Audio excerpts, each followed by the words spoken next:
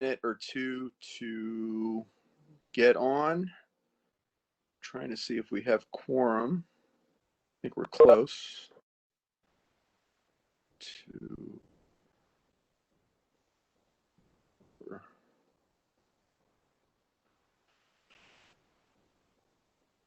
Five, 6.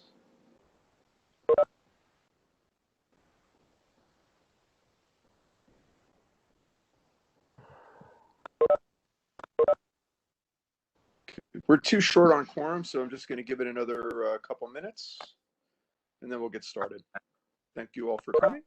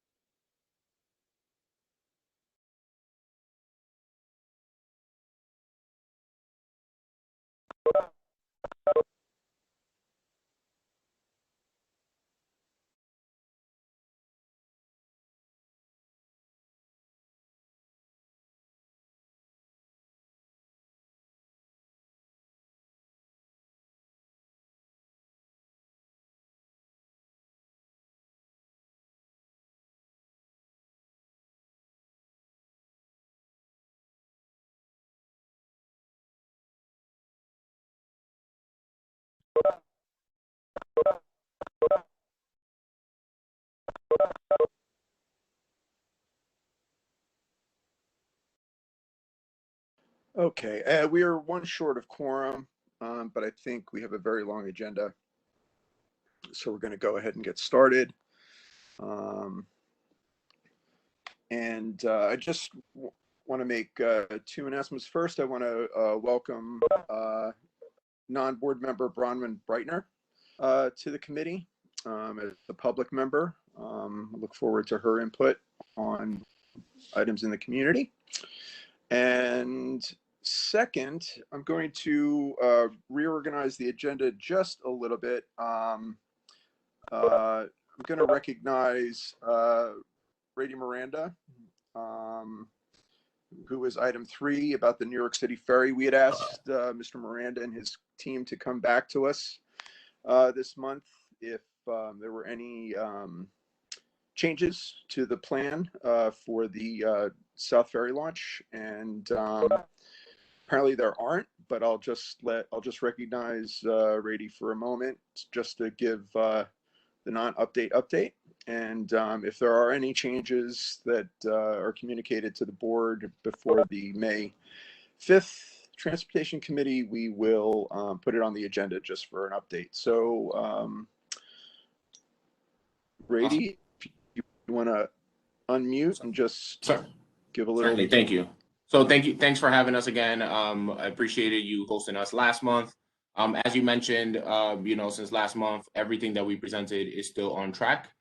We stated at that point that we hope to start construction by early April, and we were able to actually start work yesterday at the landing. So we are on track.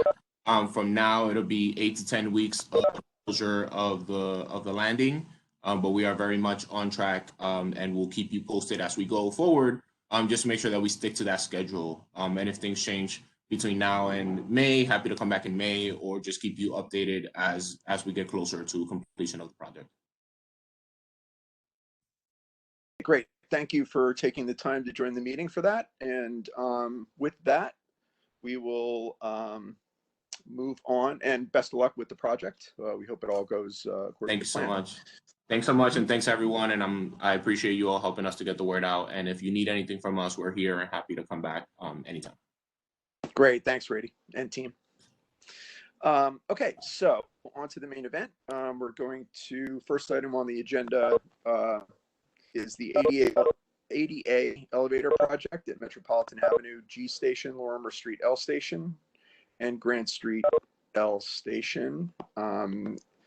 Presented by Mr. Andrew Inglesby of the MTA New York City Transit and his team.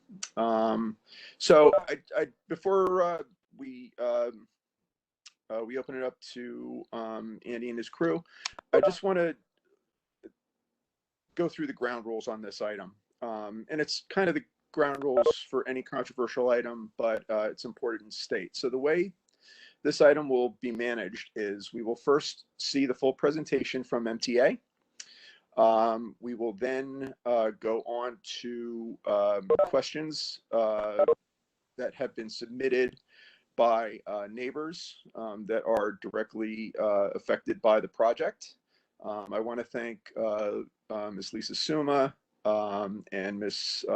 Lori. I don't have Lori's last name, unfortunately. I should. For getting together with their neighbors and to get these questions together, and also James Ahern as well. So it's very helpful to have questions up front. These questions were submitted to Andy and his team for response. The timing did not work. There were a lot of questions. As this is a very controversial issue. So Andy did not have time to respond with all the answers, but we will run through the questions one by one and solicit answers. Following that, it will go to board member questions, committee, and then board, and then we will open it up for 2 minutes to the public to speak on this issue. You don't have to take the full 2 minutes, but please keep it to 2 minutes. Hopefully, by the time we get to the public comment, your questions or concerns will be answered. And just to say that if there are any additional questions that come up in the public comment, I will make note of them, and we'll circle back for a final round of answers from the MTA team. And I think that's pretty clear. And also, I know the tension is high around this issue, but I'm going to ask people, please be respectful of each other. Let's not have any personal attacks. Let's not have any, let's just keep it calm, okay? And then we can have an orderly meeting and get the answers that we need. Okay, and sorry for this dramatic lighting, but it's sunset, so golden hour. Okay, Andy, it is you. You can share your screen at the bottom, and everyone please mute your mics while Andy and his team are speaking. Thank you. Okay, great. Thanks a lot, Eric. Can you hear me? Okay, thanks very much, Eric. As Eric had noted, my name is Andy Inglesby. I'm with MTA New York City Transit. I'm Assistant Director for Government and Community Relations. With me, who will be joining me with the presentation, is my colleague from MTA Construction and Development, Joe O'Donnell, who's the Director of Public Affairs. We're joined by other members of our team, and they can introduce themselves once they have the opportunity to speak. So thanks very much for having us. We really appreciate it. This is what we're here tonight to talk about is the 3 elevators within Community Board 1 that will be ADA accessible in the 2024 capital plan. As you might remember, back in December of 2019, we made an announcement of 70 ADA stations that will be made ADA accessible in the 2020 to 24 plan. We took a little bit of a hit with COVID as far as our plans and funding were concerned, but we're delighted that we did announce that in this package, 8 stations citywide will be made ADA accessible. And the good news is that 4 of them are in Brooklyn. And the even better news is that 3 of them are in Community Board 1. So as we mentioned, it's the Lorma Street, Metropolitan Avenue on the G, and Street on the L. Joe is going to walk you through the presentation. It's pretty brief, but we wanted to show you a full presentation. And then we'll turn it back to the chair to continue the agenda. So Joe, if you're ready, let's go. Sure. Thanks, everybody. Let me take a minute here to share my screen.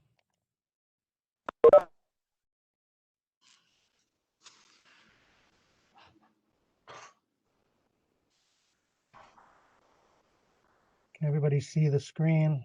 Yeah, it looks good, Joe. Okay. All right.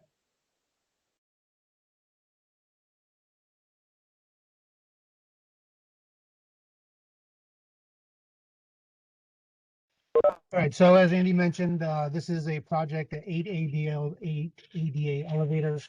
It is accessibility upgrades to Lorma Street Station, Metropolitan Avenue Station, and the Grand Street Station.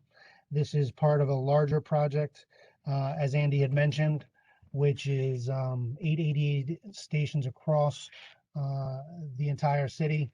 There's an additional station in Brooklyn outside of this community board at 7th Ave. But let me go over a little bit of what the intent of this project is, what we hope to achieve, and where we're going in the near future as far as work is concerned. So this is an ADA accessibility project, as I mentioned, part of a larger project of 8 stations throughout the city. As you can see, if you can see my cursor, we're specifically here to talk to you tonight about stations within Community Board 1, which are Lorma Street, L, Metropolitan Avenue G, and the Grand Street L as well. Sorry about that. This is a structural rehabilitation as well as ADA accessibility project. There will be system upgrades, to the station as well. This is a design build contract, which Andy mentioned was awarded in December of 2020. Fortunately, unfortunately, as a result of COVID, all of our new procurements were on hold, but fortunately, as a result of public consideration, elected official input, and accessibility community advocacy groups, we were able to get this tranche of projects moving forward. So this 8 is moving forward in spite of the complications that the MTA has endured as a result of COVID-19. Start of the project technically is December 31 of 2020. We're here before you guys all today, and we've been out in the community meeting with some of the elected officials and the stakeholders and the impacted parties in each of these station areas, because the contractor is now on board. has been out in the community doing some geological surveys and testing, test pits and borings, things of that nature, so that we can understand what the impacts of the project might be to the buildings and the structures in the project footprint, as well as to understand where the utilities are and things of that nature underneath the sidewalks and roads. One of the things that we've learned from projects elsewhere around the city is you can only rely on 100-year-old maps so much. When we get out there and we start the project, we invariably run into curveballs that were not necessarily anticipated, which cause delays. And delays mean we need to be here longer than you all would want us, and we want to be from a financial standpoint, because time is money with regard to the contracts. So we've found that going out and doing these test pits and the borings give us a snapshot of what it is that's under the ground, and we can confirm what it is that we have on the blueprints from the various agencies around the city. Some of the benefits, customer benefits of this project, specifically from an ADA standpoint, is going to improve station components from an ADA standpoint with new elevators. There will be raised ADA platform boarding areas. There will be ADA compliant curb cuts so that folks with wheelchairs, walkers, and other mobility issues can get in and out of the sidewalk. There will be new fare control gates that will be waist high, token booth modifications with a lower drawer, and braille signage. Some of the general project benefits that will be achieved along with the ADA accessibility is protection against future service impacts due to flood, resiliency, enhanced customer flow. There's going to be new public staircases at Lorma Street only. There's 2 staircases planned for Lorma Street. There will be new artwork in all 3 of the stations in Community Board 1. And then there will be structural improvements, fire alarm, and new CCTV and electrical upgrades. Lorma previously had 2 emergency staircases, which were new, are where the new elevators will be installed to replace those stairs. 2 new public staircases will be installed, and Lorma will also, as I mentioned, receive an additional fare collection on the northbound side of the platform. Some station-specific additional items. Grand Street Station will receive full platform edge update, so that tactile warning strip. Communication and public address system upgrades, which were, sorry, did somebody say something? I heard a beep. Increased electrical capacity, specific to the Lorma Street Station will be additional flood resiliency, increase in electrical capacity, and as I mentioned, new public stairs to maintain capacity where there was the previous emergency exit stairs. Metropolitan Avenue will also receive flood resiliency upgrades. Some of the specifics at the street level and below. So, what we're really here to talk to you all about today is where the siting of the elevator, the new stairs in each of the locations. Well, at least specifically tonight, we'll be talking about Lorma and Metropolitan, because Grand is still a little bit further out yet. But if you can see on my screen here, or where I'm circling the cursor, this purple box on the northwest corner of Metropolitan and Lorma, this is the location of the new elevator, which will be a 2-stop, 3-stop elevator from the street to the mezzanine, and then from the mezzanine to the platform.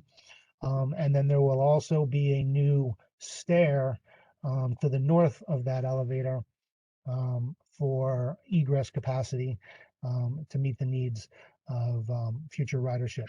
This green box to the south on the southwest corner of Metropolitan and Lorma is a subsurface elevator.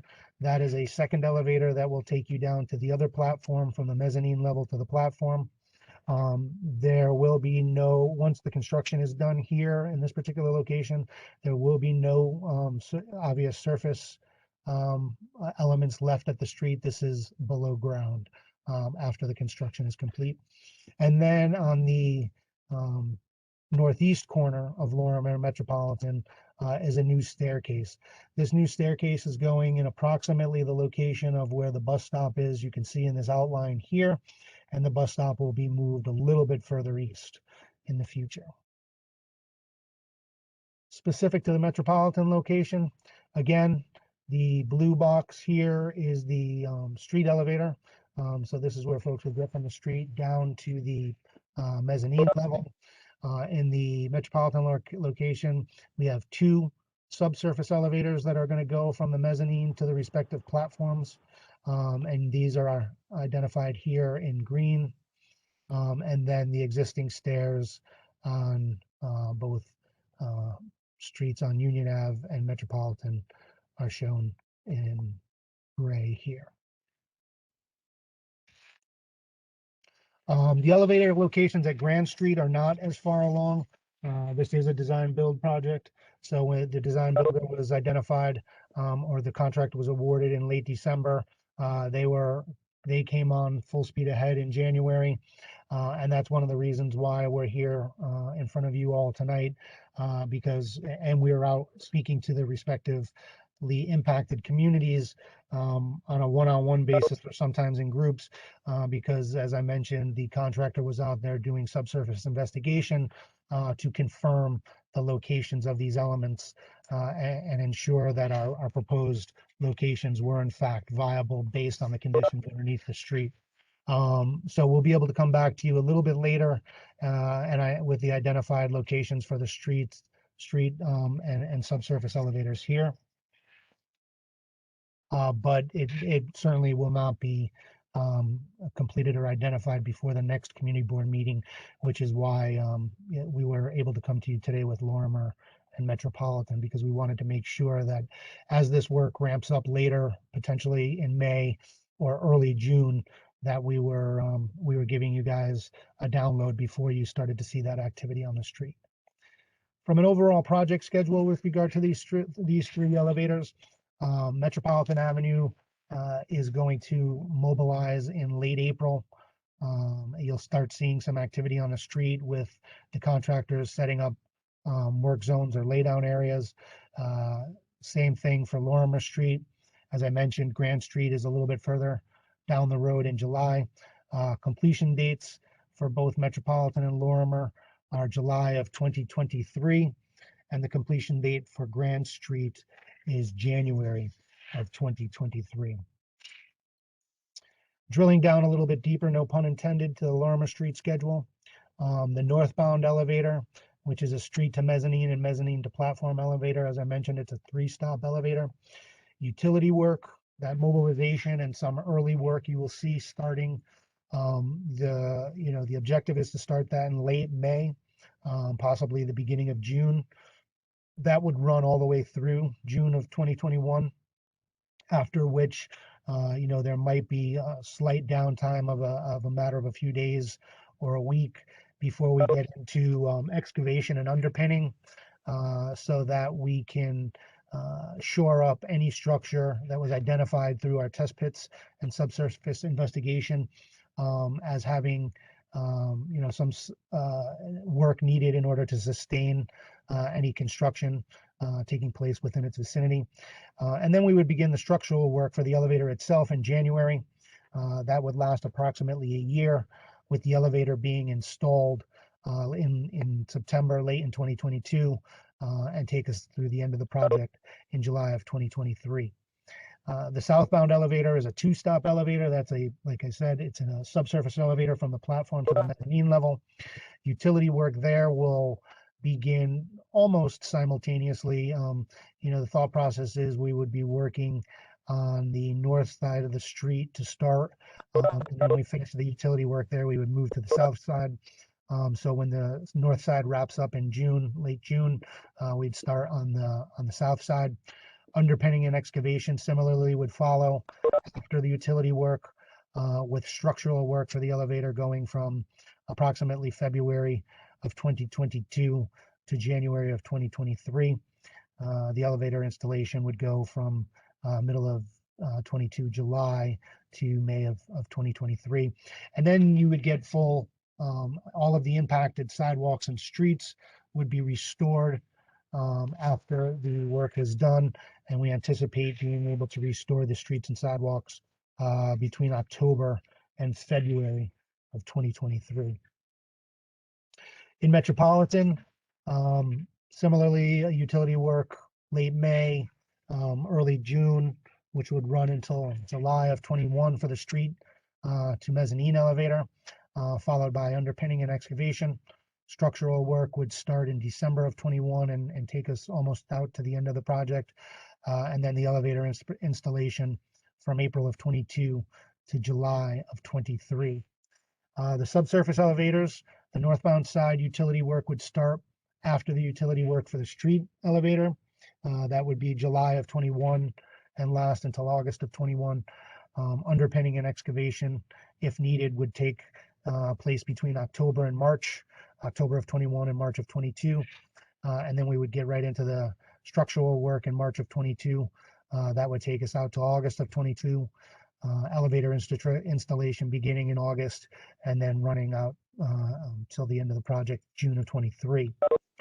For the southbound elevator, similarly, underground mezzanine to platform, utility work there begins approximately August of 21, going through September of 21, followed by excavation and structural work. That structural work will start in December of 22 and last approximately 8 months to August, 9 months to August of 22. Elevator installation there begins May of 22 and takes us out through July of 2023. Street and sidewalk restoration for Union Avenue, Keep Street, and Metropolitan Avenue in this station area is anticipated being completed or started in September of 22 and being completed by February of 2023. Grand Street location, again, a little bit further out. Work there won't begin. Mobilization and utility work won't begin until July of 2021. And for the northbound elevator, which is a street to mezzanine to platform elevator, the anticipation is that's a 3-stop elevator. The plan is that it would be a 3-stop elevator. Any underpinning that's determined to be necessary and excavation would begin August of 21 and take us out through January of 22. Structural work and elevator installation begins after that, with elevator installation running from July of 22 to January of 23. The southbound elevator, which is a subsurface elevator from mezzanine to platform, utility work there begins in August after the utility work on the northbound side. Underpinning, again, the asterisk indicates if necessary. Excavation beginning September 21 through December of 21. Structural work, elevator installation. The installation will run from January of 22 to November of 22, followed by street and sidewalk restoration from January of 22 till April of 22. Some of the ongoing work, as I mentioned, you may be seeing folks in your neighborhoods now or have seen them recently. There's test pits being done to determine utility locations, and as I mentioned, the viability of the building foundations and the locations of those foundations. There's street and station survey work, and the design work for this project is ongoing. Some of the public communication, Andy has been in communication not only with the community board and the elected officials in this area, but some of the impacted businesses and residents for some time. We knew this project was coming down the pike. As I mentioned, it was all new procurements was put on hold. So it was finally awarded in December of 2020. When we got word that the contractor was on board in January, we renewed that conversation in earnest.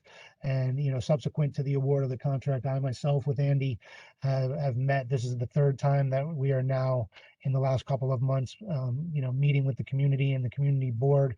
Eric was out there with us when we met with some of the impacted station owners at Lorma last week. Subsequent to that, we were out with Assemblymember Gallagher's chief of staff and some of the impacted property owners.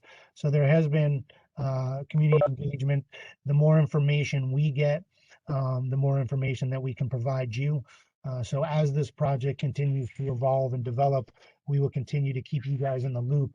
From a project communication standpoint, there is a catch-all email address that anybody can send questions to, and that's on the screen, 8stations@ohlna.com. That will be a distribution email as well to send out newsletters and bulletins, updates on progress of work, any potential noise producing activities or things of a change in work nature that folks would need to know about, something outside of the norm that they've become accustomed to while this project is moving forward. And it'll also receive issues and complaints from the public or stakeholders if they wanted to email us pictures and things of that nature, or even just a letter. There's a dedicated project hotline which will receive calls. The number's on the screen, 929-313-3541. This is to receive and respond to non-emergency complaints.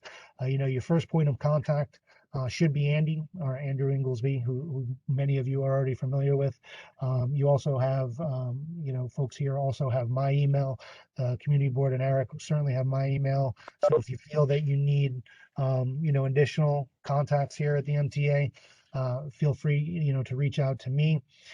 Additionally, above and beyond what we're doing from a communication standpoint, and we've had some of these preliminary discussions with some of the impacted businesses already, but there's a collaborative effort with the businesses moving forward.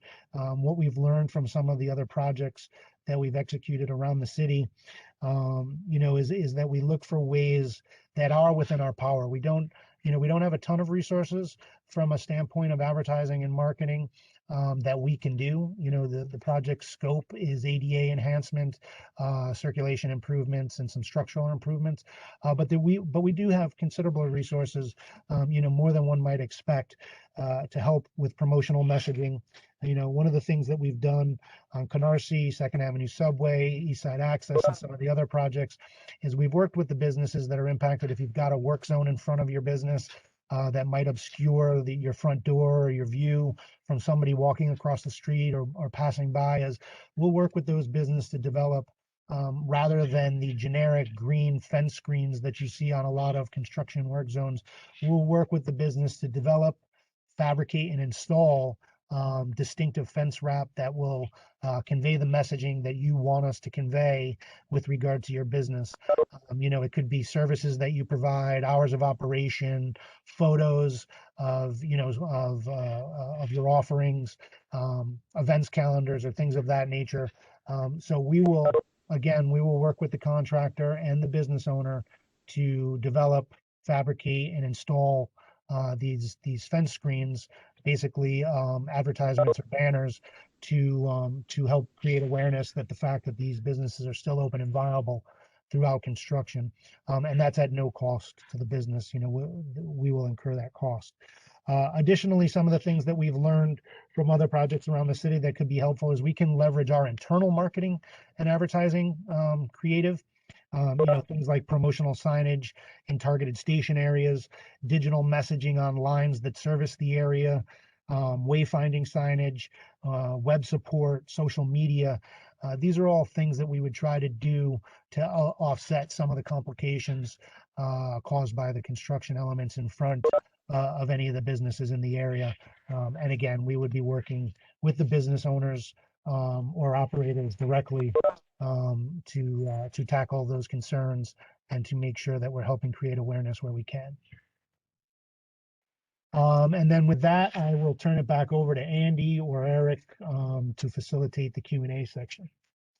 Yeah, thanks, Joe. And as I said, as Joe said, we said in the beginning, this is a work in progress. This is a design build.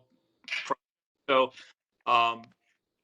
we will be constantly coming back to the community, giving them updates, working with them during the construction phases to make sure that we're being as good neighbors as possible, and working with the contractor to make sure that a constant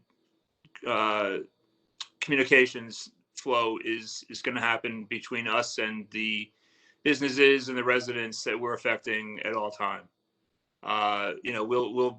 We expect to be out there again real soon once we have more information regarding the actual schedule and scope of the work, and we'll have a continuous flow of information, Joe said. But that information that Joe mentioned regarding the above and beyond stuff that we're doing for the businesses, I mean, it's really key to note, and we're really eager and anxious to provide that for the affected businesses. So, with that being said, I'll turn it over to Eric. Andy and Eric, I'm going to leave the presentation up on the screen in case we need to refer back to it from a map standpoint or a schedule or a timing standpoint, if that's all right. Unless you want me to pull it down, I'll stop sharing. But let me know if.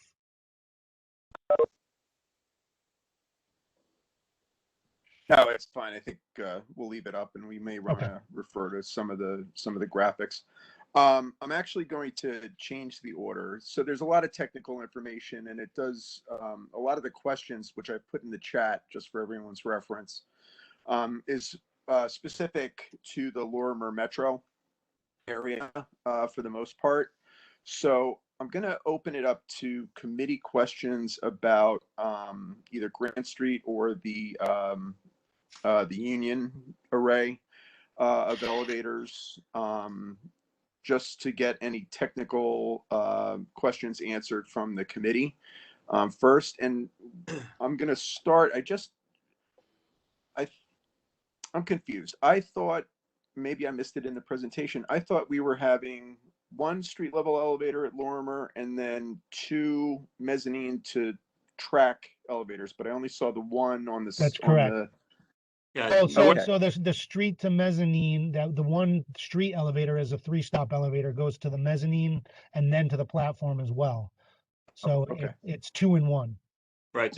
Yeah, the northwest 3 stops, street to mezz to platform, and then the southwest corner of Metropolitan and Lorma is the mezzanine to platform. The green box here is strictly subsurface. The purple box in this particular instance, separate or distinct from the Metropolitan, configuration where there's a street to mezzanine elevator and then 2 separate mezzanine to platform elevators. In this particular station, this purple elevator, this box on the northwest corner, will accomplish both street to mezzanine and mezzanine to platform. And then on the southbound side, this would be a subsurface elevator just from mezz to platform, mezzanine. So at Lorimer Street, you'll see 1 street elevator. As far as street impact is concerned, 1 street elevator at Lorimer Street, 1 street elevator at Metropolitan Avenue G, and 2 street elevators at the Grant Street station. Okay. As far as the street impact is concerned. Okay. I may have more questions later, but I'm going to open it up to committee.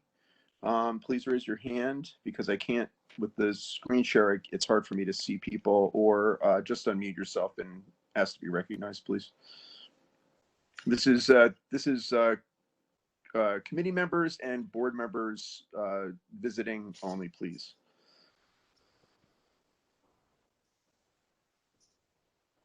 Going once. Eric, you hear me? Simon? Yes. Go ahead, Simon. No, it's okay. I'm here. I have a question about the meeting that was about with the local store owners. What was the conclusion with, I mean, as I understand, MTA met with the store owners.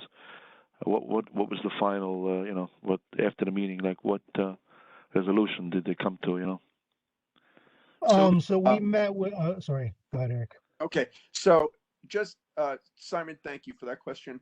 There are the public questions are going to get deep into that. But if you just want to give it a 2-sentence answer to that, and then we'll really dig into it. Sure. And get to the just let me just because I know a lot of I know some tensions are high, and this is basically the pushback. So that's basically we want to hear what was agreed. Basically, I think I want to answer a lot of questions that may come up. Basically. Yeah, Sure, Simon. I think you missed the beginning of the meeting. So the way we're doing this tonight for item 1 is that they've given their presentation, and then we're going to just have general technical committee questions, or not general, but technical committee questions on the project itself. And then I have a list of 20 questions, literally 20 questions, for the MTA to answer that were solicited from the public. And again, thanks to Lisa Suma and her neighbors for putting that together. Okay, so we'll get an answer to your question, Simon, but we're going to dig into it after we get some Okay. technical questions out of the way. Okay. Eric, All right. technical question. This is Yes, Ryan. Ryan, please go. Where is the construction staging? Is it part of, like, where is the construction company staging for this? So that's currently still being developed, and that's one of the things that I think Simon's question gets to the heart of, specifically with some of our discussions on the north west corner here, where you have the elevator and the stair configuration, which is a much larger footprint than just the stair configuration on the northeast corner or the southwest corner. So one of the things that we're trying to do here, and we're working through at present, is identifying ways to stage the work in as minimally as invasive format as possible. And that's one of the things that we discussed specifically with the store owners and shopkeepers on the northwest corner, was working with them, or not working with them, but hearing them, that we are going to look to try to stage this work in a way, if possible, that we're not going to be working on both the stair and the elevator at the same time, so that we don't have to take up as large of a footprint. So that's still being worked through. And that's one of the things that we would come to you in the weeks or month ahead as we lead up to construction, and provide you all with an update. So that's part of the continuing dialogue that's going to happen as we finalize, dot those I's and cross those T's. Yeah, and Joe, just to follow up on that, so that's for the Lorma Street station. There's two other stations in our presentation, as you guys have heard. So for Metropolitan Avenue, we have been in contact with the building owner where the street elevator is going, and then we have been making preliminary discussions with the restaurant as well. So we'll continue to be in contact with them. As Joe mentioned in the presentation, Grand Street is a couple of months out a little, but we're going to be starting or continuing outreach at the Grand Street station as well. So that's all work that's going to be coming in the next couple of months as well.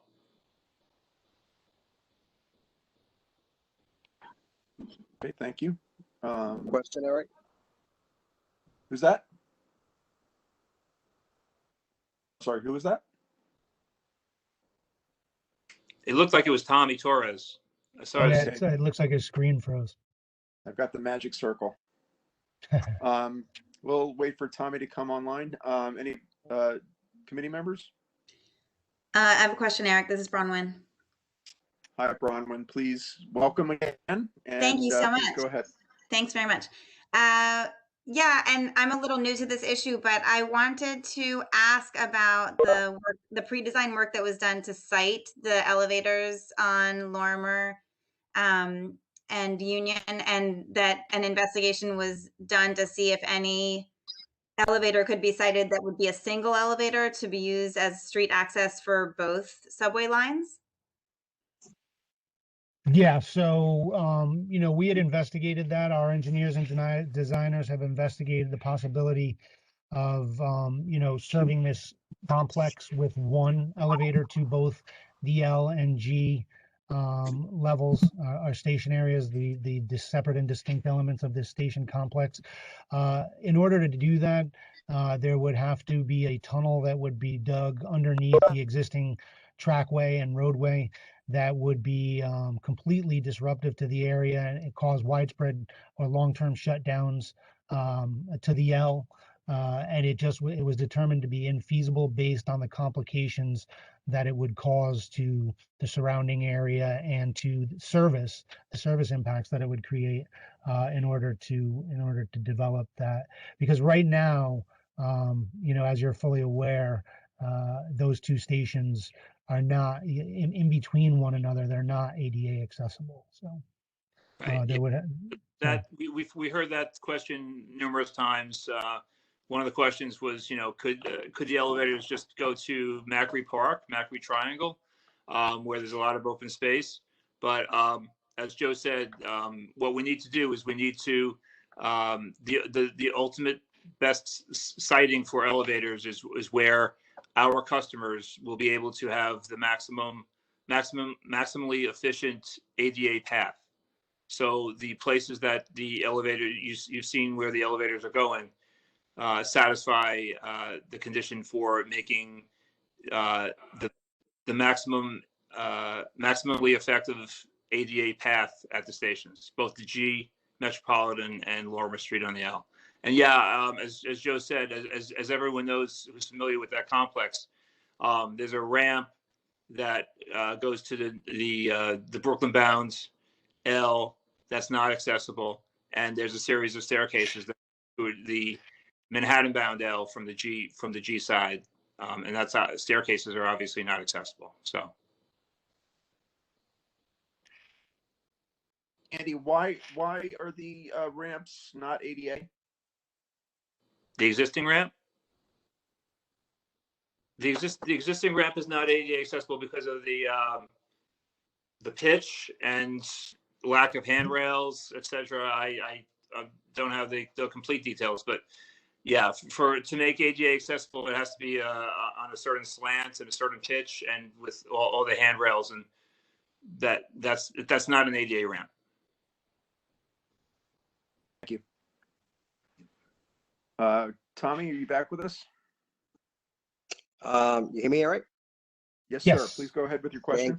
Thank you, Eric. Thank you, Andy, and MTA. And I've been speaking to Andy regarding this. I know we're gonna have a lot of questions about Lorma and businesses and DOT and possible one-way on Lorma. We're gonna talk about that. But I work at Grand Street Campus, Progress High School. I think, Andy, we discussed the Chase Bank, so this is not gonna affect the side of the school, and the other elevator will be across the street at the Subway's restaurant, I believe, or so just so we can let our administration know at the building that this will not have any impact on our side of the building, just to be clear. So we're yeah. So Tommy, thanks for those questions, and thanks for touching base with me before the meeting. Really appreciate it. Always good to talk to you. Yeah, so as you saw in the presentation, we're a little bit premature for announcing the exact street elevator locations for Grand Street. We're close, but we want to make sure that we do the appropriate test pits and surveys that we did at Lorma Street and Metropolitan Avenue. So once we do that, I'll be able to tell you a lot more information regarding Grand Street. But yeah, I mean, you're pretty accurate as far as what we're looking at, but can't really confirm it now until we finalize all the test pits and surveys. We'll be coming back with the community, and we'll certainly give you a call, and once we have the 100% information for you. It'll be soon. It'll be soon. As Joe indicated, we're looking to start that work. Just like about 2 or 3 months after we break ground at Lorma Metropolitan. Thank you. You got it, Tommy. Thanks, Tommy. And Tommy, my apologies for not being able to hook up on the phone with you earlier this week. But It's hard to reach you, Eric. I know. Listen. Okay, thank you. Any other committee or board member questions? Yes, hi, I have a question. Who's that? Oh, hi, Tito. I have a question. Okay, Tito, hang on. We're doing committee members, transportation committee members, and board members first, and then we will get to the public for 2 minutes. Okay? Okay. All right, thank you. Committee? Going once? Nope. Do I see a hand raised? No? Okay. Obviously, committee is always welcome to jump in with a question, or board members for that matter. But I think we'll move to the neighbors' questions. And so they are, excuse me, they are posted in the chat, but for everyone's, and for those on the phone, I'm just going to go ahead and read the questions. And questions 1 and 2 kind of dovetail into each other. And Andy and Joe, you have these in advance, so I'm hoping that you have them up on your screens as reference, and have some preliminary answer that you can expand on. So question 1, a project of this magnitude has tremendous implications above ground for residents and small businesses alike. A very similar project was done on Bedford Avenue in Driggs a year ago, resulting in several small businesses going bankrupt as a direct result of the construction. With this precedent, why are small businesses in the area not allowed to have a voice and a say in the decision-making process? And why was it done unilaterally and arbitrarily? And question two, which is similar, why don't small businesses and residents have any say in the decisions about the location of the elevator and the staircase? You can take those one at a time, or together, whatever you want. Joe Well, or so Andy? yeah, so I guess I'll take first crack at it, and Andy, you can jump in as you see fit. But I guess the first question, because it largely encompasses the second question, so right off the bat, I'm not aware of any businesses that went out of business as a result of Canarsi's project. We obviously worked with a lot of those businesses. We did collaborate with them on some of the signage and things like that. So they did express to us, some complications as a result of the construction, and we helped work with them to mitigate things, any of the impacts that they thought from noise or clutter or things of that nature, as well as the signage. And we did receive some positive feedback on our efforts in that regard. As a matter of fact, the alternate methodology that was employed to construct the L tunnel and to reconstruct the L tunnel and the elevators and entrances there was designed to keep the L running rather than a full shutdown, which, presumably helped all of those businesses by maintaining folks coming in and out of Williamsburg. Whereas had the L been shut down for a year straight, foot traffic to all those businesses would have been shut off, at least as far as the L is concerned. So we're not aware of any businesses that went out, and certainly not specifically as a result of Canarsie. So that's the first thing. And then secondarily, from a unilateral and arbitrary nature of these things, none of this is arbitrary by any stretch of the imagination. We look at all of the areas. Well, first and foremost, we hear from the community and from elected officials on where they want and need elevators, where we have gaps in coverage, where there's high traffic areas of, or a high density of ADA users, and there's just a dearth of availability and ADA accessibility in these station areas. So this is born of conversations with the community and elected officials and ADA advocacy groups as well. In order to site these elevators, we look at several conditions, and those are coverage, destinations, the ridership, demographics, needs of transfers. And this is the Lorma Metropolitan Station complex is a huge transfer station area. And then obviously constructability and cost. Where can we do this most effectively? These 8 stations were selected to move forward as the first tranche in delivering on this ambitious capital plan, which in and of itself at $51 billion is ambitious, but of which $5 billion was dedicated to ADA accessibility. So there was nothing arbitrary about it. As I mentioned, the community does provide input into these, and that's largely with regard to the destinations element of these considerations. We did a public event in February of 2019 that drew over 100 attendees, where we went through the coverage group and took input. And then there also continued to be comments solicited and received vis-a-vis email, phone, and social media. So to the extent possible, we do, hear from the community and the businesses. I can't speak for all of them. I don't know who did or didn't participate, but we do try to hear from everybody.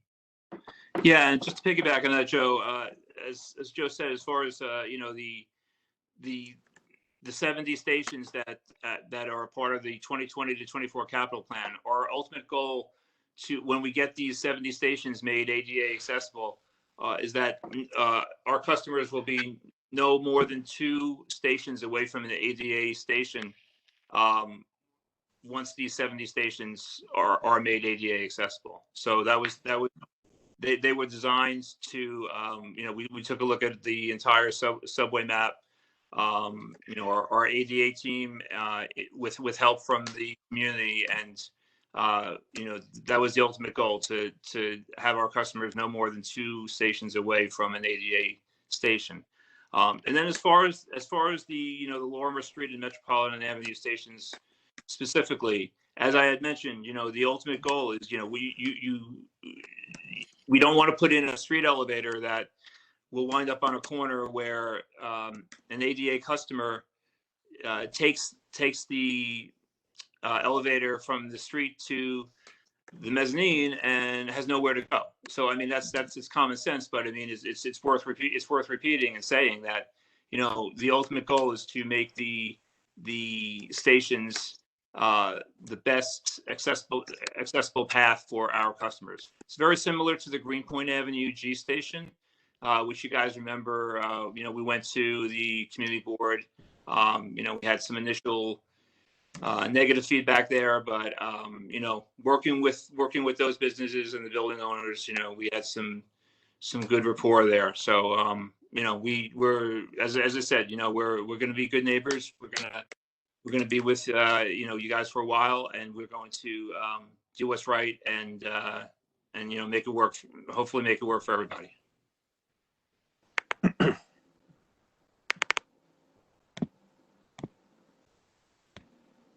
Oops.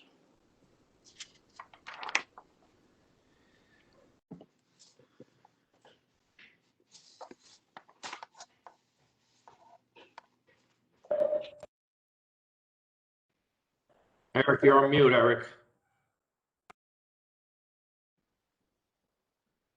Thank you. Sorry. Okay, we'll go on to question 3. And just for those joining us late or missed it, these questions that I'm reading are in the chat for your reference. Okay, so question 3. Why is it that the timeline has 0 consideration for the above ground impacts for residents and small businesses? So I know you alluded to this, but if we could get a more fulsome answer, Joe or Andy. Yeah, we did touch upon it a little bit in the presentation in terms of what we can or can't do and how we would try to work with some of the businesses. But beyond the businesses, obviously, there's also residential impacts. Folks have to live through this literally, day in and day out. And some folks who do have businesses here come and go from their businesses. They may not live in the community. Some do both. They live and work in the community. But we do an effort to work with all of the communities that are impacted by our projects. We work with them to ensure that their entrance and egress to their either whether it's their residence or their business is maintained at all times.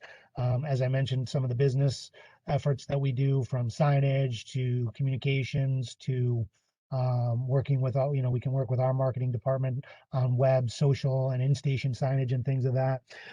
Even to the extent where I mentioned, we don't have a fully baked MPT plan or work zone layout plan today that we were, confident in sharing, because we are continuing to work with the idea as to how we can stage this as strategically as possible to get our work done and have as least impact on the community around that work that's being taken. So, there is considerable amount of consideration that goes in to these impacts on the public and the community in general.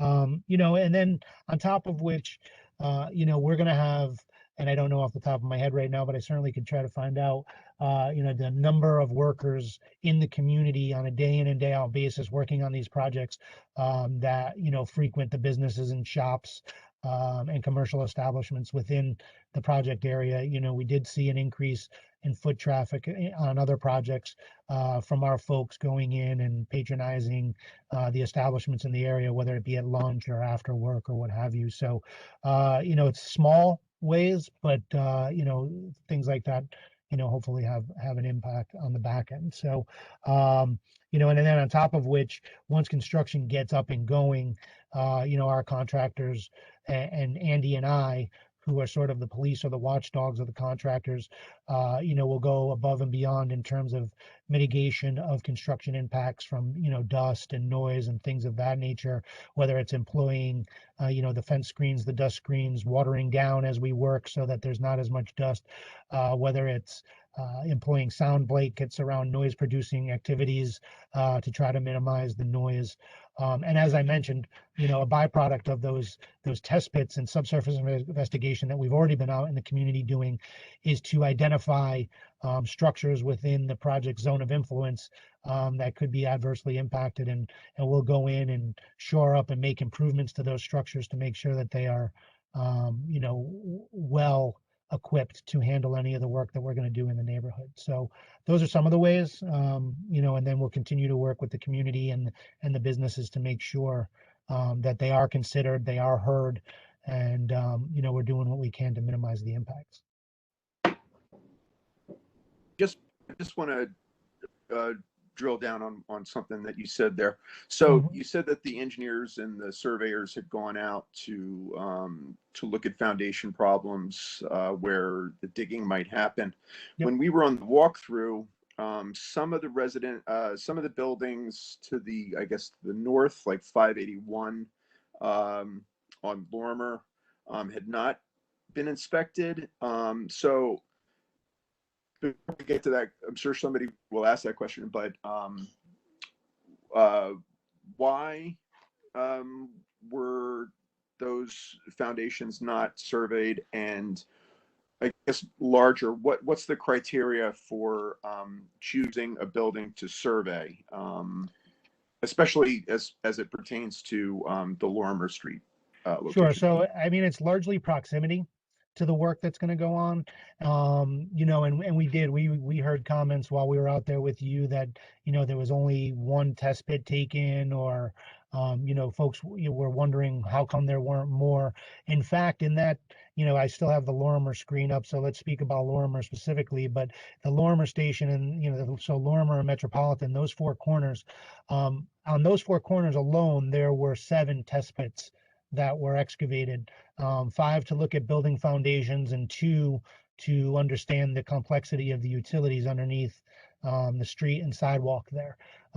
So again, going back to proximity, if a building was not, if a test pit wasn't done, or if there isn't going to be a pre-construction survey coordinated with that building, then it's probably outside of the zone of influence of any of the, more invasive or noise producing, vibration producing work. We'd have to go building by building, and I can talk with my project engineer if we get a list of buildings who feel like they should have been and understand why they weren't. Happy to do that. I do know that when we spoke out there on Tuesday of last week, when we were out there talking with some of the folks, they were down closer to the north side of the end of the block. So they were outside of what we would consider the zone of influence for the work. Therefore, they wouldn't have been investigated as far as a subsurface investigation. Any of the buildings closer to the project, for instance, if a building more southerly than a building on the north side of the street has a vibration monitor affixed to it so that we can understand what the implications of the project are on that particular building, and we see no issue, then the likelihood of a building further north having issues is greatly diminished. So, we set a zone of influence. The engineers set a zone of influence based on, criteria that they understand from having done these projects in the past. And then we go from there and we can adjust accordingly. But if you get me a list of specific addresses that thought they should have been, we can certainly vet each one accordingly. Yeah, and as Joe said, that's a work in progress too, because obviously, in the coming weeks, we're going to be asking to install vibration monitors on the businesses and the residential buildings as well. So, that's all part of the upcoming initial construction work. Okay, get ready to look for that list, because I know that after this meeting, I'm going to be hearing about. Well, the good news is, Eric, that if these folks aren't being identified or having, folks come knocking on their door looking to do pre-construction surveys, then they shouldn't have impact. So that's the good thing, right? So. Okay. All right. Thank you. All right. So I'm going to move on to question 4. I think you've answered this already, but we'll just get a concise answer for the record. Why do we need more than one elevator if one is already going to the Macri Park area? And I think they mean by the liquor store in that situation. So. Right. So that's this project is to make both the Metropolitan Avenue G station and the Lorma Street L station ADA accessible. So one set of elevators on either side of the complex wouldn't make both of the stations accessible. So, as we discussed earlier. Thank you. Question 5, why are residents and small businesses not involved in specific studies for the location, timeline, and overall impact of the project? And so that's slightly redundant from the earlier question, but I think just to make that a little bit more specific, I think they're talking about 2019, when the engineers were going around looking at sites. Was there any contact with residents or businesses to say, hey, we want to put an elevator here or anything like that? I think that's what's implied in this question. Yeah, so as Joe indicated, in February of 2019, we sponsored, the MTA had a public meeting at 2 Broadway to get feedback from our customers. I know that community boards, elected officials were there, and that's basically when we had maps, and it was part of the whole process of where we were going to have the next round of elevators, and that's how the group of 70 really came into being. But the public event was in February 2019. There were more than 100 people there. And, besides that, we did a lot of outreach. I know that, our ADA team did a lot of meetings with the community, and, so there was definitely community involvement as far as where we're going to site this group of 70 stations. Just to be clear, that meeting in February of 19 with electeds and CBs, that was a citywide meeting? Yes.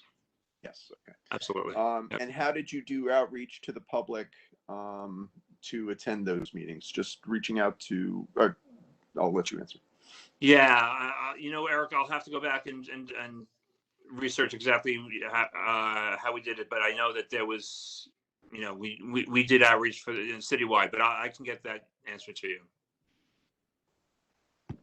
Okay, we'll take that for the record. Okay, question 6. Was an independent study besides the one performed by MTA engineers done to determine if there were other alternative locations for the stairs and the elevator?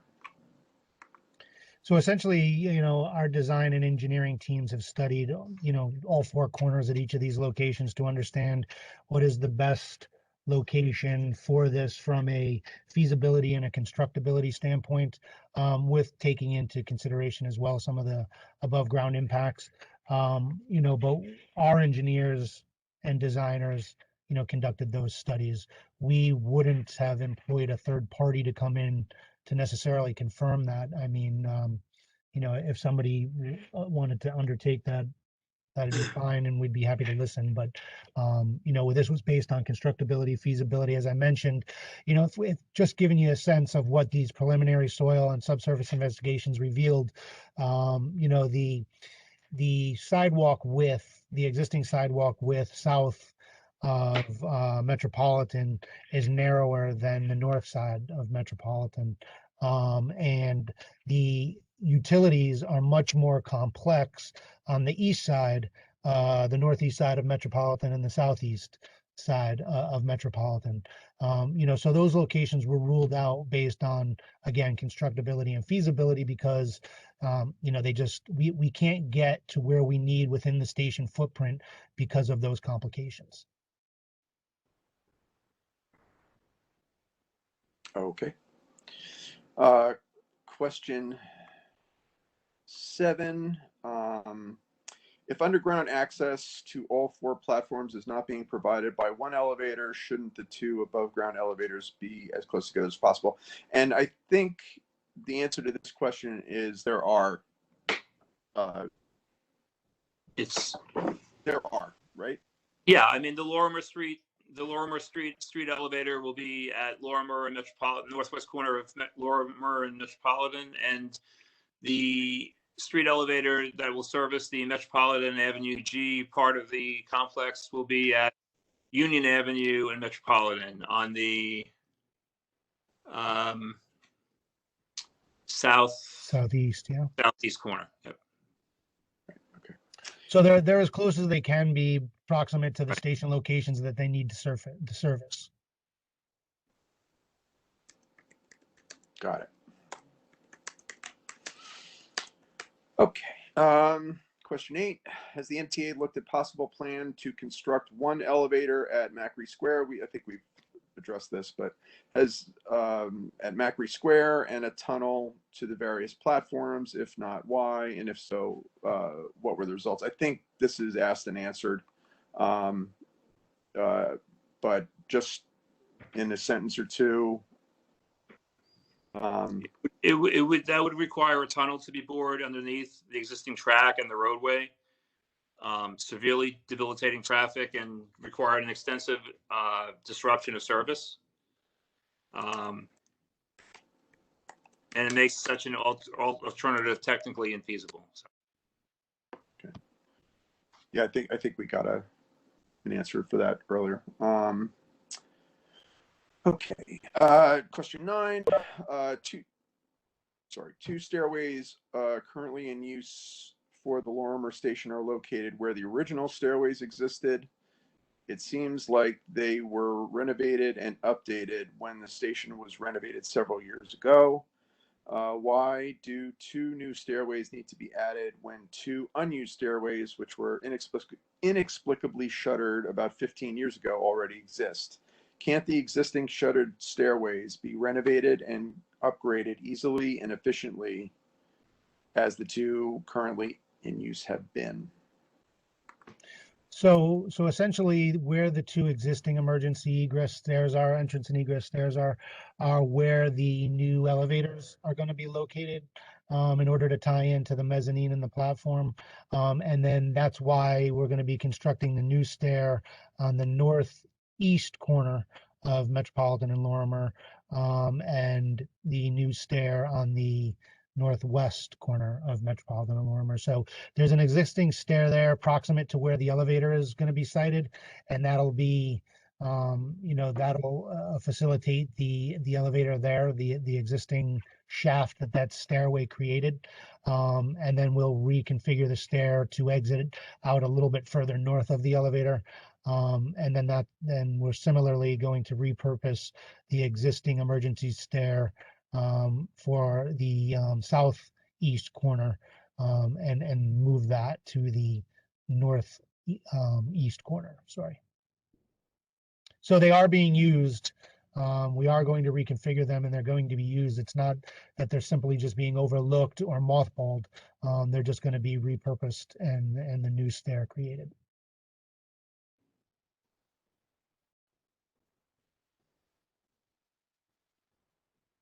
Sorry, you're on mute, Eric.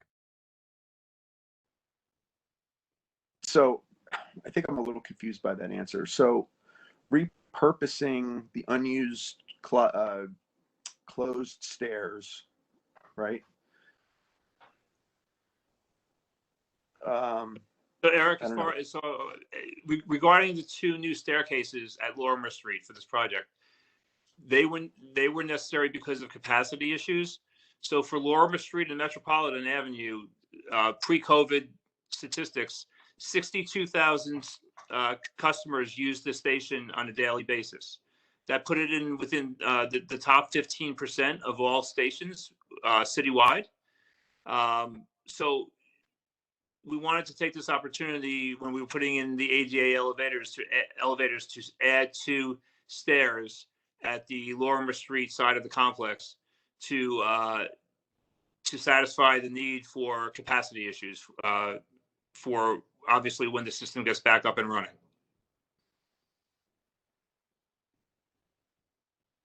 Okay, so Annie and Joe, it's no secret that I have a problem with the stairs, and so do not the stairs that are going where the bus stop is, but the stairs in front of pomp and circumstance. So,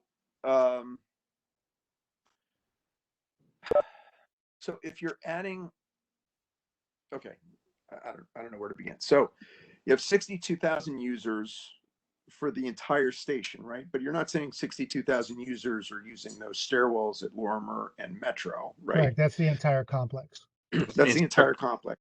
Okay. So I think residents of the area and people that use that station will have seen what I see is that the majority that I witness and that I personally use is egress. Now, egress or ingress, you know, it's volume, right? So it needs to be accommodated. Sure. But if you're adding a stairwell for the bus stop, which I don't think I understood before tonight, that's going to be a pretty wide stairwell and would easily accommodate egress and entrance at that location, plus the elevator, which would be used by more than just more than just ADA folks, like people with strollers or shoppers with carts or whatever are going to be using that elevator. Right. So that's, and just people that don't want to take the stairs are going to like jump on that elevator. Absolutely. So well, a couple of things. I'm not sure if you finished your thought, so I don't mean to interrupt, but right. But so a couple of things with regard to the stairs. So the stairs are designed not with COVID impacted volumes under consideration, and quite frankly, they're not even considered with pre-COVID volumes. They're configured or planned. Our planners look 25, 30 years into the future and development and anticipated needs at these stations, because when we come back in 5 years or 10 years and then have to put another stair in to accommodate for capacity, they're going to say, the community is going to say, well, why didn't you do it when you were here 5 years ago? So they need to be forward looking and understand. I mean, if you look around Metropolitan Avenue, if you look around even Lorma up here, there's a lot of development that's going on already. A lot of these 3-story walk-ups are now 10-story buildings or even bigger. So population continues to grow, ridership continues to grow. A McKinsey study that was done in April and November, I believe, or certainly the fall of 2020 in the midst of COVID, anticipates that ridership will be back to pre-COVID volumes, approximately 80 to 90% of pre-COVID volumes by 2024. So that just takes us to the end of this project, and then we're already going to be back to close to what it was before COVID. And then our planners, when they look at this and they try to justify and get value out of what these projects are, and we're here now, so what can we do to maximize the value of this project? They need to look 20, 25, 30 years into the future and what projected volumes are. So it's not a simple answer, and it's a forward-looking answer. So sometimes it's hard to put your finger on today, but that's what they need to look at from a planning standpoint. The first one to say built for the future, right? Yep. Even if there's, some inconvenience for, the immediate moment, right? Andy, I was after you about the substation. Like, when is it going to open? When is it going to open? But, I understood that there was a need for that.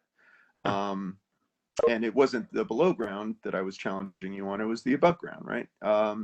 So, here we are with this project, and I think I'm just stuck on the repurposing of the stairs, right? So the shuttered stairs that are there, repurposing, and and the impacts of this particular corner and the narrowness of the sidewalk, et cetera, et cetera. Right. Why can't repurposing of those stairwell and the one in front of Zona Rosa, why can't the repurposing be, we have these stairs, they exist, we're coming out of COVID, et cetera. These stairs will be there to tap into at a point future with not the $1 billion price tag that we're talking about now. I mean, I understand obviously stairs are with, labor and materials and everything else, and the engineering that goes into it is, it's going to be a costly thing in the future. But we're talking about impacts now coming out of COVID for, immediate residents. And I just can't square that that circle. So just one more time, what does repurposing mean? And why can't it happen later? So And the regardless regardless of volume projections and things like that. So strictly from an engineering standpoint, regardless of volume, just from a practicality standpoint and how things work, that purple elevator that you see on the northeast or northwest corner of Lorma or Metropolitan, that's going to be a 3-stop elevator from the street to the mezzanine and the mezzanine to the platform. So that is the ideal location for that elevator to accomplish that objective. If you consider where the existing emergency staircase is, it's just to the left or a bit closer to the building line in that almost exact location. So we can't have that emergency staircase there and the elevator next to it. So we have to move that staircase. And the ideal location is just north of that new elevator to then be able to tap into the existing staircase further below. Okay, so and then do you have the same issue on the what is it, the southwest side where So on the southeast or southwest side, that's a subsurface elevator. So that's going to go from the mezzanine to the platform level. So in order to reach the platform and the mezzanine on the southbound platform or on the south side of Metropolitan, that is in similarly exact location to the existing emergency stair there. So that one is the one that is ostensibly getting relocated to the north east side, because again, that then becomes a volume issue where we need to have enough volume capacity to get all the folks in and out of the station that need to in the event of an emergency. Okay. Have you looked at, I don't think this is, and I'm kind of getting off my plan, but I'm into this now. So the Metropolitan Avenue, South Side bus stop, the eastbound bus stop. So you're putting one on the westbound bus stop. Have the engineers looked at the southbound bus stop for siting stairs there?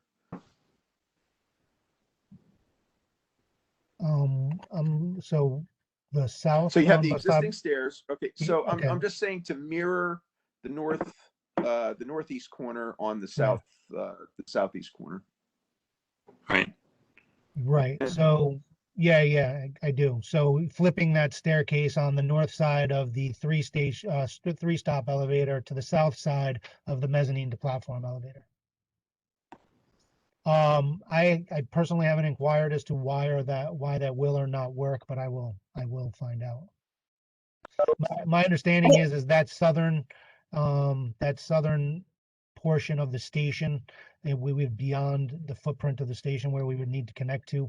As a matter of fact, we do have from our engineering team, from the contracting team, Chris Alexandrowitz on.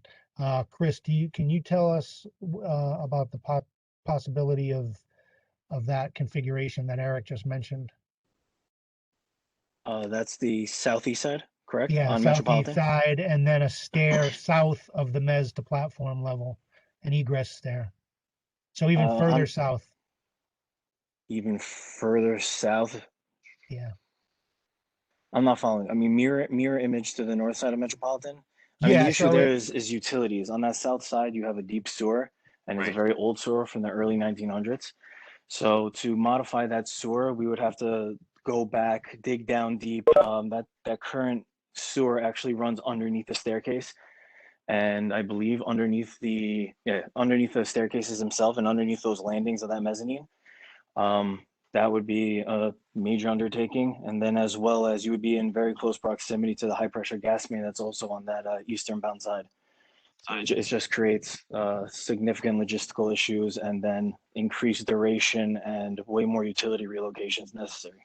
Chris, also, I think it's valid to point out too, that is a much narrower sidewalk on that side of the street as well too. So if we were to put that up, and that's another reason why this is a subsurface elevator and it's not going to be located at the surface. You know, so putting a surface obstruction there too would complicate pedestrian thoroughfare there, if I'm not mistaken, as well, because of the width of the Correct. I sidewalk. believe that is narrow. And then there's, there's also Bagelsmith that would be impacted. And there's a private contractor also currently working there. And just the utilities alone are intense. I believe that's an egg-shaped brick sewer from the early 30s. So, that's approximately 25 feet deep. So it would be a big undertaking, and it would have to get, I don't know, half a block back in each direction just to reroute that and confirm that it doesn't impact other utilities, which, there's also a high pressure gas main that runs down Lorma, which would be impacted. I think, as I mentioned previously, Eric, the complications on the east side or the south side there are the narrowness of the sidewalk and the complexity of the utilities. So. Yep. Okay, and I just want to be clear, we're talking about the southeast corner, right, in front of Bagelsmith. Correct, southeast. Right. Got it. Okay. Okay. Eric, can I ask a quick question? It's Bronwyn. Sure, go ahead.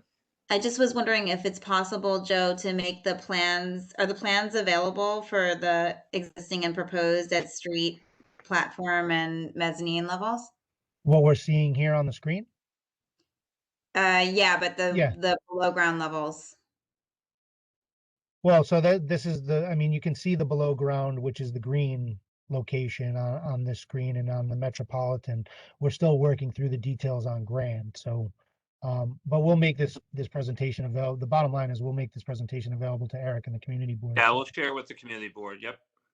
Yeah, I'm just asking if it's possible to share in addition plans of not just a dashed plan of what the mezzanine and platform, well, you're not showing the platforms here, but what the mezzanine is, but the actual plan of the mezzanine and the plan of the platform below. Is it possible to include that in your distribution for both Lorimer and Union? Yeah, well, I'll have to check and see where we are with the development of those. We developed these specifically to lay them out so that we would be able to explain, in layman's terms to the public what we're doing here. So let me just confirm that we have those and the ability to share them. And we're certainly happy to share what the subsurface looks like or will look like. Thank you. When you're asking for a technical plan, right? If it's possible. Well, yeah, if it's possible to share it, I think it could answer a lot of these questions, because a lot of the questions are like, well, why isn't it this and why isn't it that? And the answers are because something's in the way, or because the stairs in the wrong place, and we have to kind of just believe that that's the truth. And I have no reason to think that it's not, but it would be helpful for people to see illustrated in a technical drawing, why, and then you don't have to explain it so much with words. We'll see what we can give the community board as far as as much technical details as possible without compromising the station. Of course, I'm not looking for more than this, but this level of drawing at each of the three levels at both the Metropolitan and Union location and the Metropolitan and Lorimer location, I think would help everybody. We'll see. Okay. So like, we'll take a look. The gas main runs here. The sewer runs there. The infrastructure for electrical or whatever runs this way, that way. There's something like that, Andy. Yep. Okay. You got it. We'll take a look. We'll, as I said, we'll share as much details as possible. Okay. I know we're running long. I expected this item to take a while. We have 10 more questions roughly to go, but some of this will be redundant. So if Lisa and her neighbors would forgive me for just trying to consolidate a little bit. But question 10, which I think we just discussed, is Metropolitan Avenue, which has both wider sidewalks and a wider roadway, been considered for the elevator rather than Lorimer Street? I think we had that discussion about the stairs, I guess, again, for short and sweetness, all four corners were studied. you know, and the existence of the existing utilities, the extensive existing utilities on the east side of Lorimer Street, you know, have ruled out the ability to put, you know, the elevator there connecting to the mezzanine level. And then on the south side of Metropolitan, it's ruled out because there isn't enough room with the narrower sidewalks there to put a surface level obstruction the size of an elevator there. Narrower on the south side of Metro. Correct. Yeah. Okay. Even though you're building out into the street? Well, we're building out into the street on the northeast corner and on the northwest corner. We're not building out on the southeast and west corners, are we, Chris? I don't believe. No, not for the elevator, but I feel like both at Bedford and Greenpoint Avenue, they both I think most of the elevators I've seen come out into the roadbed to a degree. So that Right. So there, you know, yeah, there's that going to be 3 feet that you're concerned about are actually taken up by the road. yeah, but Of course, you have the okay. bus stop on the south side. But There is a small bump out to accommodate for the elevator and the width for a sidewalk per DOT standards. Yeah, for Lorimer Street, we're estimating it's a 2 to 3 foot bump out for the Lorimer Street elevator. And there's going to be Metropolitan Avenue as well. okay, this we touched on a little bit, and we'll get back to you with addresses. But this is from the neighbors. We are concerned about the soundness of the structure of our homes. Wouldn't 3 holes into the ground threaten them considerably more than one already there, or the 2 that would be there if only an elevator were added? Will compensation be given for structural issues that occur as a result of the drilling and earth moving? So I remember at the walkthrough, Andy, I think it was you that said that, you know, were there any structural problems with buildings, MTA would compensate, but we don't want to have to do that, right? We don't want to have to get to that compensation level. Right. So I think we've already, you know, talked about you're willing to work with folks that want a little bit of survey done on their foundations. But I don't know if there's Well, anything more. let me just be add to clear. that. We're not in the survey business by, you know, we're not going to just randomly do surveys if they're outside of the project zone of influence. If it's Right. if it's Yes. identified in proximity to the Yes. project, and if there is any concern whatsoever that the magnitude of the work that's going to be done in a specific location could have impact on that building, then we are happy to take a look at it, and certainly happy to put monitoring equipment on that building to make sure that we're looking at it in real time, and if there are any unforeseen impacts to that building, we can alter work as needed. Okay. And just, as far as but you know, when you say you're not proximity, I just want you to be a little liberal with your your assessment of what is right. You know, so not too local or too right. proximate. You know. Understood. Okay. Okay. And Thanks. as far as Eric is just as you alluded to, as far as the pre-construction surveys, yes, we do. As a matter of course, our contractor does the pre-construction surveys. They'll take pictures, and then those are important for the homeowners, because if they come back to us and say, look, these cracks in my walls weren't there before this work, those pre-construction photos will show that to be the case, then obviously we have to make amends. So that's what Right. I know that's not the ultimate goal for this project, but obviously it's something that we do to benefit the building owners and the business owners as protection. Okay. All right. Thanks for that. Okay, this is more of a DOT question. I believe Rhonda is on the call, but I'll go through it. So, question 12: has a traffic study been done? Lorimer Street is extremely narrow and both a bus and truck route. as it exists now, it is extremely difficult for oncoming traffic to pass buses and trucks on the street. Honestly, it's often extremely difficult for two cars to pass each other, and traffic is backed up for blocks for several hours every weekday afternoon. Wouldn't narrowing the roadway exacerbate this problem? And then question 13, will the almost certain increase in traffic condition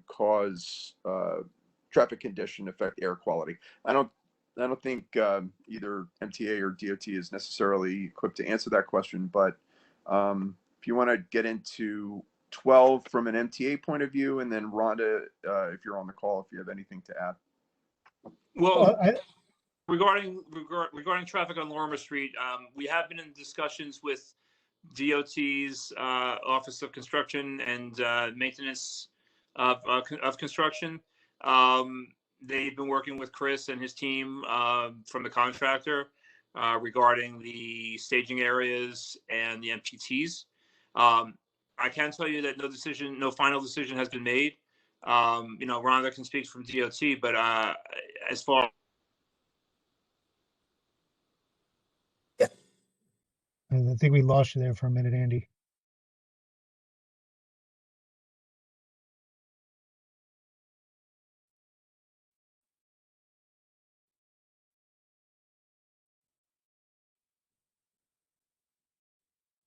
Sorry, is he still talking? Andy, I think, I don't know if you can hear me, but you're not muted, but we can't hear you. Okay, I see bars now. Andy, can you just say something? Can you hear me now? Yeah, Yes, yeah, we okay. lost you for a minute. So Oh, I think sorry. we lost you at about working with DOT Office of Construction. Sorry, yeah, no problem. And So that's yeah, about so it. we're Sorry. Rhonda can speak for DOT obviously, but we've been working with DOT's Office of Construction and Management. We've been working as far as the contractor's needs for MPTs and staging areas. We'll continue to do that. I know that there's been some rumors out there as far as what Lorma Street is going to look like during construction, but I can tell you that no decision, the final decision has been made as far as Lorma Street. We'll certainly letting the community board know and the residents know once we hear of that decision, but that decision will ultimately be a DOT decision. And then to tag team on to the end of this is Rhonda Messa from the DOT. And, I stand by everything that Andrew just said. No decision has been made yet. And when there's more information to share in that regard, certainly that information will be shared with the community board. I mean, but I do know for a fact that they're doing what they're supposed to be doing and working with the OCMC to do the proper MTP. No decision has been made on what? What is the decision being made on? So, Jerry, the issue was that people had concerns about the width of Lorma Street, it being a current two-way road. The width of Lorma Street during construction, whether the staging area is going to jut out, whether the addition of the 2 to 3 foot bump out for the elevator is going to affect street capacity. So I think the question was, what's going to happen to Lorma Street during construction? And we, as Rhonda and I said, no decision has been made. We're working in conjunction with DOT, and DOT is taking a look, but I don't think no final decision has been made as far as Lorma Street traffic pattern during construction. Just during construction. Right. Thank you. Yeah, DOT, obviously that's a DOT question of post construction, but I don't think we're anticipating any permanent changes. But Well, obviously, I think any permanent changes to Lorimer Street would have to come before the board anyway. Well, yeah, that's why, Right, Ron? that's why we're just talking about the construction phase. Right. Okay. Okay. Thank you, and thanks, Jerry. Just want to see. Okay, sorry. Air quality. Does anybody have any thoughts on that? Just before I move on. You can. Yeah. But if you do, let me know. Not really in our purview. Or I'll tell you what. If you don't have I don't want you to guess. So if you've worked with DEC or DEP or anybody to do any kind of air quality monitoring, when we did the L tunnel, there was a lot of problems with air quality underground in the tunnel. But I don't know if DEP or DEC has any take on this. But I know you're not really qualified necessarily to talk about air quality, so we can take that for the record unless you have a substantive answer right now. No, we don't. We can get. Okay. We'll get back to you on this. Yeah, I mean, to the extent that this project went through the NEPA process, which is the National Environmental Policy Act requirements, it was evaluated by the FTA, and the FTA determined that there were no significant impacts as a result of this project environmentally. So it was looked at, and we go by their jurisdiction. So. Okay, and then this kind of leads into question 14. Has an environmental impact study, EIS, been done? If not, will one be done? And if so, what does it say? So again, for this, and that I guess dovetails from my previous comment. So for this particular project, for the ADA bundle itself, we did need to go through the NEPA process, the again National Environmental Policy Act process. For the Lorma and Metropolitan station specific complex, we were only required to submit a class 2 categorical exclusion, which is a technical way to say that there were not enough significant impacts in the project that they required a full-blown EIS, and it was determined again that there was a finding of no significant impact as a result of the environmental impacts of the project. Can you do me a favor? Can you just, yeah, unless it's like a 10-page classification, can you just send me the class 2 exclusion? Just the quick and dirty. We'll just put that in the record. Yep. Okay, thanks. Okay, so question 15. Okay, so this is more immediate concern. The drilling construction noise will make it almost impossible for people to work from home, and many still do because of the pandemic. We experienced this in the spring of 2020 when the MTA began scouting. We had to stop meetings, log off, and classes. How will it be possible to carry on with our work from home while this project is happening? So obviously, there's excavation, there is drilling and demolition that needs to be done in order to deliver this project. So there's going to be noise, there's going to be, some sound and vibration. The contractor is going to do everything that he can to mitigate, or she can, to mitigate, that noise and that vibration. Again, that, we spoke a little bit earlier about employing noise blankets and sound dampening material in order to keep the noise down. We're going to confine, the work to 7 a.m. to 3 p.m., which, if someone's working from home from an office, that's not necessarily, a mitigating factor, but it's going to be compressed. The noises, the work is going to be compressed into a small time frame over the course of the day. And then again, like I said, we will employ whatever measures necessary to help mitigate. If we're finding that a particular means and methods is creating more noise than we thought, or more impacts to the community, we can consider alternatives.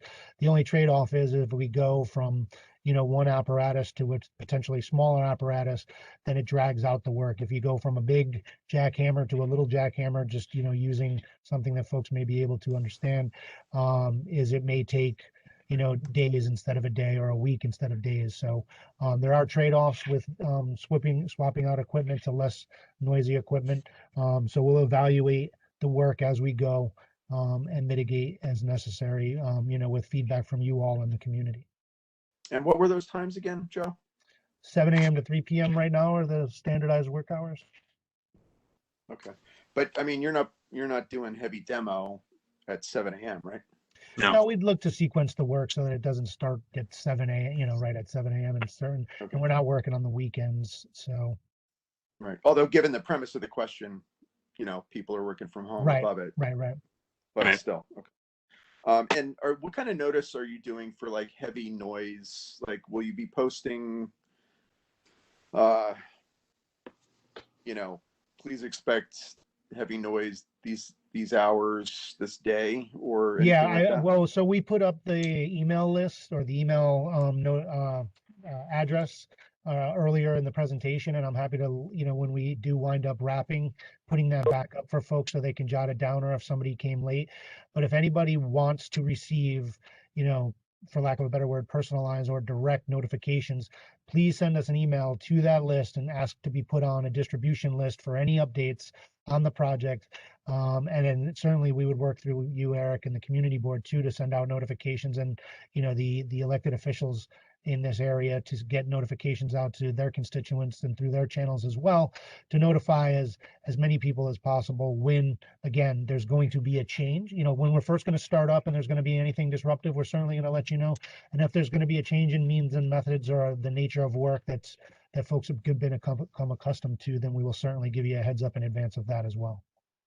Okay, thanks. Yeah, that's great. I'll encourage everybody on this call to get on that email list and get those updates. And we'll follow up from the community board as well. Eric, Question. could I get a clarification, please? On Go ahead. Joe, on your schematic with the purple elevator, you have the shaded bump out area, correct? Hang on one second. The screen we're looking at now with the purple elevator and the shaded bump out? Correct. Yep. So Andy had previously stated it's going to be the 2 to 3 foot bump out, but I'm looking on the specs and it says 1 foot 6 inch bump out. So what's the correct answer? So it looks like it's Chris, the 1.6 is from the edge of the elevator to the bump out, or is it the entire bump out? Right now, we're still in the process of designing and finalizing all the details and ensuring that we follow all of ADA and DOT rules and regulations.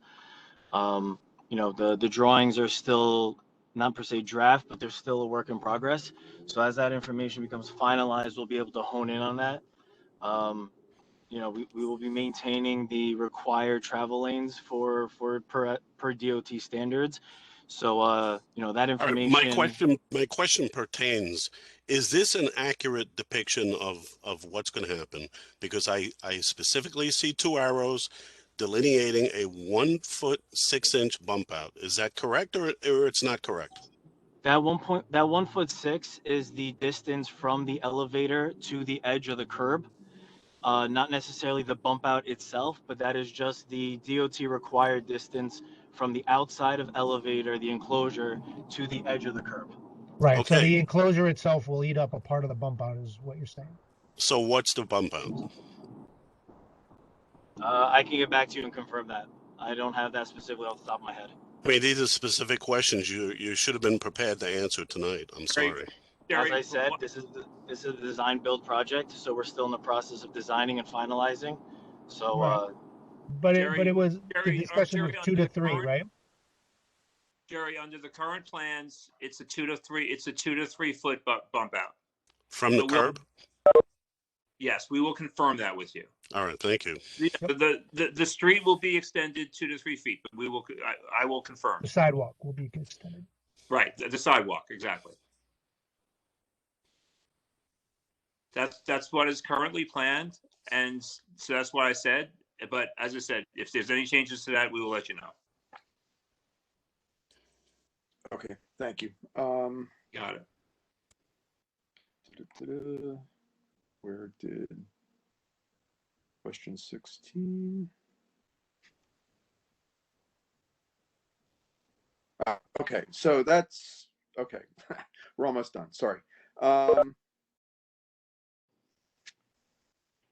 One, two, four questions left, but I think they can go pretty quick. MTA is stating that prior to the pandemic, 60,000 riders used the station per day. We need a differentiation between L train and G train numbers. Actual statistics should be easy, as everyone has to swipe in and out and go through a turnstile to get out. There are these numbers from both stations, and what is the breakdown from each station? So I had asked, is it 60,000 for the whole complex? And you had said yes. Correct. Yes. But do you have swipe numbers from Lorimer and Metro? Well, so for instance, I mean, for every element of the day, I don't have those readily available, but just to give you a sense, in response to the question, the 62,000 passengers is the entire station complex. That's exits, entries, and transfers. Of that 62,000, approximately 31,000, or half, are transfer moves between the L and the G. In the AM peak hour, for instance, at the Metro Lorimer station, there's 7,000 passengers that use the station typically in the AM hour, of which 3,700 are transfers between the L and the G. Speaking largely to the transfer nature of this complex. So if you're looking for a specific segment of the day, we can track those numbers down for you, obviously. But that 62,000 number was for the entire station complex. And again, just giving you an example of what we can drill it down to if we have specifics. The AM peak hour is approximately 7,000.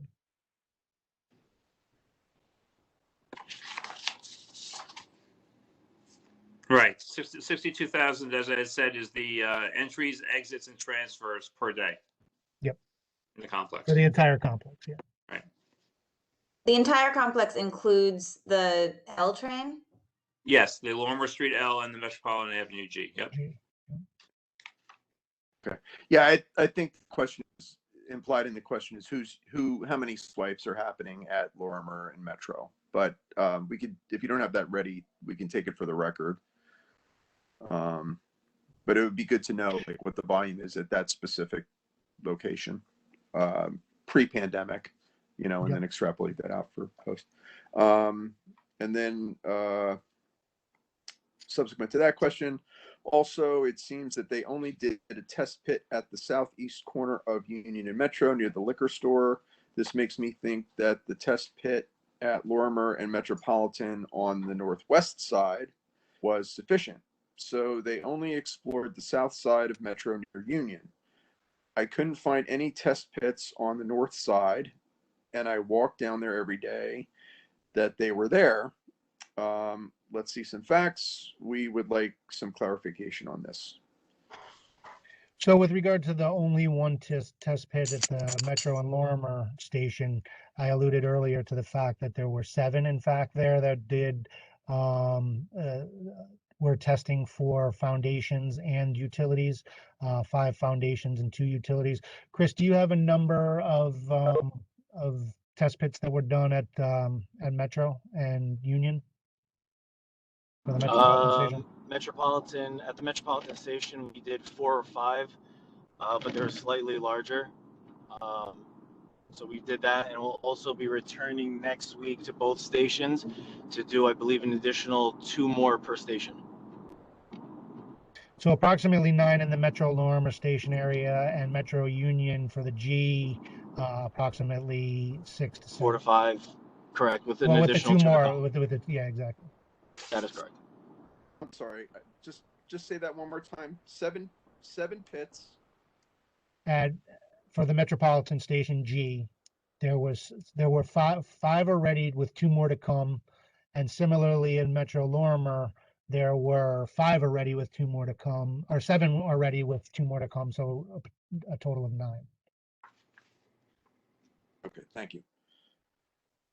And why do you think this question,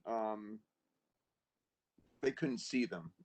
Were some, he's saying you only saw one, but I is there a certainly way can't that you speak did for. them that they Yeah. would be missed? I mean, obviously it's something that he discovered, not looking necessarily, but you understand what I'm asking?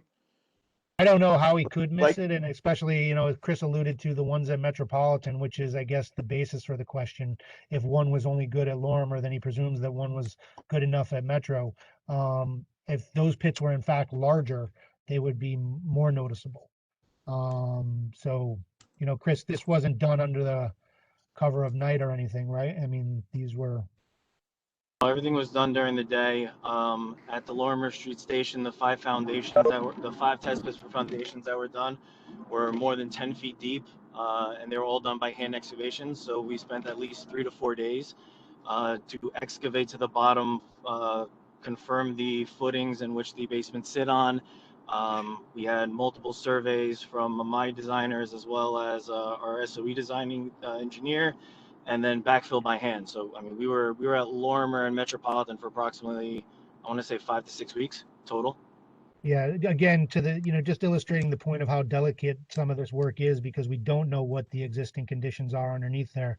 To Chris's point, this is all hand done, because we need to figure out what's there first. So it's not a quick in and out process. Eric is my point. So I'm not sure when he was there and how he potentially could have missed it. That's all. Okay. This question, I'm not sure how you possibly answer. What are the current number for usage and projections on the number of New York City employees that are permanently working from home now? Ridership will not be near pre-pandemic for years. Yeah, I mean, I certainly can't speak to the number of folks who are working from home, but I can tell you, and we've alluded to it a little bit already, ridership is down presently as a result of COVID impacts. We're approximately 30 to 40% of pre-pandemic ridership. I did also indicate when we were going through the presentation that, there is a McKinsey study from 2020, and their estimation is that pre-pandemic ridership levels, around 80 to 90% of those ridership levels will return by approximately 2024. So that's stuff we do know, or that's stuff we do have a methodology of predicting. As far as who's home citywide, I do know that the city recently, called all folks back to work. I don't know, independent businesses, what they plan on doing in terms of requiring folks to show up on a day in and day out basis. Despite the fact that Andy's home today, I know he was in the office today. I'm still in the office today, but I can only speak for, our folks. Okay. Hey, Eric, just going back to Jerry's question regarding the bump out, just got word that the bump out on the current PDF is for 2 feet 10 inches. So, Jerry, can you hear that? I got you. Thank you. You got it. Okay. Thanks, Andy. Yeah. Okay, last two written questions. Why not push the project off 3 to 5 years so they don't put businesses out who barely survived the pandemic? Again, we understand that there's complications to this work, and there are hardships that come along with it. But we're making these ADA stations, or these stations, ADA accessible based on need. And it's in consultation with the public, with the advocacy community. That this was a station that was where ADA accessibility was needed. And we have the funding to advance these projects now, and they satisfy all of the criteria that I had previously mentioned that would make this a priority project, and that's coverage, destination, ridership, demographics, transfer, and cost and constructability. So we understand that there are complications as a result of this work, and there are complications outside of what we do related to COVID. So we're going to do everything that we can in order to minimize those impacts and minimize the effects of this construction on folks. Is there a contracting and budget consideration in not putting it off? As far as awarding it, we've awarded this contract, and there would be incentives and penalties for not meeting particular milestones. So those are incentive based for the contractor to meet his deadlines and to get in and get out as quickly as possible. It also allows us, we talked a little bit just a moment or two ago about ridership and the reduced ridership now. It also allows us to get in and get out of doing this work while there's less impact on the riding population and folks who are going to be coming in and out of these stations every day. This project is going to wrap up prior to the full ramp up, back to that 80-90% of pre-COVID ridership that McKinsey points to. So, there's a lot of factors into why this should go forward now. Okay, and then the last submitted question. Why are they, meaning DOT, not using the vacant piece of property across the street? So the lot across from, I guess, 581 Metro or Lorma. Right, so that's behind the existing medical facility that's there now on the northeast corner, correct, I believe? Yeah. Again, it's a constructability and feasibility element. That lot is further north of the station area footprint and would not connect us to the mezzanine or the platform levels where that elevator would need to connect to make it worthwhile. Again, if you were to put something that far away from the station area proper, there would have to be, extensive disruption and tunneling, from that location back to the station area, and that would be even more problematic at the surface level. Have you talked to the owner of that lot in terms of doing any staging there? Any of the equipment or any of that?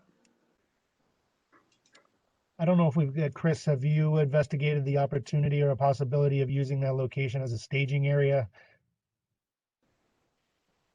No, not yet. It hasn't been a discussion. We haven't reached out to them. Okay, so we will do it. Yeah. Any need for that, we certainly will be doing. We could see if that opportunity exists and Right. Okay, so that is the submitted questions. I'm just going to ask committee and board members. So we just heard a lot of information. Bronwyn, you've already kind of weighed in with some questions. Is there anyone else on the committee that has a specific question based on the answers that they've heard? Going once. Okay.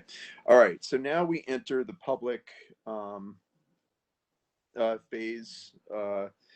If folks that are on the call can raise their hands in the chat. Oh, did I miss? Okay, sorry. I just want to recognize Jennifer Gutierrez. I'm sorry I missed you. She left and came back. So welcome back and thanks for joining. Jennifer, do you have any questions? Thanks, Eric. I think I do apologize. I had to hop off, and so I may have missed this. So I think for the duration of this, I think all the 20 questions were great. Certainly in the office, we've gotten a number of calls from some of the businesses and property owners that are concerned about, I think, one, just kind of like the velocity at which this project is proceeding. I'm personally curious about learning more about the impacts that came from the test pits. I don't know if you got to go through that in the call. If anything, I can certainly touch base with Andy, but I'm curious about that because I think all the issues that folks are raising are really real. We're the ones that live here. The specific question that I had, I'm deeply concerned about sidewalk encroachment and the space that pedestrians are going to have on the sidewalk, specifically, I think, for the location at Lorma. I know where the stairwell is proposed and the elevator. It's a narrow street. It's a narrow sidewalk and street. And right now it's a two-way, so I'm concerned about that. And whether or not we're allotting pedestrians an adequate and equitable amount of walking space, and that we're not compromising that for I support this, but I just want to make sure that we're being equitable when it comes to pedestrians and their safety. Sure. So Jen, I don't know if you were on when we mentioned that there will be a bump out similar to Greenpoint Avenue and Bedford Avenue. It's going to be right now we're looking at a 2 foot 10 inch bump out for the stair and the elevator at the northwest corner of Lorma and Metropolitan. Obviously, during the construction phase, there's going to be, but we are committed to maintaining access for all the stores and buildings. As far as the actual footage for when we're all said and done, Chris, do you have the footage? Yeah, so it's these are dictated by DOT and what we can or can't have. We need to maintain 8 feet of access, for pedestrian access between the nearest encroachment and the building line. So there's going to be a minimum of 8 feet between the stair, the outside wall of the stair or the railing of the stair, and the outside of the elevator and the building. So we are following DOT guidance on that and will abide by, those guidelines. Okay. I think I just need to see it better. I feel like I'm hearing all these numbers. I just feel like understood. It's hard to visualize. I just don't want to put people at risk, especially the property owners. Like they'll be stepping out into what feels like the stairwell practically. So I just want to make sure that we're listening to them and that we're, I think everyone is in agreement that we're really lucky to have 3 of the 8 proposed stations be here in CB1. But it's such an expensive project, man. We just want it done right, and we want it to be thoughtful. So that's it for me. Thank you. I'll stick around though, but thank you for answering that. Thank you. And thanks for your comments. Thanks a lot, Jennifer. Okay, so I don't see anyone's hands raised, but I know there are people that do. Eric, we can't. Excuse me, we can't find the hand raised. Can you point it out to us? Oh, sure. It's okay, so you see the share in the middle, and then there's the attendee chat button next to it with like a little person with 3 lines. Right. And then there's the smiley face with the plus. Eric, for this purpose, is it better to pull the presentation down so folks can see the various elements, or no, do we need it up for the? Okay. Yeah, leave it up. Although this, just to be clear, like this is, for comments. Although I am taking voluminous notes, and if there is a question that I don't feel has been asked already in the pre-questions, something novel, we'll bring it back for a final round of answers, and then we're going to move on.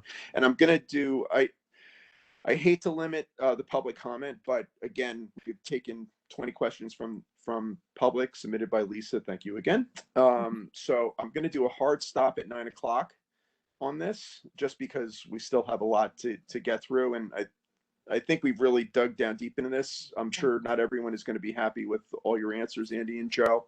I know I still have some concerns about the stairwell, but so just to let everyone know where we stand, we're going to do a hard stop on this item at 9 and maybe before. So there is no hand raise. I'm seeing it now. Oh no, raise hand. It's right there. It's right there. Okay. I can't find it, but is the 3 button by the face? I'm just going between the 3 button and the person button with the 3 lines. Yeah. It's smiley face plus. You have to hit the smiley face, and then raise hand option comes up. I see it. Right. Okay. Okay. Thank you, Ryan. I'm pretty tech stupid too, so that took me a minute to on the first couple of meetings, and WebEx is WebEx. So, okay, so now that we know where the raise hand button is, I see Lisa's hand is raised. So I'm going to call on Lisa, and again, we're on a 2-minute time limit, just for the sake of getting everybody in and heard. Lisa, go. Okay, so my name is Lisa Suma. I'm a lifelong resident of Williamsburg and of this block. I'm a homeowner on this block, Lorma Street, where the project will take place, where the elevator and the staircase will be constructed. The staircase will be constructed next door to me at PNC and ending in front of my door. And as we've all said, we support accessibility. But my question is, what about the livability for the residents and the businesses of this block? Our concerns seem to not be addressed. I know that Mr. Inglesby and Mr. O'Donnell said they spoke with us. They spoke with us, but they did not take our concerns into consideration. When I walk out my door, let alone during the construction project, but once the staircase is complete, it'll be a few steps, maybe 3 steps from my front door. I find that an unacceptable solution by the MTA because it doesn't take into considerations people's safety. Generally, subway staircases are on the corner because they're safer. This is in front of 2 small businesses and a home. And I think you need to reconsider this plan and find something that is agreeable to residents, businesses, and people who have need for accessibility. And adding these structures will make our block less livable and less desirable. I'm done. Okay, 5 seconds to spare. Thank you, Lisa. And there we go.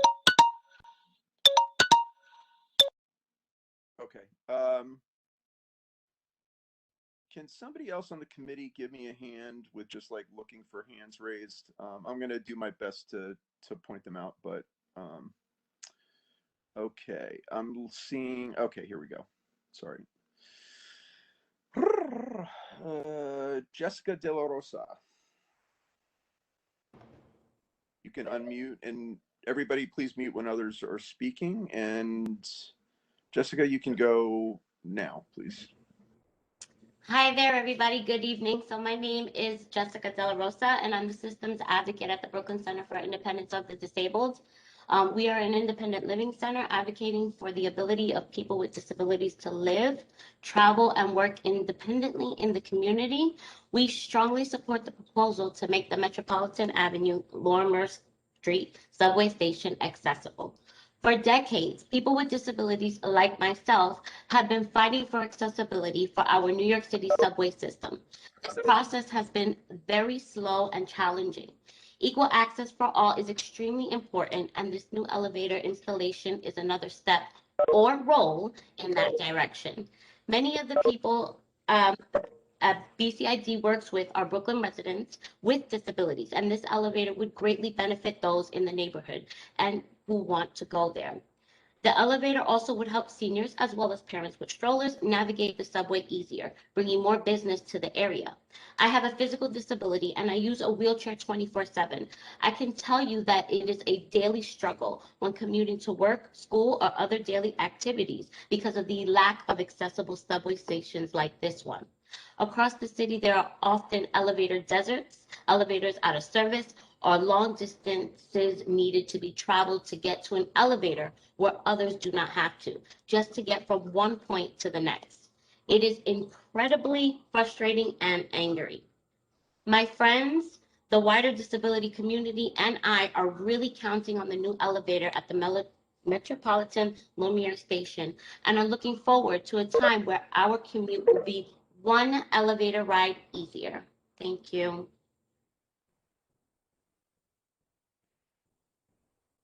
Great. Jessica, I'm pretty sure you read that, and that was great. If anyone has prepared statements, Lisa, I think you read yours as well. If you've written this down, and you want it to be included in the record, there's only so much I can do with my notes. Please email it to the board, to the Transportation Committee's attention. I'll put the email address in the chat for folks, just so that your entire statement is made part of the record. Okay. Sounds good. Okay, great. Okay, thank you. Right. Okay, next is, and once you've spoken, if you can put your hand down, that would be helpful. Jessica and Lisa. Lisa, we heard. Okay, Marco and Katerina Semilia. I'm going to give you together 2 minutes. So Go ahead. I'll be less than 2 minutes. Good evening, everyone. Thanks for having us and hearing us out. But first and foremost, I know this is a statement, but I do want to reiterate what Andy and Mr. O'Donnell stated, that they built rapport with the tenants and the business owners. I have to question the validity of that. We were surprised back in March of 2020 during the height of the pandemic with the initial pit testing and boring. That was our notification from the MTA. It was the shaking of the building. And then upon speaking to a project manager from Juglo Contracting, I guess she slipped by saying last March that this was planned to be the location of the elevator. And basically spilled the beans there. So I do have to question the validity of all the other pit testing and the statistics behind the 7,000 riders that go across the street. But I do want to state that on record. And I do want to leave also time for the business owners, because it's very important. I do support the ADA. I do support the elevator location. I do not support, on behalf of 577 Lorma Street, the location of the stairway. That will be an additional stairway to the emergency one by adding the one across the street. So we are adding a +1 stairway here for no reason, when we did have 2 emergency stairways that have been closed for the past there. That's all I do have to say, and do expect an Article 78 proceeding to follow up with this. Thank you very much.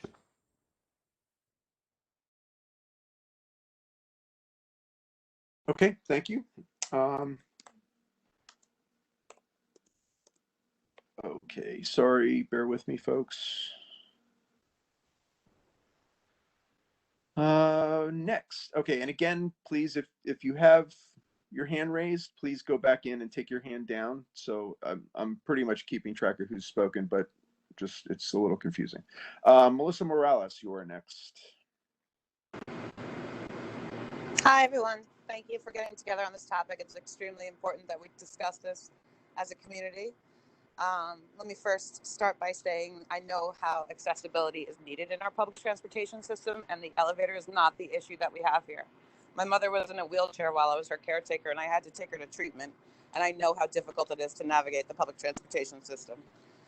That being said, as a business owner on the other side of this project, I have a number of concerns as well. The MTA and the contractors that we met with told us this was to begin as soon as May. My husband and I are working business owners. We're here every day in our restaurant, which is Pomp and Circumstance, which is where the staircase is set to be built.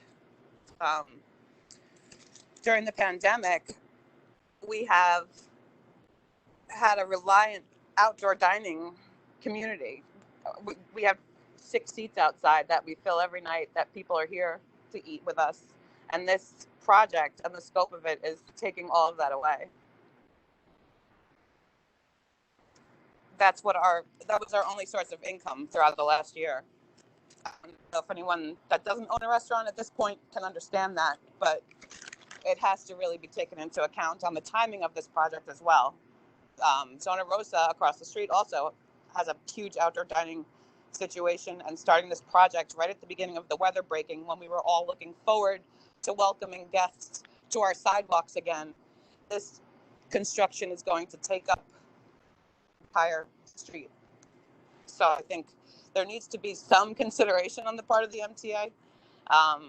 As the MTA states, them meeting with the community is them stopping at the corner and telling us what they're going to do. There's no meeting, and there's no meeting in the middle on the best decision for everyone. So I think that's something that everybody needs to take into account here. Projects like this. We live in Greenpoint now. Yep. Is that the time? Something beeping. Just finish. Not sure what that is, but it's the lack of concern really for business owners above ground that is my biggest issue right now. Yeah.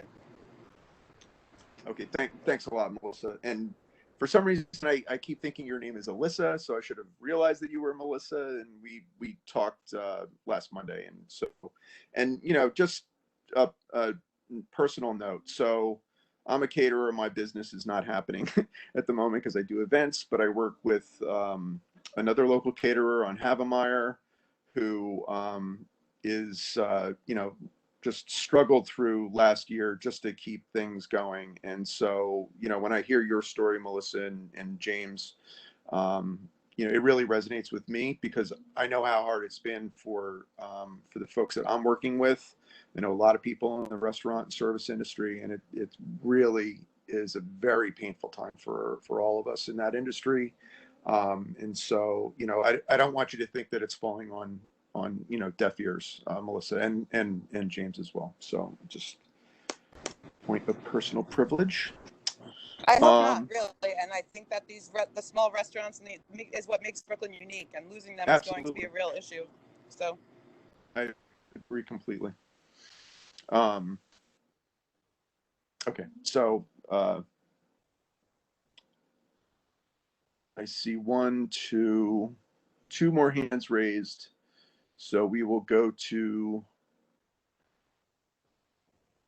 Niruka Talarico. Am I saying that correctly? Forgive me if I'm not. Yes, is Nulka Talarico. I live in 589 Lorma Street. My family being in this neighborhood for more than 60 years. And we're more concerned. We love that they're doing the elevator, but we're more concerned about the people and the neighborhood and the business. We're talking about two small business. We're talking about the restaurant and the nail place that is right there, and is they owned by women minority, and nobody talking about. When I asked them what they were going to do for this business, that they were going to leave the empty hall every day there when they work, they said yes, because it was too expensive to close it. In the meantime, we're talking about rat running in the whole neighborhood. If you live in this neighborhood, you know that rat is everywhere, and it's coming from the subway. And what is, especially the restaurant, what are they going to do in the meantime? The question is this: what happened? What they telling us this is the best solution? How we know that this is the best solution? That we have a private company look into this?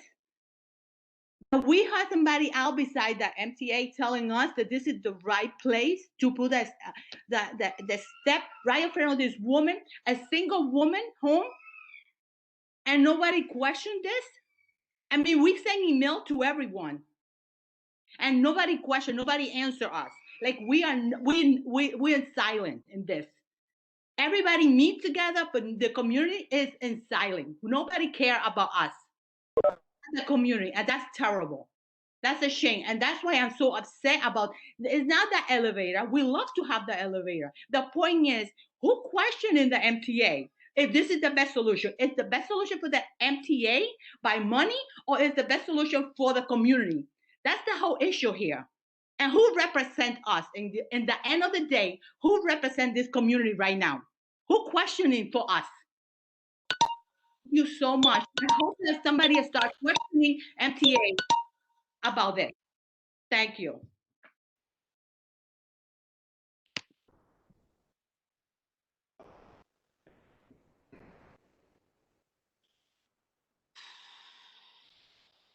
I think, okay, our last speaker will be Sasha Aiken. Am I saying that right? My name's Sasha. I live around the corner from this project.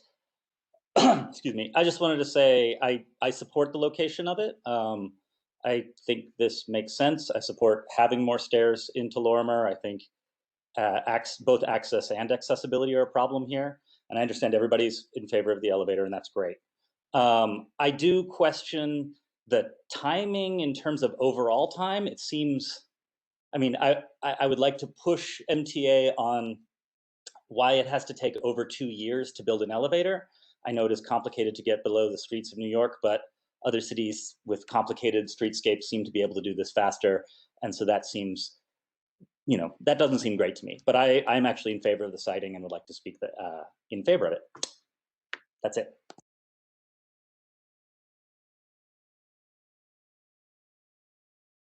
Okay, thank you, Mr. Aiken.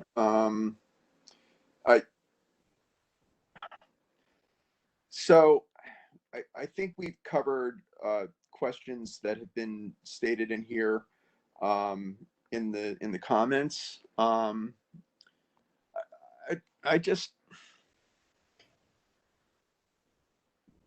I really would love it for the engineers to go back and reassess this set of stairs in front of pomp and circumstance, not just because it's going to really hurt this business, but just knowing that block and the narrowness, even with the curb out into the roadbed and the bulb out into the roadbed and everything else. We're getting new stairs on the other side. That's 3 stairwells to 4. That'll be 4 stairwells, I guess, isn't unusual for a station location to a mezzanine, but I gotta say the siting of this one, it just doesn't make sense to me. It doesn't make sense to folks I've spoken to over the past week and a half about it, some on the committee and off. And there's just, I don't know. I mean, this, like, everybody wants the ADA elevators, right? I don't think that's even a question. Like, we're going to love the elevators. But this particular stairwell is a problem, and you're hearing it tonight. And you've been responsive to some of the questions, Andy and Joe and Chris. We definitely appreciate those answers. We're looking for more detailed answers as we've expressed. Both a schematic on the infrastructure under the street would be great to have. The legislation, the language in the act that doesn't require a full EIS. And so we'll be taking those for the record and the other questions. And Andy, I'll follow up with you on specifics as to what we'd like to hear from MTA. Sure. Andy, you and I have, worked together on a couple different things through the community board. I know you've done your best in the past to kind of mitigate problems, Bread Brothers, the substation, etc. And Bedford. I hope, Andy, that you can take this back and try to find some solution for this stairwell. And I know it's not you; you're the liaison. You have to work with the engineers and and the powers that be, but kill this elevator, kill this stairwell is really what I think the community is saying. And I guess that's it. I guess that's all I really have to say. And if any, is there any, Andy, I'll give you a minute to reply. But if any other, quickly, if any other board members, before I move on or let Andy speak, we're going to move on. Yeah. Okay, Andy, go ahead. Yeah, Eric, first and foremost, thanks very much for having us. We really appreciate it. Yeah, I mean, look, the crux of this is that the community and the elected officials have been, after us to get as many of our stations ADA accessible. And, as Jen said, it's great that 3 of them are in CB1. So, we're happy to come and talk to you guys about the actual projects. There's always going to be some issues with the logistics. So what I can promise you is that, we'll certainly take the comments back, especially about the staircase. And yeah, we'll take a look. And as I said, we've said that this is a work in progress as far as it's being a design build. Eric, you said you've worked with me in the past, so vice versa, I've worked with you, and you've always been fair and accommodating. So as has the community board. So we'll huddle up and we'll see what's what, and we'll certainly let the community board know, the elected officials, and of course the residents and the business owners that are immediately impacted, if there's any changes that we can make. I can't promise you anything, but we can certainly go back and take a look. Okay, Andy, we know you can't promise, and we wouldn't want you to promise something that you can't deliver. So no, I think we laid out, on numerous occasions, because I know that a lot of the questions were the same. I think we laid out you know, why the elevator siding is where it is, both for the street to Mez and the Mez to platform. But you know, obviously it's something that, you know, we'll go back, we'll rehash, and we'll you know, as I said, if there's any changes that are to be made, we'll let you guys know. But you know, number one, we want to be accommodating. You know, we want to be good neighbors. You know, those are not hollow words. Eric, you know, I and from the elected officials who are on the call, the reps who are on the calls and the community board, you know, had similar projects, and you know, we've worked with the neighboring community to make it work. And you know, we're here to tell you that, you know, we do want to make it work, and you know, we're going to go above and beyond to you know, work and make sure that the neighbors, the businesses, and the residents have a viable life, and you know, while this project is going on. So we're not here to put anybody out of business. We're not here to make anybody's life, you know, ultra miserable. You know, we're here to work with you guys. So Andy, thank you. That'll be the last word on this item. I want to apologize to the people on the phone. Obviously, you can't raise your hands on the phone, but I did say there would be a hard stop at 9. Oh, let me put the folks that are on for this item, just hang out a little bit. I'll put, or somebody can put the email address for the board office, please, in the chat, just because I'm doing 5 things here. Already done, Eric. Thank you, Jerry. You're the man. And so folks on the phone, if you know, if I didn't call on you to make a 2-minute comment, I apologize. We're limited by what we can do. Please, if you feel strongly, submit your comments in writing, and I will absolutely make it part of the record on this item, and that'll be transmitted to the MTA and the DOT. Okay. So thanks everybody for your indulgence on letting me run this into 2 hours or an hour and a half. But I think the neighbors are really upset about this, and it was worth the time. Okay. So thanks everybody.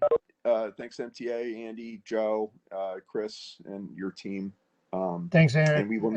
Okay. Just on one final note, I just threw up the information for our email and hotline on the screen one more time, if you can see that. Great.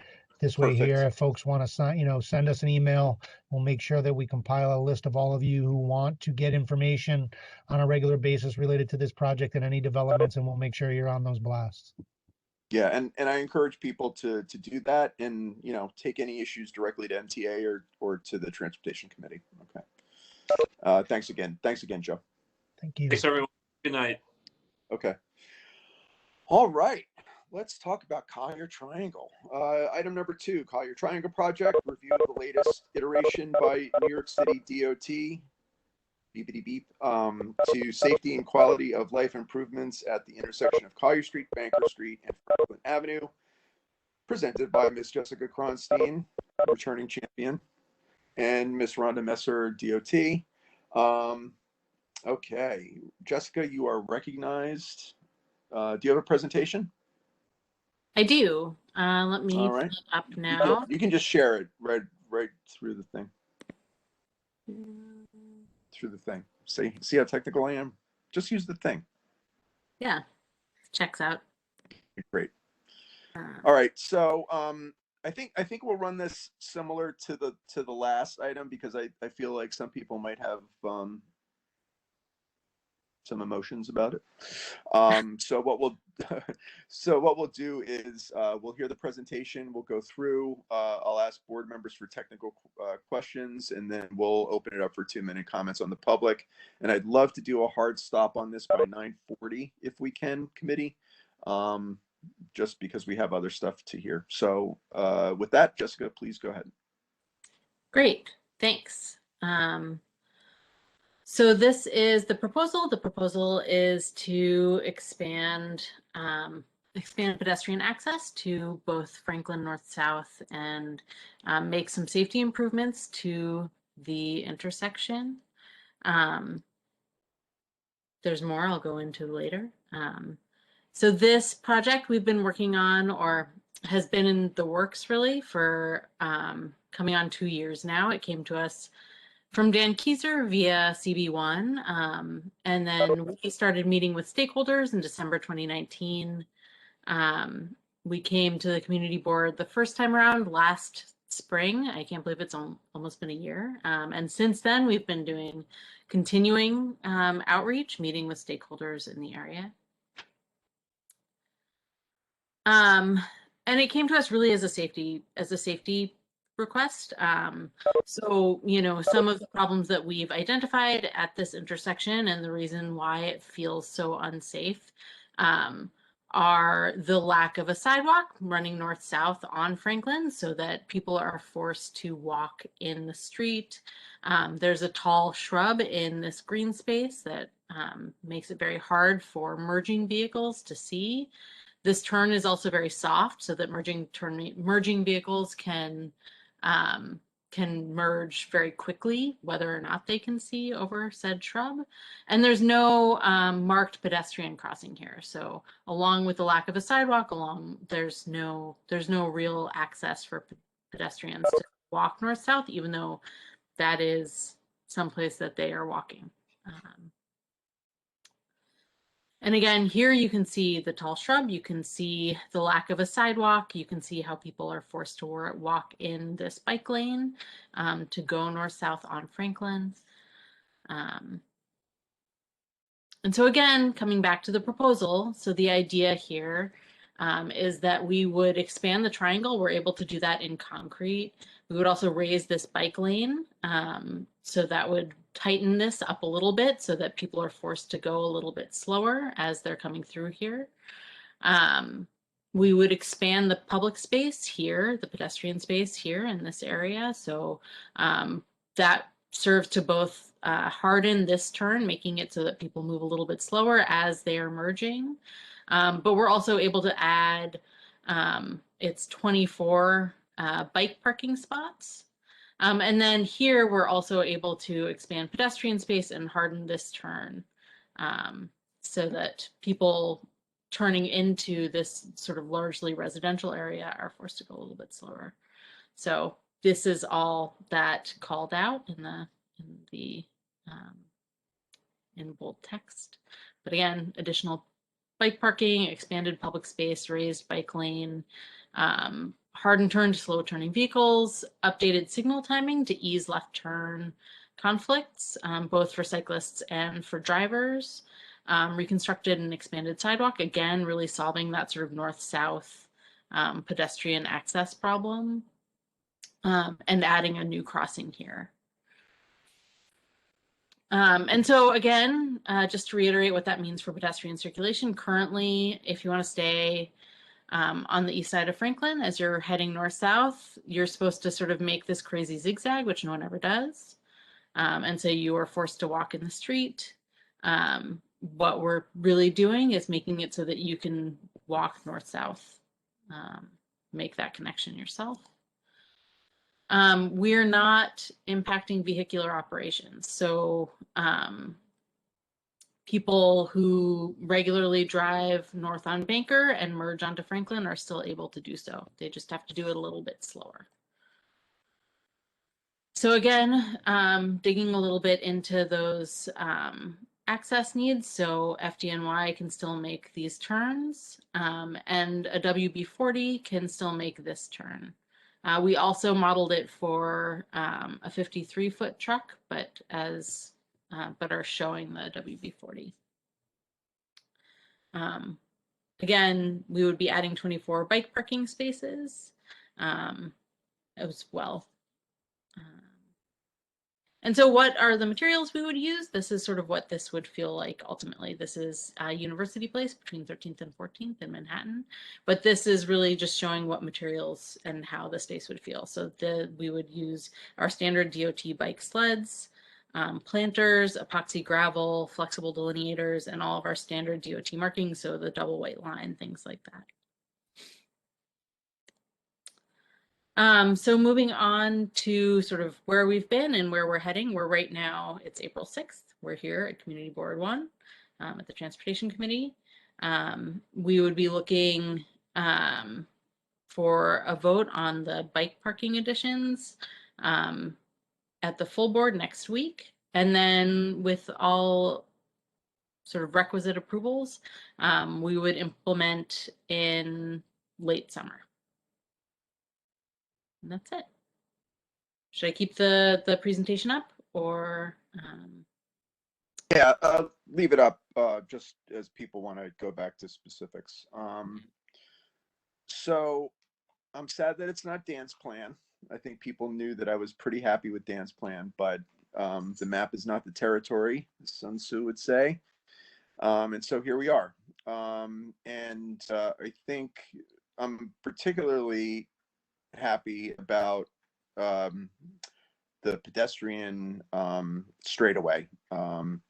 So the remaining on the east side of Franklin, transiting across Collier to make the connection across Banker to continue on to Franklin. I think when we did both site visits, or were there three? I can't even remember now. I can't even believe it's 2 years ago. So, I think that was something that everybody just kept turning our heads and being like, Jesus, you're walking in traffic, like stop. It was maybe the most dangerous part about it once we were actually, looking at it. There were other concerns that timing of that left turn light onto Collier is coming south is definitely an issue. Not excited that 53 footers can come through, but for reasons that you're in the IBZ, it has to happen, right? So yeah, and it wasn't a situation where we could reverse Banker, right? Because there were structural issues that wouldn't allow for that. And so I don't know. I think it accomplishes a lot of the safety concerns that we had, that Dan had originally had. Maybe not all of them, but I definitely think this is an improvement over what exists there now. And I'm on that area all the time. I'm either going up, frankly, there's a photo studio right down Collier that I'm servicing a lot. And going up to Sweet Leaf Coffee to get on jobs. So I'm around there quite a bit, and it makes me crazy every time I have to transit it. So thanks, Jessica. Okay, so we'll open it up for committee questions. I guess we'll do the hand raise, but feel free to just jump in if you're a committee or board member. And if you're public, go ahead and raise your hand now, and I'll come in and recognize you. Willis Elkins has his hand raised, so we will go to Willis first. Great. Thanks for the presentation. Can we just cut to the chase as to why it's not being cut off to traffic, what the actual reason is? And is it because there's one business that has a permit for 53-foot trailers? So, I think there is at least one business on Banker that has a permit for 53-foot trailers. I will also say that, as Eric mentioned, this is the IBZ. This is where we're telling those businesses to be as a city. And so we need to be able to accommodate that truck traffic. Right, but can regular 40-foot trucks do alternate configurations while closing the slip?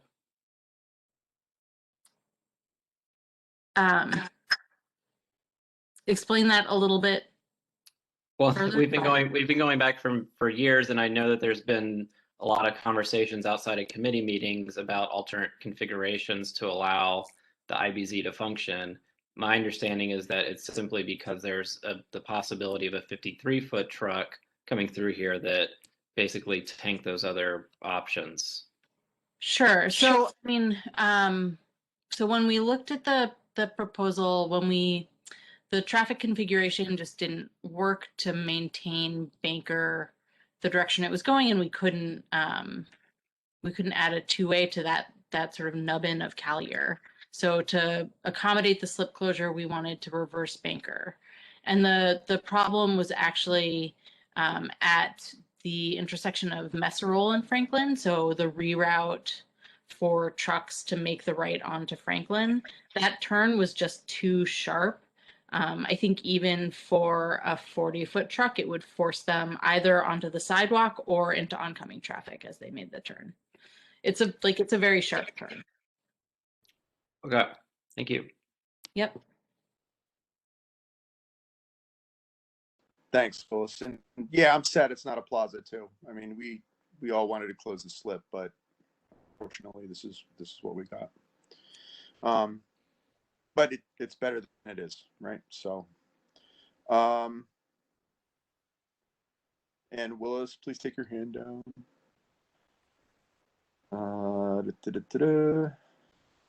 Any committee members? No? Okay. All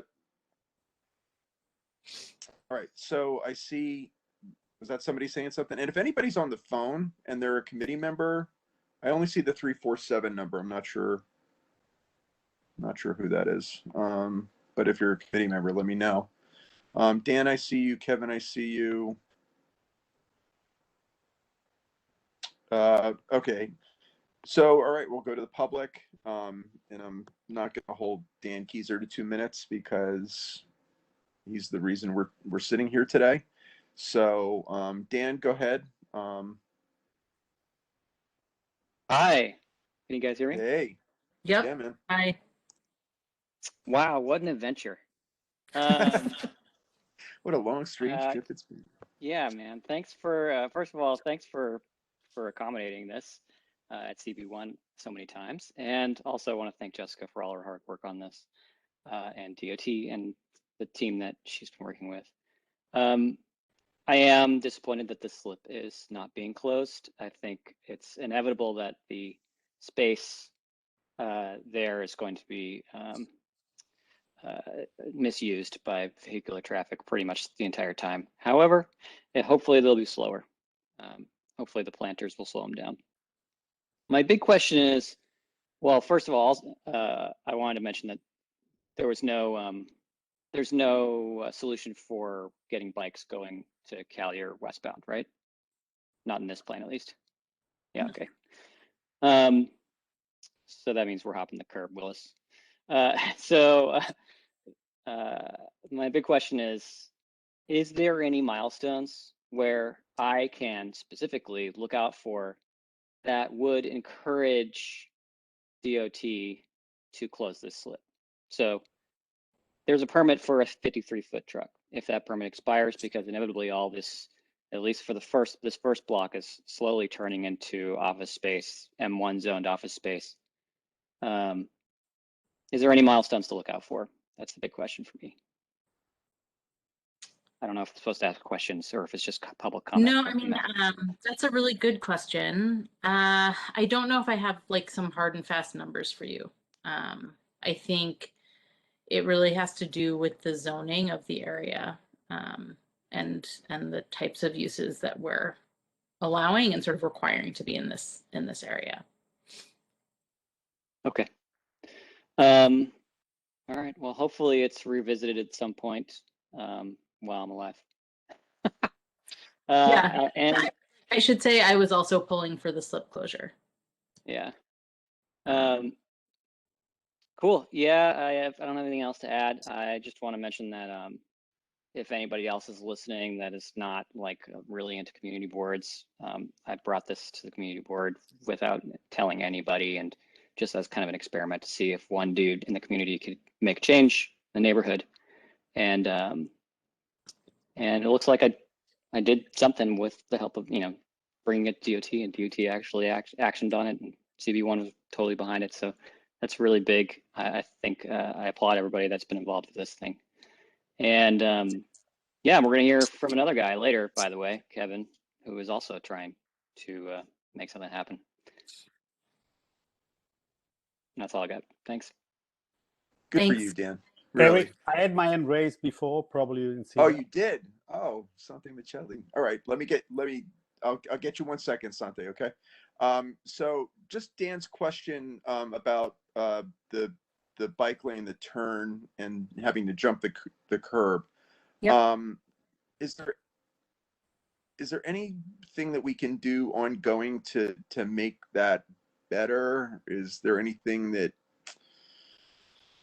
I don't know, I guess it goes to Dan's question, can we ever close the slip? But, you know, that does still, that's a pretty Yeah, I mean, I'll bring it back to important thing to. Yeah, Go no, ahead. that's a really good point. I'll bring it back to our bike team and check in with them again. I think, yeah.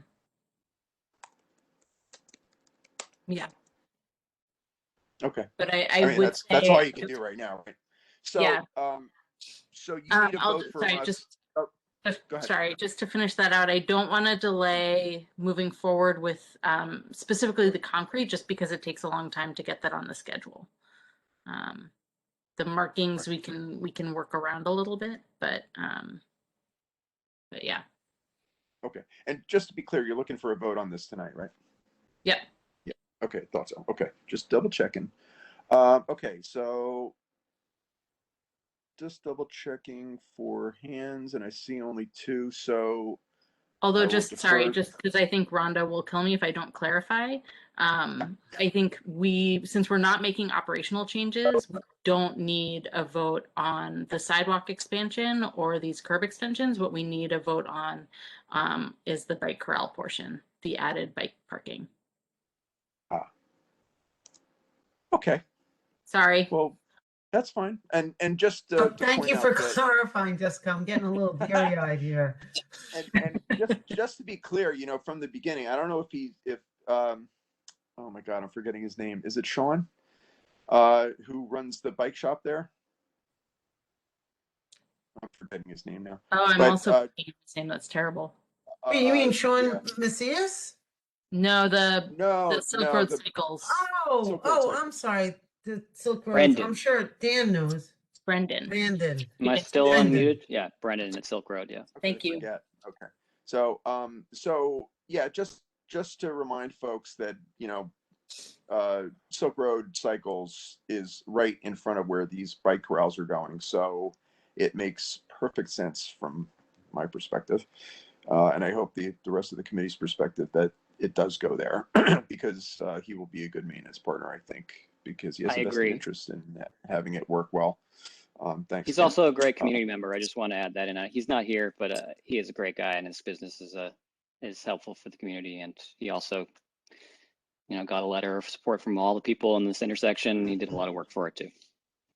Yeah, I had a good rapport with him at the on-sites, and he was very helpful. So, okay, so we will defer to the board, and we will hear something Michelli next. Hi guys. Yeah, why am I a bike rider myself? The bike shop is actually our family bike shop there, and I live on Milton, and our coalition or block association really start from there and keep going on Franklin. But I want to give a reminder to everybody, just, you know, as a regular for the future, that Franklin Street, it's a very important street. Unfortunately, it's a track route.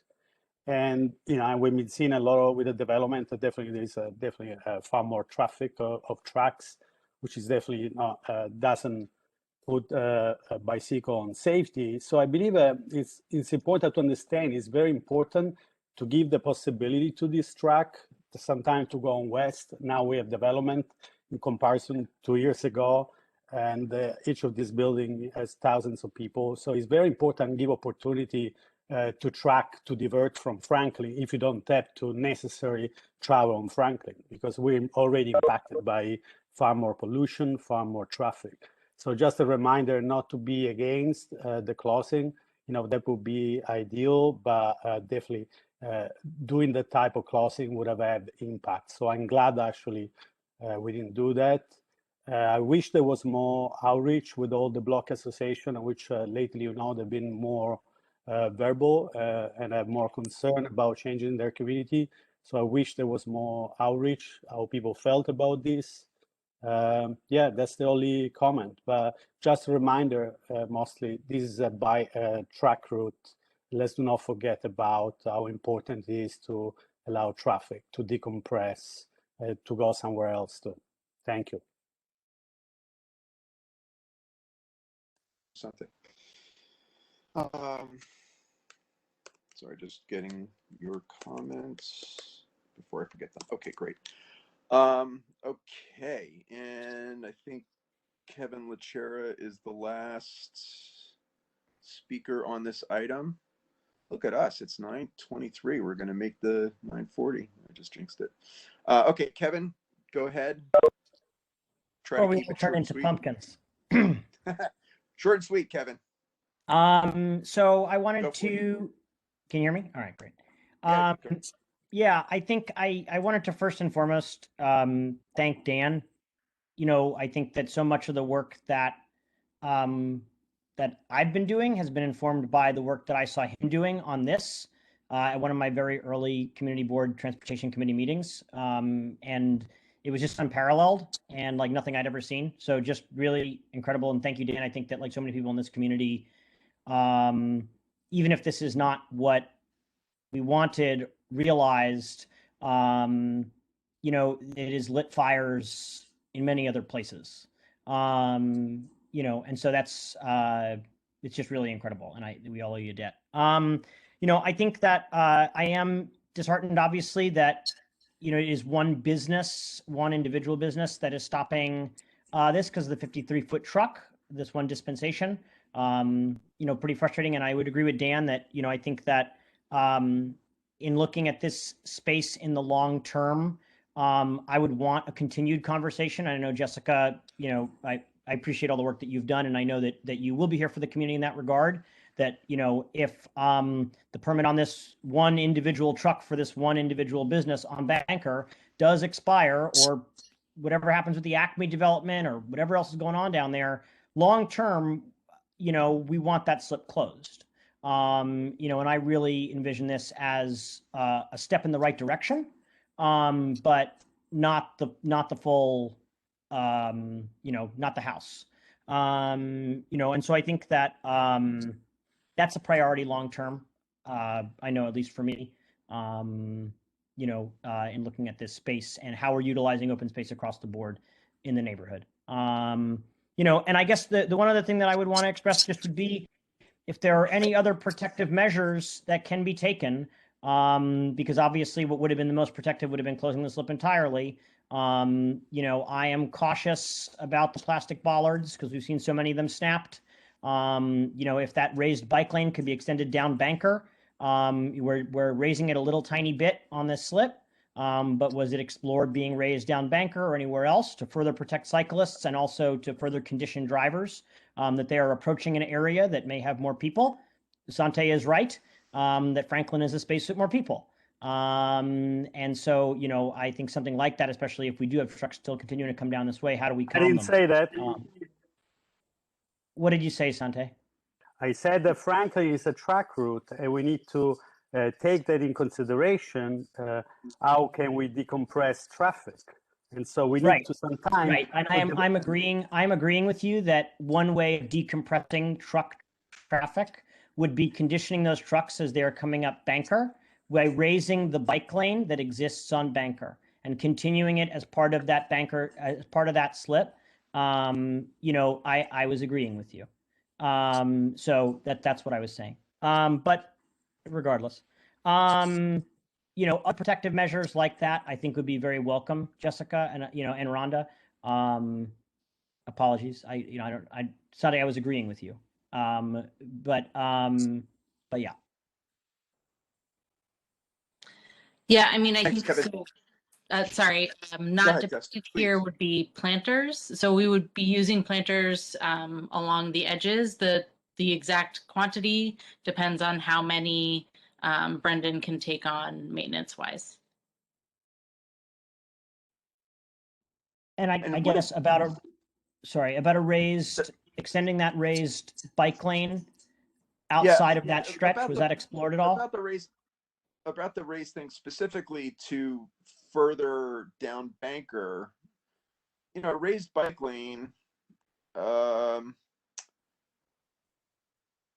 just looking at it now, I guess it juts out, right, and then you have parking, right? So, but I think the trucks could still load over that with that. Like, what are we talking about? 4 inches?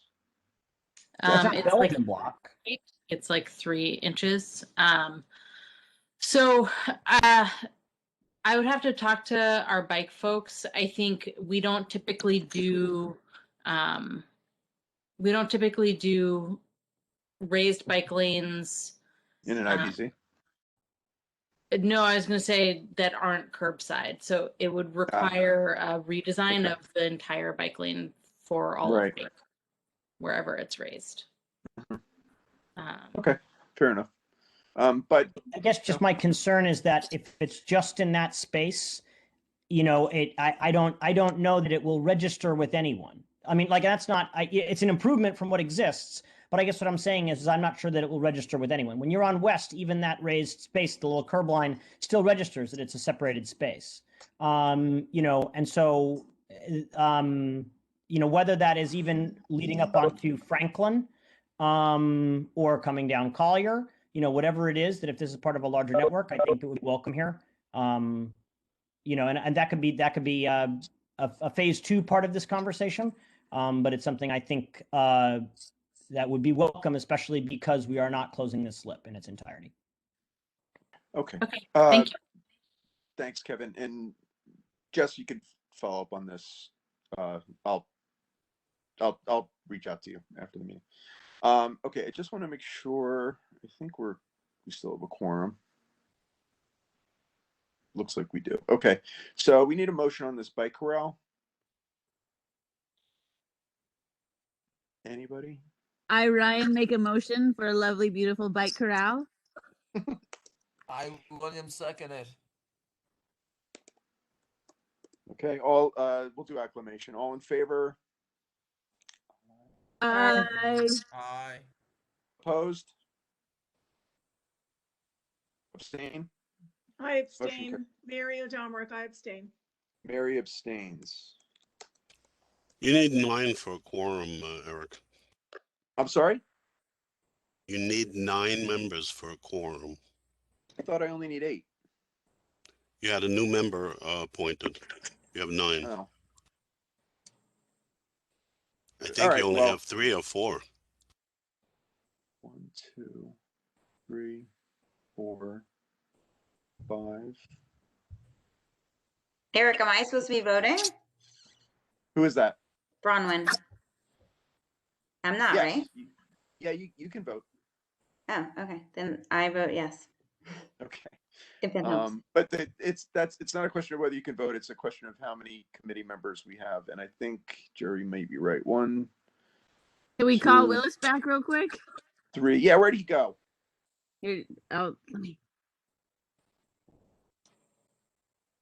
2, 3. Sorry. 4, 5, 6, 7. We're too short. All right. Well, it's fine. Calling Kevin Costa. You could make Eric. You could make a consensus recommendation without the quorum. Okay, so I think we have a consensus based on the vote, and then I will bring Rhonda and Jessica, just so you know, when we do the report next Tuesday, we will state that there was a consensus on approval of the bike corral, and we'll leave it to the board to decide yes or no. Okay, great. Eric, Kevin Costa can hop back on. I need Sorry. 9, and we have consensus, so a motion to approve never is mind. better, but consensus is usually okay. So we'll take it, and it's 9:30. So moving right, Jessica, thank you very much. A lot of hard work on this. Dan, again, thanks for starting this off and getting this ball rolling. I think we did good a little bit, but could always be better. But this is good. So thanks again, Jess and Dan. Okay, so that is item number 2. Item number 3, we already heard from EDC. So we'll be looking for any updates from them in May, if any. Okay, make or move. Kevin, I received your report today, just hours ago, and read through 20 pages more quickly than I've ever read through anything. I just want to, I know Jerry made a point to me, and I noticed it as well, that the Transportation Committee has not. I understand that. I'm I'm happy to clarify that. No, let me finish. Let me Yeah. finish. Okay. So we've supported in spirit your efforts and the Make Meeker Move and the TA efforts to improve the corridor. I think that's clear. I've been in many meetings going back to even before I was on the board about Meeker. You know, I know Karen has been a champion of improving Meeker. So, you know, we're not against you. However, you know, we had just as a point of clarification for the public record, we have not taken a vote to endorse any specific program. We have taken votes to support the improvements by DOT at the different intersections along the way, in the phase rollouts. But you know, just to be clear and on the record that that's the case. Now, Kevin, before you start, I know that DOT has finalized their proposal, but because of time and conflicts, we were not able to hear it today. But the good news is that I will be, and I'll be sending a confirmation to Rhonda tomorrow, just to let her know that the presentation will be on the agenda for the May 5th meeting. I just want to state that now, and then hopefully we can also hear it at the full board, because so many people interact with Meeker that it really is important. However, Kevin, you're going to give, when we spoke last month, we said that you would submit the report and then give a synopsis, just because of time constraints. So if I could hold you to 5 minutes, and I will be liberal with it. Before you start the clock, you said May 5th, but I thought you told me May 4th for the Transportation Committee. Oh, maybe it's May. I'm like, sorry, May early. The first Tuesday in May. Okay, May 4th. May 4th. Okay, thank you. Okay, sorry, Rhonda. What was I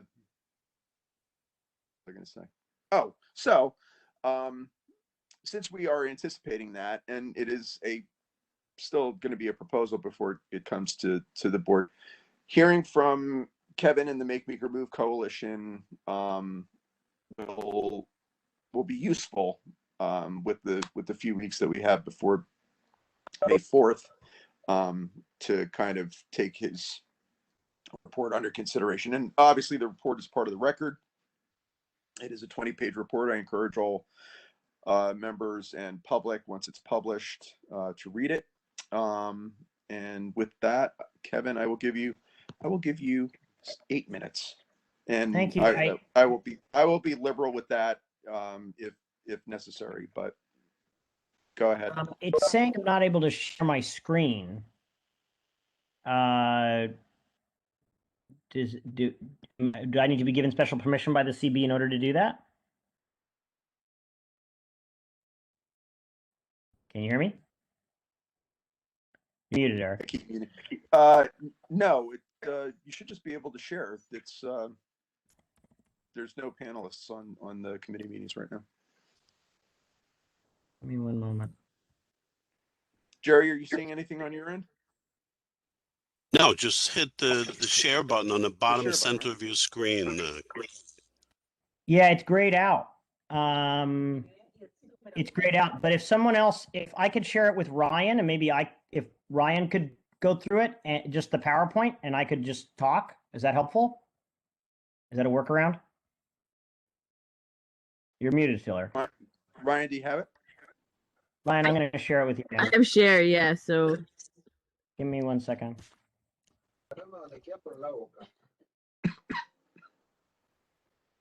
Okay. Great. Ryan, I just shared it with you.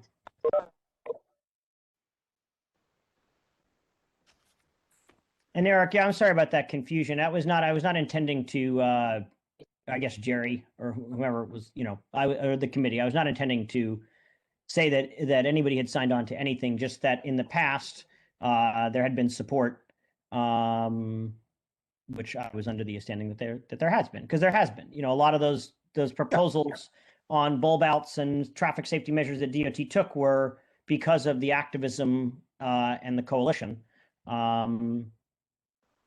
action, over the course of many years. Right. But yeah, I'm happy to, in version 1. In addition 1.1, I'm happy to correct a couple spelling mistakes and take you guys out of there. Okay. How you doing there, Ryan? You got it. We've lost Kevin Duggan. Oh, damn. There goes the scoop. I'll tell you.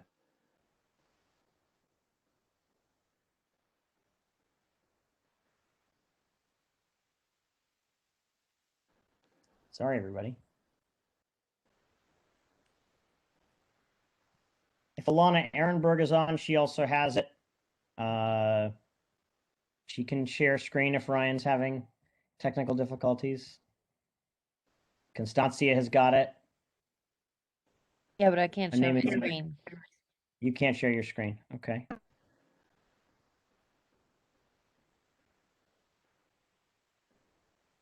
Ah, there we go. Nope. Okay. Yes. There you go. Make Meeker move. I see it. All right. All right, cool. Ryan, if you wouldn't mind full screening it there for like the present button.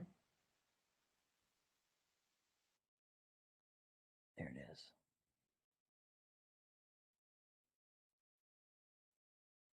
Oh, maybe not. What did it say? Anticipation is the greatest appetizer. All right. So thank you, everybody. And thank you, CB1 and DOT. This is the presentation for Make Meeker Move. So going back a moment, who is Make Meeker Move? I know a lot of you we're going too fast. I'm a fast talker, but not that quick. So who would Make Meeker Move? Now the next slide. So the Make Meeker Move Coalition is a campaign led by North Brooklyn Transportation Alternatives for the last 6 years that includes residents and elected officials, as well as neighborhood organizations. And what we're calling for is a complete street redesign of Meeker Avenue to make it a safe and vibrant street that no longer divides our community. And we'll get into that in a moment. But primarily we want a process going forward, in general, when we're talking about Meeker, that prioritizes public input and transparency, a design that protects all street users, the development of quality open space that encourages community use, and environmental justice measures that aim to mitigate the harm done to Greenpoint and Williamsburg by the BQE. And the coalition is quite broad, has shrunk a little bit, obviously, with CB1 Transportation Committee out. I'm just kidding. But it includes Transportation Alternatives, North Brooklyn Activist Committee, the North Brooklyn Mutual Aid, and then North Brooklyn Stewards, the North Brooklyn Parks Alliance, El Puente, the Newtown Creek Alliance, North Brooklyn Neighbors, the North Brooklyn Open Streets Community Coalition, the District 14 Green Alliance, which is the groups within the schools, the Friends of Bushwick Inlet Park, Our Lady of Mount Carmel Church, the Williamsburg High School of Architecture and Design, and the North Brooklyn Progressive Democrats. But that's not all. Next slide. We've also had signed into our petitions nearly 4,000 community members, as well as 80 businesses along that corridor. Support from the Office of State Senator Julia Salazar, State Senator Brian Kavanaugh, Assemblymember Emily Gallagher, Councilmember Stephen Levin, and Councilmember Antonio Reynoso, Female District Leader Christina Napolitarsky, and Male District Leader Emil Bazil. Yep, next slide. And so now what is Make Meeker Move? I love that picture in the bottom left-hand corner. That's a shot of it before you got the highway up. Pretty wild and gives you a sense of the sheer amount of space underneath there, which I think is oftentimes hidden by the cars and the highway up above. But what does Make Meeker Move? We'll get into it. I think it's first important to go over what some of the problems are in the space. Make Meeker Move is an attempt to address those problems. It has been an attempt to address those problems. I mean, obviously, we understand that those problems are broad and long-seated. First and foremost, we have a highway cutting our community in half for 70 years, which has led to a great degree of environmental injustice.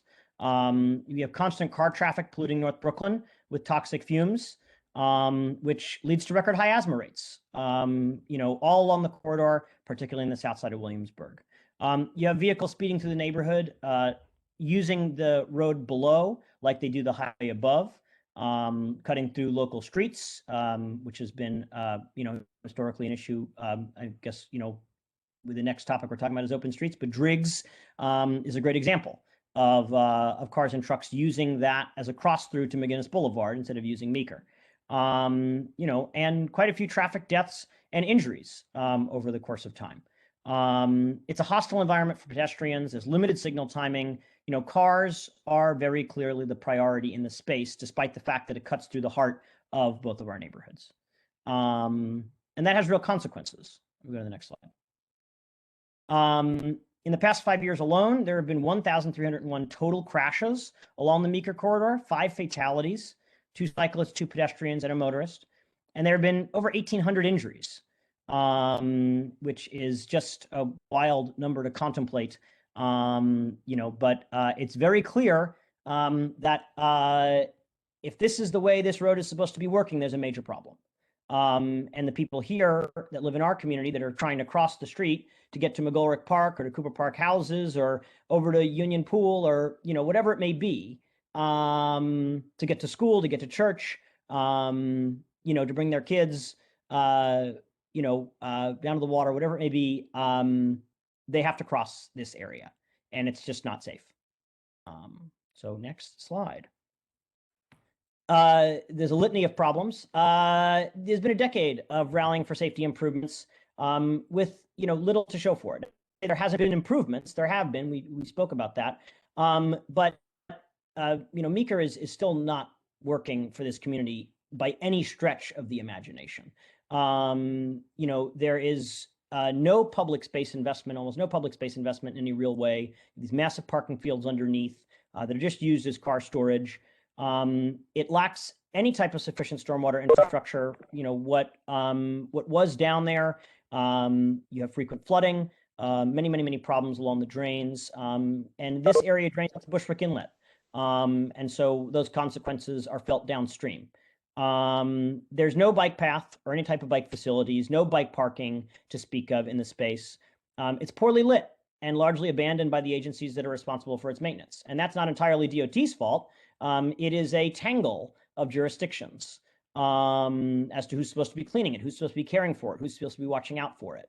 And so that leads to no one watching out for it. And then kind of finally, this is not the only thing, but kind of, moving right along, after all this, there was a plan for paid parking put forward back in the fall with no community feedback or transparency. And that plan has since been shelved temporarily. I think we're all waiting with bated breath to see what DOT comes back with. But that was kind of what kicked off this newest phase of the conversation, because I think the one thing that those that want to see, no one in this community wants the paid parking, I guess, let's put it that way. And so if we could go to the next slide.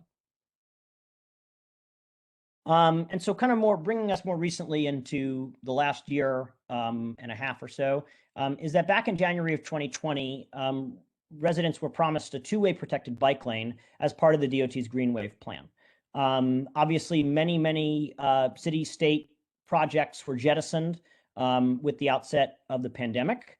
Understandable, but still regrettable, because you had essential workers that needed to get to work, that might not have felt comfortable taking public transit, that might not have owned their own vehicles, and so now they're on bikes or they're walking.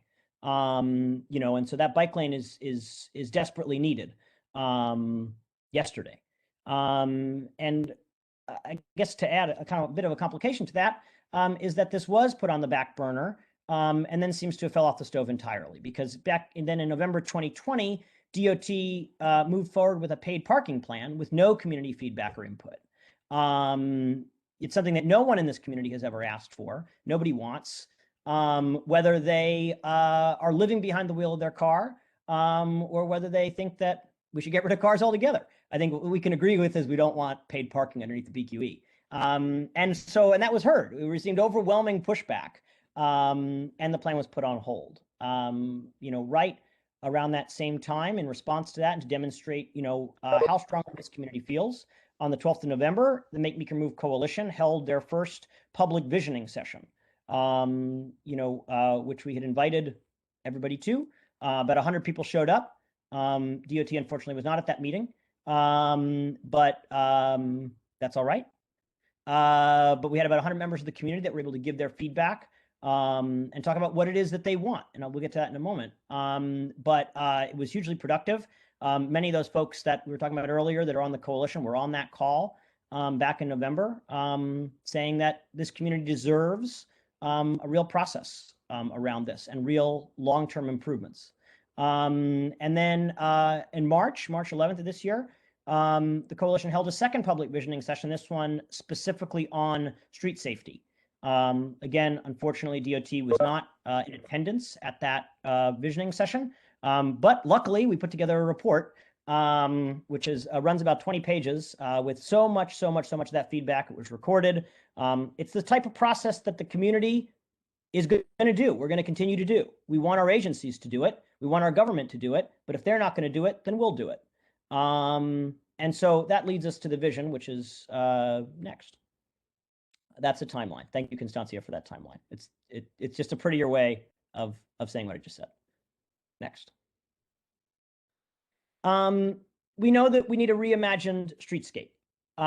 This is what we were hearing. This was the priorities of the coalition. We need to eliminate crashes through safety improvements for everyone on the street that include protected bike lanes, real protected bike lanes with protective jersey barriers. This is a space that is used as a speedway. And a bicyclist or a pedestrian, if a car is traveling at speed, is not going to be stopped by the plastic bollards. They're just not. So we need protective jersey barriers. That's really top of line. We need safer pedestrian crossings. There are many ways that can be done. We want as many of those tactics used as possible. We want bulbs out, pedestrian wayfinding, increased signal times. We want street redesign to mitigate speeding and unpredictable traffic patterns. The intersections on Meeker are an absolute disaster. The way that cars are using that road is the way that they use the highway up above. But people, children, our elders, our cyclists are not on the highway up above. They're on the street down below. We need better lighting and enjoyable design elements in the space. The lighting under there is, pretty awful. We've seen improvements in Sunset Park around lighting. We'd like the same. Next.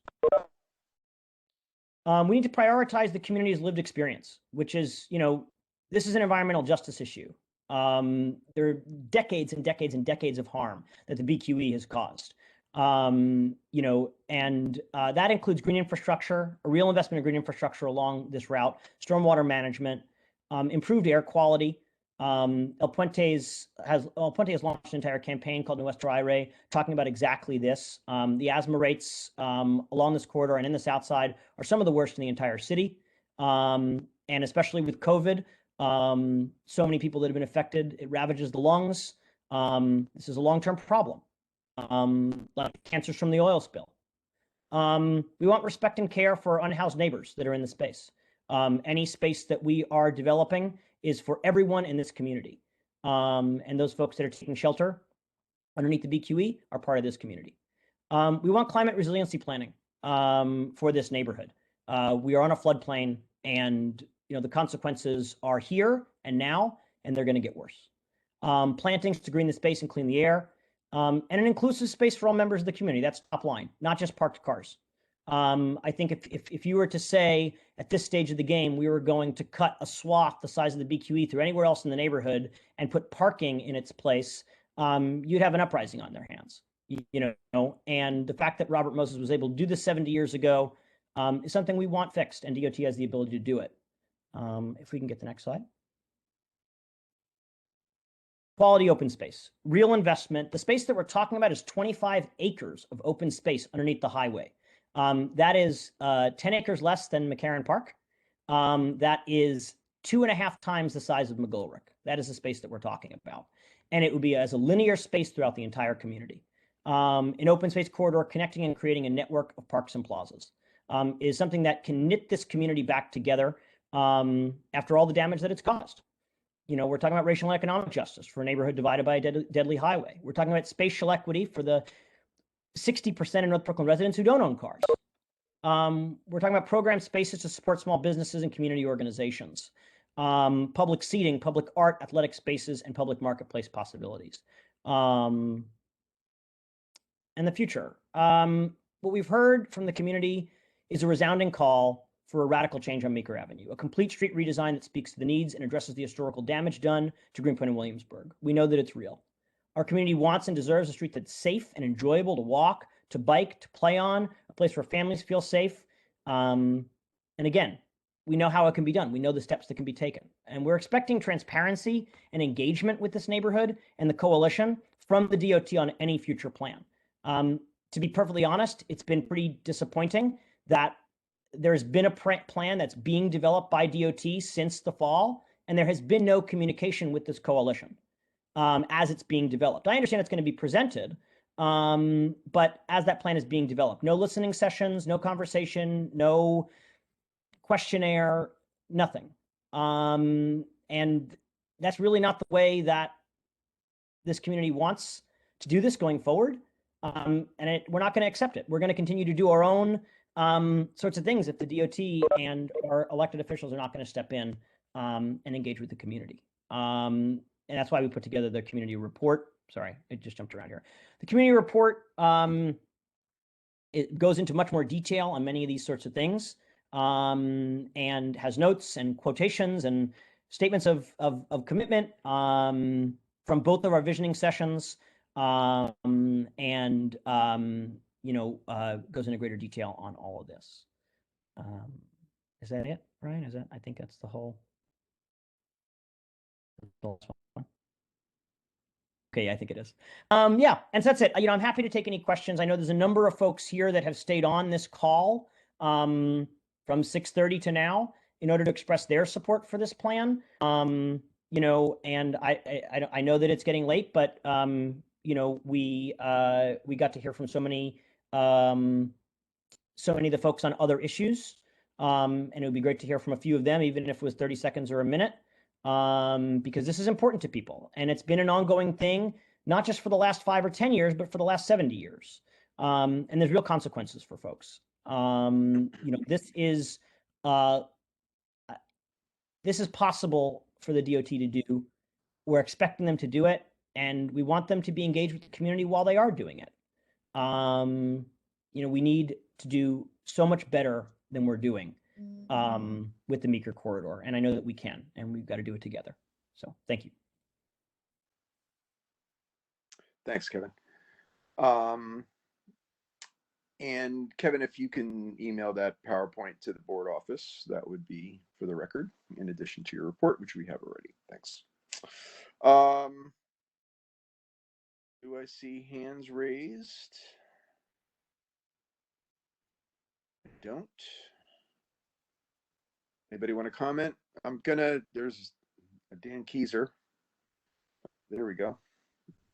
Mr. Drabble. Okay, we'll start with Dan and Elliot, and we're going to do 90 seconds, which is a minute and a half. Dan, go ahead. You got it. Just want to voice my support for this project and all the hard work that Kevin has been doing on this. And to everybody listening, Kevin is not going away on this. So buckle up, everybody. So yeah, I just want to voice my support. Thanks. Okay, thanks, Dan. Elliot? Yes.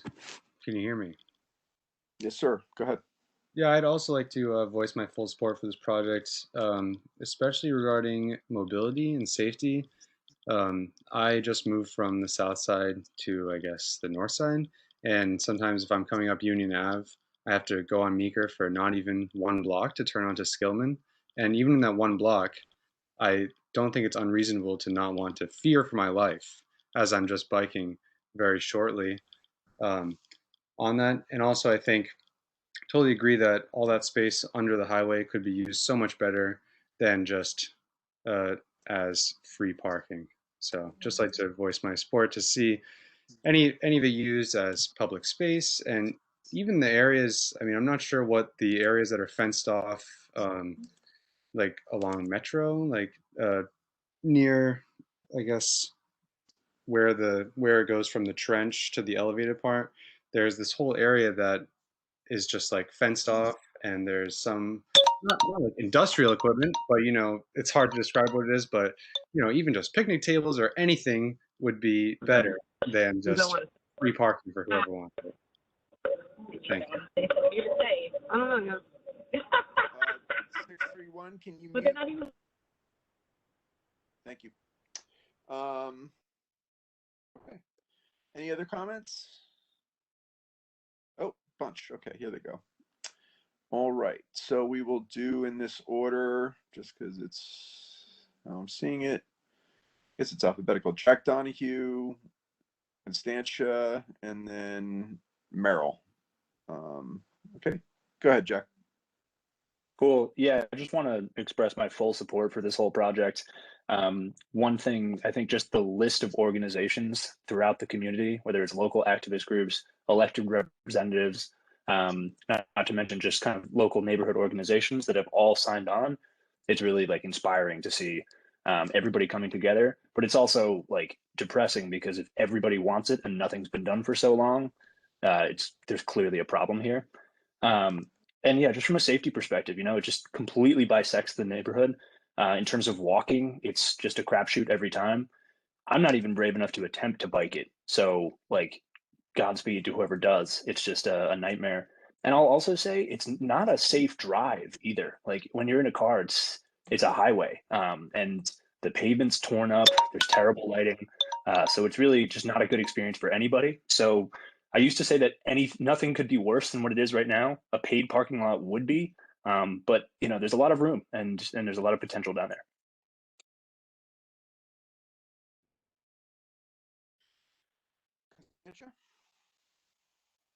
Hi, good evening, everyone.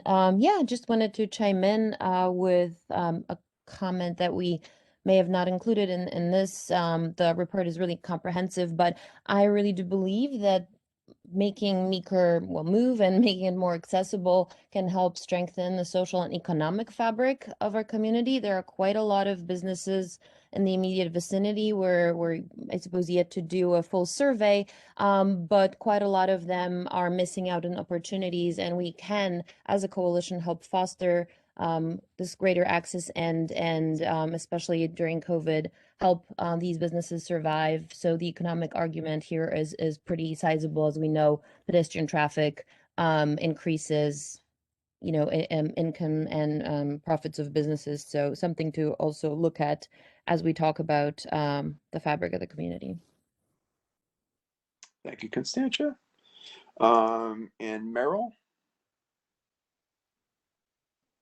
I just wanted to echo my Merrill, support. Merrill? Uh-huh. Merrill, can I get your last name for the record, please? Laborde. Spell that for me. Laborde. Got you. Okay, thank you very much. Go ahead, please. I just want to voice my support for this project. I live on Kingsland and Meeker, and so I see every day the cars. I have to cross the street every day, and it's always a nightmare. I used it as a commuter route for years, and that space under the BQE could be much better serving all of our community and could be much safer space for all of us. So I look forward to working with the community board to continue talking about this. Great. One last hand check. I see Juan Sarah. Hi, thank you. Yeah, I just want to express my support to this project. It's really outstanding in these times when everyone needs so much space, and to see Meeker Avenue with all that space underutilized, and like the DOT wanted to create paid parking there is just nonsensical to me. And so, yeah, I'm expressing my full support to the project, and because we really need that space in the community for the community. That's it. Thank you. Thank you very much. All right, I see oh, they just keep popping up. All right. We'll do Clara, Alana, and then Evelyn. All right, Clara, go ahead. And can I get your last name for the record, please? Yeah, it's Smith, Clara Smith. How do you spell that? I'm kidding. Go ahead. I just want to also express my full support for this. I think in a time where we're in a enormous climate crisis, we really need to be rethinking how we're using these spaces, and now is the time to be doing it.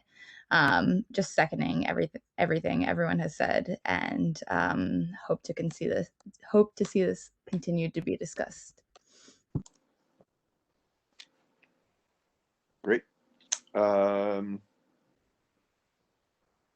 Shoot, I lost my order. That was Clara. Ilana, please. Thank you. Can you hear me? Yes, ma'am. Awesome. I just wanted to also express my support for this project. I think just having been in all the visioning sessions, it's been an absolute dream to hear from all the community members and see sort of what they're envisioning for this space. I think it's there's a lot of potential, and as Kevin pointed out, there's 25 acres that we could have as open space. So it's an exciting opportunity, and I hope the community board will continue to support or work towards a plan for this.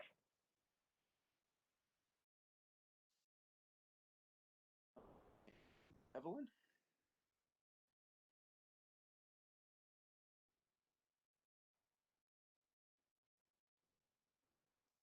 Evelyn, you recognized, and I need your last name for the record, please.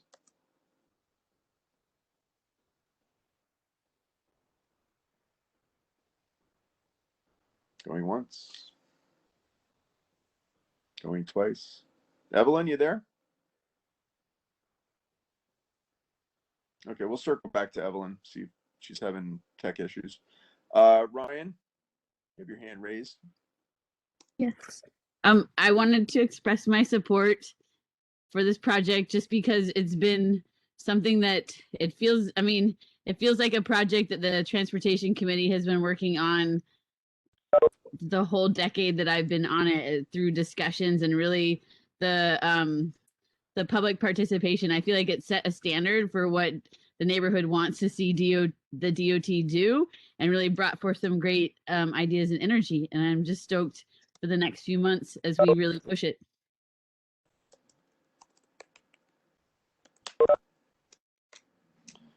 Okay, thank you.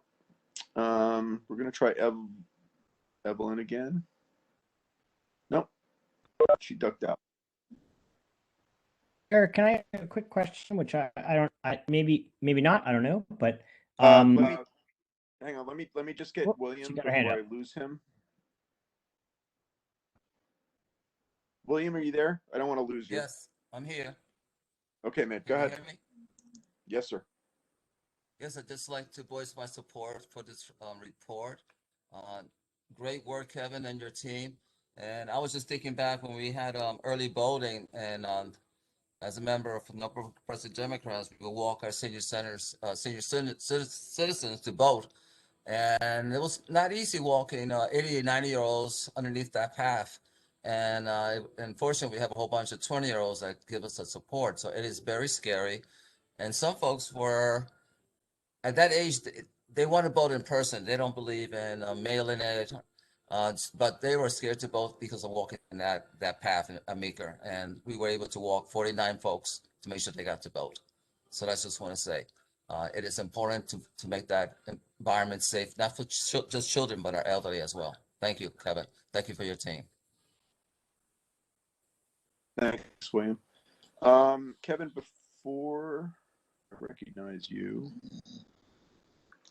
Okay, I see Evelyn's back. Can you hold on, Kevin? I'll give you the last word. All right, cool. Evelyn, you there? Yeah, can you guys hear me? Yes, ma'am. Can I have your last name for the record, please? There we go. Last name is Duel, D-U-L. I'm sorry, one more time. Duel, D-U-L. D-U-L. Okay, great. Okay, please make your comment. Simple. So I'm just kind of, I have more questions that I think I'm in favor or opposed of this idea. Kind of ties into the open streets. I know I attended one of the meetings in February where they mentioned how they are discussing eliminating free parking on the streets and that they would like to make these permanent fixtures on open streets. So now if we're being told that basically that this is something that's on the table and that we want in the future, and the DOT is saying let's have paid parking now under Meeker, and now we're introducing another plan to eliminate the paid parking on Meeker. What are we expecting people to do with cars that they own, cars that they use to get into from work? Are we taking everything into consideration, or are we kind of just looking at one agenda and just how that plays out instead of saying, oh, wow, this affects parking and now this other project affects parking. How can we tie these two in together to make sure it's fair and safe for everyone and not just the projects individually? And that being said, I also mentioned in the chat, but I think it's private. I actually think it's quite dangerous that we keep trying to make pedestrian walkways in the middle of roadways or where cars usually drive. I think it's very dangerous to actually make pedestrian and open streets in places under a highway, under like a boulevard. This is Meeker, where we have multiple lanes on each side under the highway. So I'm trying to understand, why would that be a safe place for us to put pedestrians when we have parks? I was not prepared because I literally heard about this meeting maybe 10 minutes before it occurred. So I didn't do my proper research, but I'm trying to get the acreage on the parks in the neighborhood, and I'm trying to understand what's the need for all these open spaces when in just our zip code we have 10 parks that I can think of, and these are not including the little squares for sitting like they have by Automotive right off of Bedford. What is that, Bedford and Lorma? Like, I'm not even counting those little squares where they have benches for seating. I'm talking about like actual open parks. There are over 10 that I can count off the top of my head. So I'm trying to understand why we're creating more space instead of utilizing what we have. That's my first question. My second question is, considering that the agendas for these projects kind of overlap, and while we're saying let's eliminate parking, and the DOT says, okay, they say eliminate free parking and let's create paid parking. Now we have two programs that we're trying to run that eliminate parking. And a lot of people got cars during the pandemic to travel to and from work. So this is a very current problem. And for example, if you lease the car, you own it, you can't just get rid of the car. It's not like, oh, the pandemic's over, gonna take the train again. You still own a car. So I just kind of want to know, I want to voice my opinion on that and just kind of want to know what the plan is for people like me.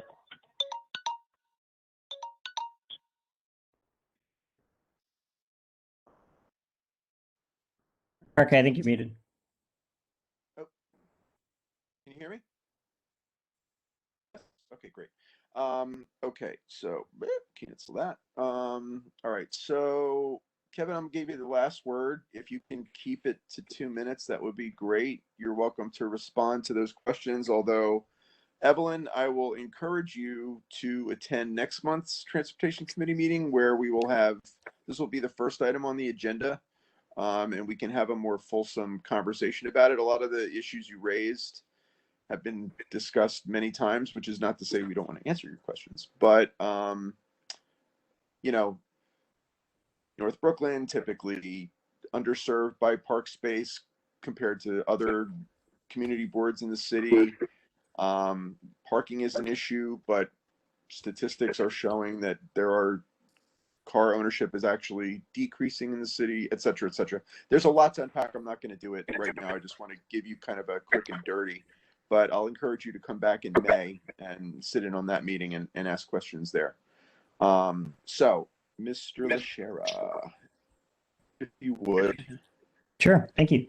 Yeah, I'm happy to take Yeah. Go ahead. I'm happy to take 30 seconds to respond to what Evelyn said.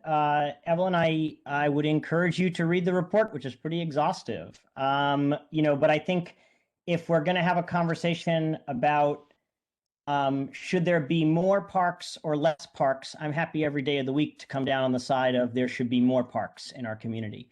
North Brooklyn, with its deep industrial past and all the damage that has caused, real lives that have been lost and damaged, we have some of the least amount of open space per person of any neighborhood in this entire city. It comes out to about, and that's without people moving into those towers down by the waterfront, about 26 square foot per person in North Brooklyn, which is about a queen size mattress. So, I think that longer term than that, longer term than the lease on the car or whatever it may be, is climate emergency, which is coming for this community, whether we like it or not. And we have to be taking every measure that we can in order to mitigate the effects of that. So that is the perspective that many of your neighbors are coming at this from. And I think as for how we're using our roadways, there was a number of things discussed in the plan. As for bikes, we're walking safely. You can't take a park with you to work. But plenty of people need their bicycle to get there and to get there alive at the end of the day. So happy to talk more. I can pop my email address. Well, I can message you privately there with my email address. And I'd be happy to send you the report. I'd be happy to talk with you about it. This is something that this community has been discussing for quite some time. It seems like you're just getting on board, learning about some of this stuff, and that's great. So anyway, I guess my question for Eric, or the board in general is it possible to get some sort of letter of support, as far as this proposal goes, or statement from the committee. I know that it had been quite a discussion. I remember, just in one of the conversations that we'd had, Eric, that paid parking was a non-starter. And the community's been working hard to put this together. And so a letter of support for that effort and for all the organizations and neighbors and elected officials that have been a part of it, I think would be appropriate, if it's something y'all are willing to do.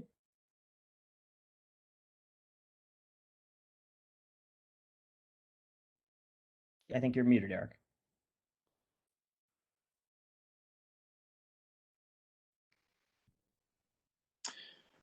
Yeah, Ryan, did you want to say something? No? Okay, sorry. Well, I'll entertain a motion, but I just, before we do that, Kevin, let's okay, so I'll entertain a motion, obviously, from the committee if somebody wants to make one, for a letter of support for the plan. I make a motion okay, for a letter of support. You still don't have a quorum. And I second it. Okay, so that's all right. Well, we don't have a quorum, but we'll do a vote anyway for consensus. So Ryan, you want to state your motion? I motion that the community board writes a letter of support in favor of the Make Mover plan, which has spent months of time compiling community opinion and advice about how to use Meeker in a more sustainable and neighborhood friendly way. Was I riffing good there? I don't know. I don't do these motions very often. And I, William Vega, second it. Okay, so Beautifully done. Beautiful. All right, wait, hold on. CB1 to write a letter of support for the in favor of the Make Meeker Move plan, and in support of the Make, that's the official name, right? The Make Meeker Move plan, and in support of the months of organizing and you heard me. I mean, I also want to acknowledge that this isn't just a plan that was.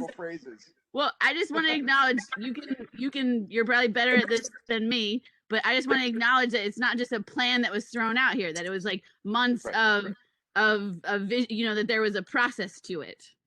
Okay. Just make, I think, Eric, just to make, I think we're the Make Meeker Move Community Plan would be the name of it if there's a name for it. And also yeah, good. Sorry. Okay. Write a letter of support in favor of the Make Meeker Move plan. Okay. 9 words. Done. William, second. All in favor for the 3 board members that are left. Aye. Aye. Against? Doesn't our votes count triple if it's after 10 o'clock? I thought that was a bylaw. It absolutely. Thank you. It was yesterday when we were 12:30 in the morning. Eric, my vote is against. You're against. Okay, Mary's. Thanks, Mary. Against. The one thing I wanted to just one, Kevin. I'm in a vote. Any abstentions? None. Okay. So not a true motion. Not a true.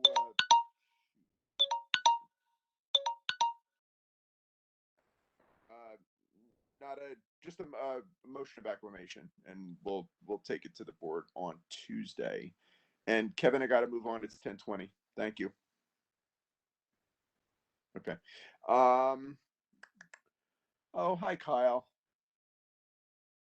Good evening, everyone. Welcome to Open Streets After Hours. Exactly. So I know I'm not sure if she's still on the call. Shannon Phipps, she's still on the call. So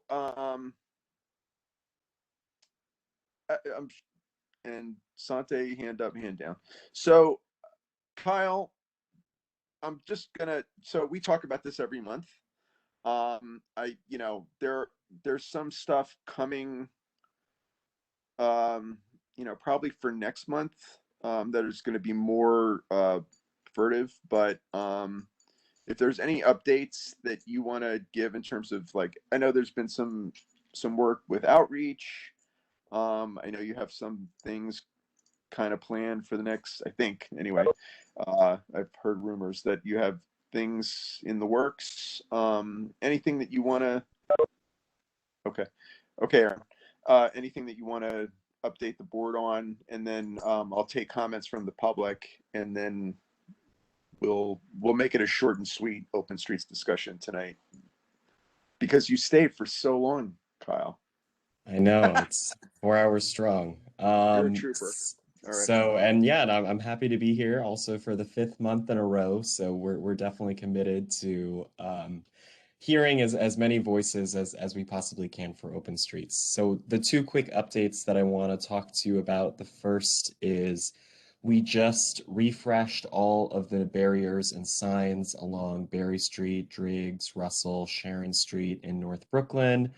I want to make clear that the guidelines and rules and regulations for the program have not changed. Parking, local access, things like that are still permitted.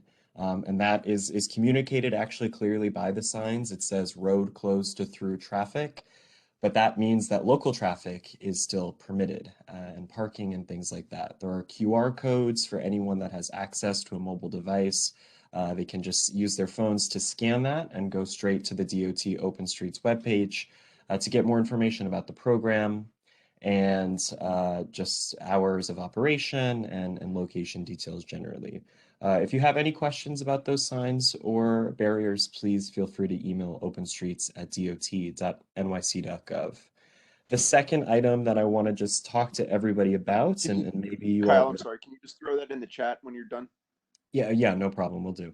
Great. The last 2 item that I wanted to talk to everyone about is that our street ambassador team, which are public engagement professionals, have been on street surveying community members to get their feedback about the open streets generally in the program and how they want to use the streets in the future. We definitely heard that we need to be more inclusive in our outreach efforts and give people more of an opportunity to participate beyond just the typical digital channels that we've been using as a result of the pandemic over the last year. So our street ambassadors have been out on the street. Tomorrow they'll be on Berry Street between 8th, North 8th and 9th, as well as and at North 3rd between 11 a.m. and 4 p.m.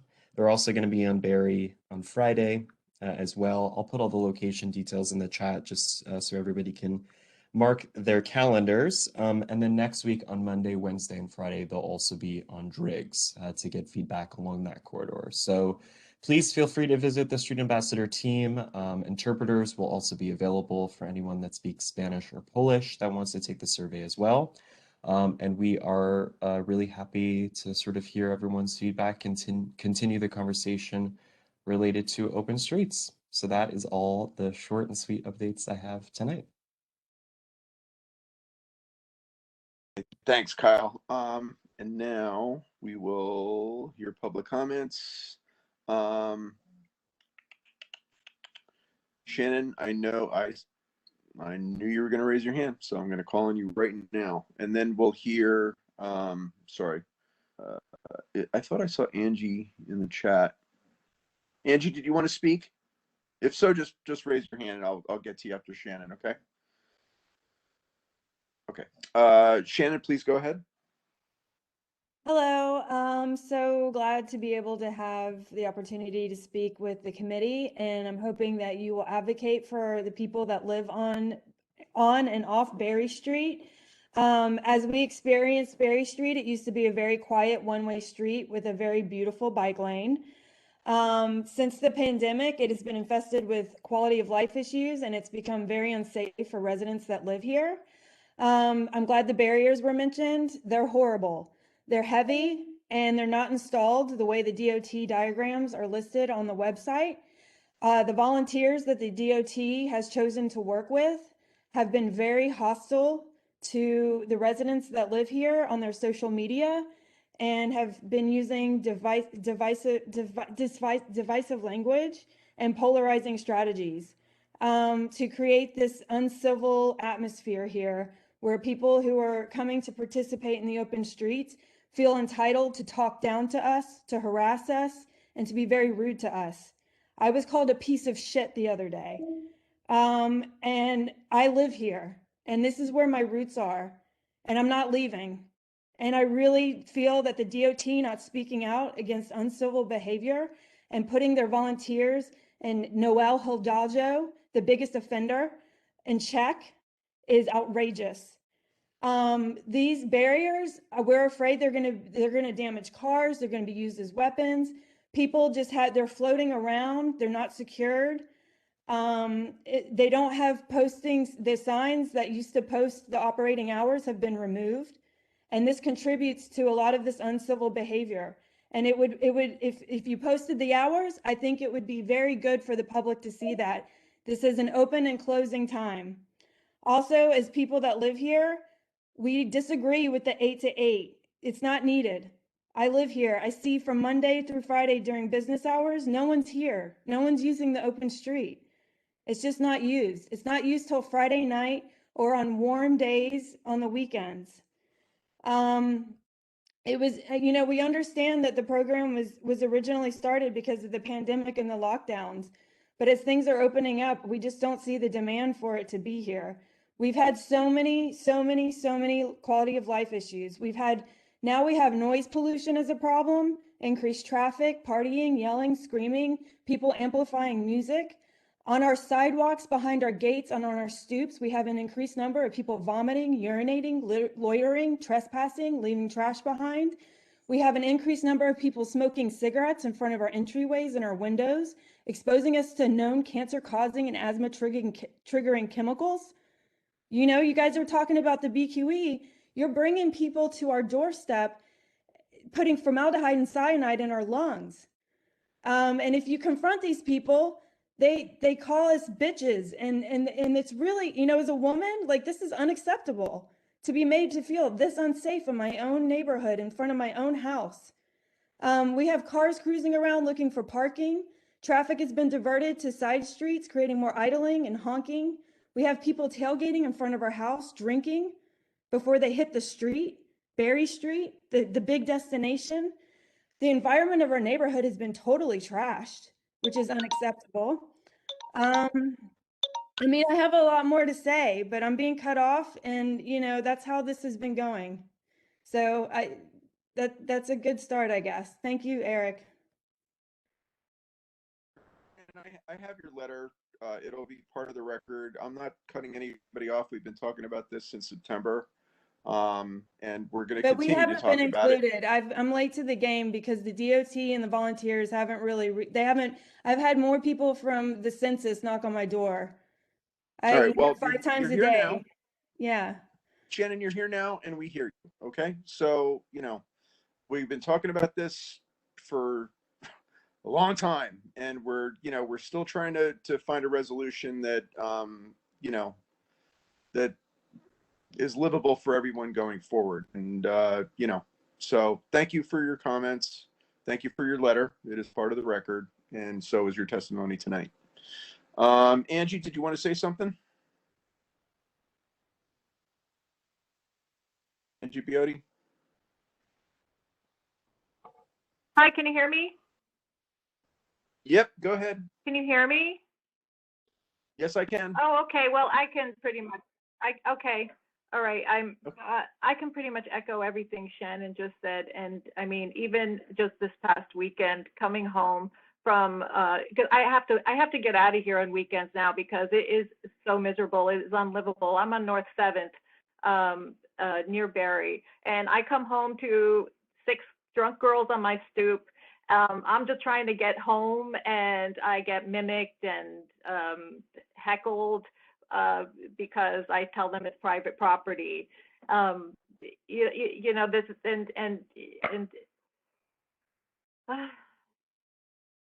the new signs. Not less than 24 hours, the new signs are up.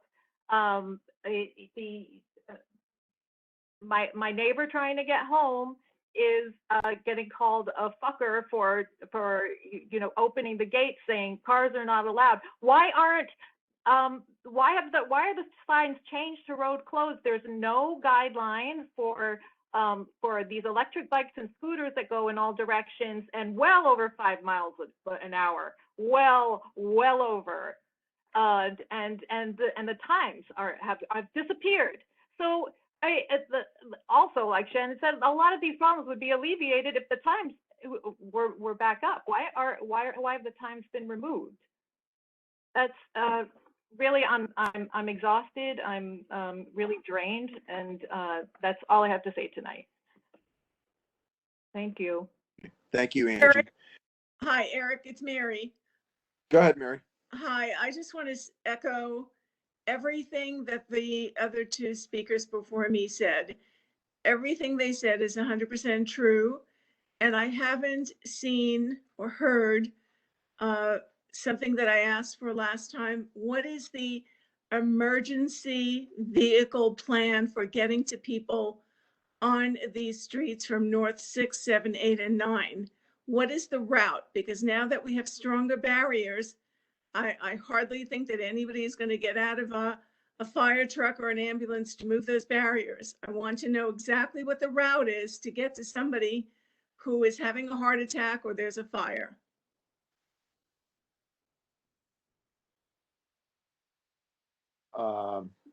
That's for Kyle, but it's also an NYPD FDNY question, but we'll take DOT's answer. Kyle, go ahead. Yeah, I mean, I will say that emergency access and making sure that emergency providers, as we have mentioned multiple times at this meeting and at the workshops and exchanges that you and I have had, is that it is a paramount concern. And correct me if I'm wrong, but NYPD and the fire department have both been here and have indicated that there's no evidence to indicate that their response times are slowed by these open streets. If you have data to prove otherwise or other points that you want to bring to our attention, please feel free to share via our borough office, and we're happy to look. But in terms of specific routes, there is not one specific route an emergency vehicle is going to take. We have a very wide traffic network that vehicles can use. So it really will depend on a case-by-case situation. Well, I'd like to know how they get to North 6, 7, 8, and 9. Those 4 streets is what I'm concerned about. What is the route for getting to any one of those 4 streets? There has to be a route. I'd like to see the route in writing.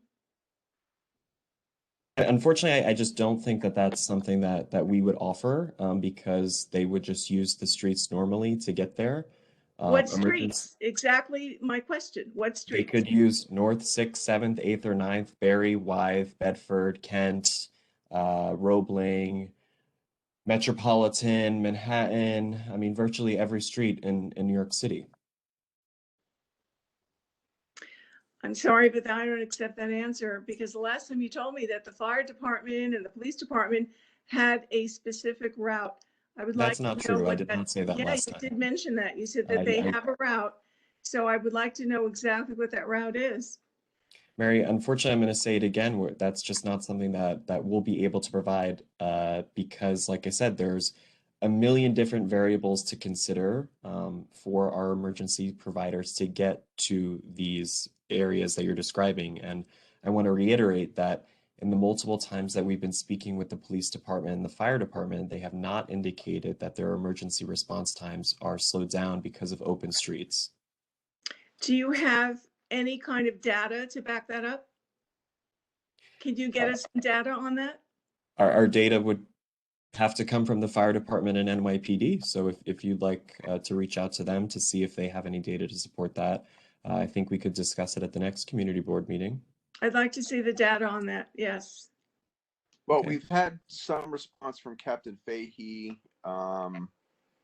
We did get a reply from sanitation today in terms, I'm not going to get into it here, but they have their statistics on what's been happening. And FDNY is supposed to get back to us with response times, both for EMS and fire. So that's a follow-up. That's on me. So I'll follow up with them to kind of drag them to a response. They did give an initial, excuse me,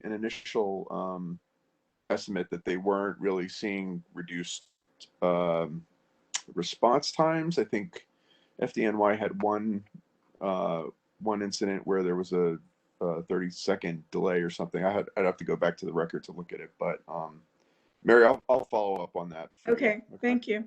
You're welcome. Thank you, Kyle. Who's got their hand up? Sasha, Sante, Kevin. Oh, everybody. Okay. All right. So we're going to do 1 minute because we talk about this every month. And we talk about it every month. So I'm just going to run it down. Board members first. So we'll go Ryan and then Santi and then, oh God. Okay. 1 minute. Ryan, then Sante, and then I'll go back to the hands raised. All right. I just want to say I live at the corner of Barry and Metropolitan. From the window right here, I'm looking out, I can see the barrier, and everything that I've heard said tonight, I don't see. I don't see people yelling and screaming. I don't see fights. I see people walking and enjoying everything. I work on North 8th and Kent, so I am up and down Barry about 100 times a day. I have a car. Technically, I have 2 trucks. One I pay for parking, one I park on the street. It is large, raised, giant. I often find more parking on open streets. Oftentimes, I don't have to get out of the car. I see my neighbors here run across and open and close for people. So the antagonism I hear from people is not something I see. And I would love to see people put some stuff on film. And I just want to speak up in defense of Noel Hidalgo, who to me has been a community member who's been here since the 2000s, coming to meetings, working on stuff. And I've never seen him be anything but nice and charitable. And I just think that the character assassination of someone because you have a different opinion is really not cool. Me and Mary disagree, but I'm not going to sit here and say that anything she does is inappropriate because our opinions are different. And I just think that we all need to like reel it back in and be respectful of each other, because Noelle is not anything but a volunteer who works his ass off to make sure that children are safe on that street. And I've been wholly impressed. And I just want to say, like, yeah, be kind to each other. Ryan, I respect what you say, but you are not living on. I live on Berry Street. I live on Berry Street. I am equal to you. I live on Berry Street. I live on Berry Street. Because you're telling me that I don't live on Berry Street, and I'm telling you that I get to say stuff, and you can wait your turn. It's not your turn. You don't get to counter me. You're in line. You spoke, I speak. You don't get to disrupt me. You just cut me off, Ryan. I said I was. It's not your turn to speak. It was not your turn. You're cutting off the next person who speaks.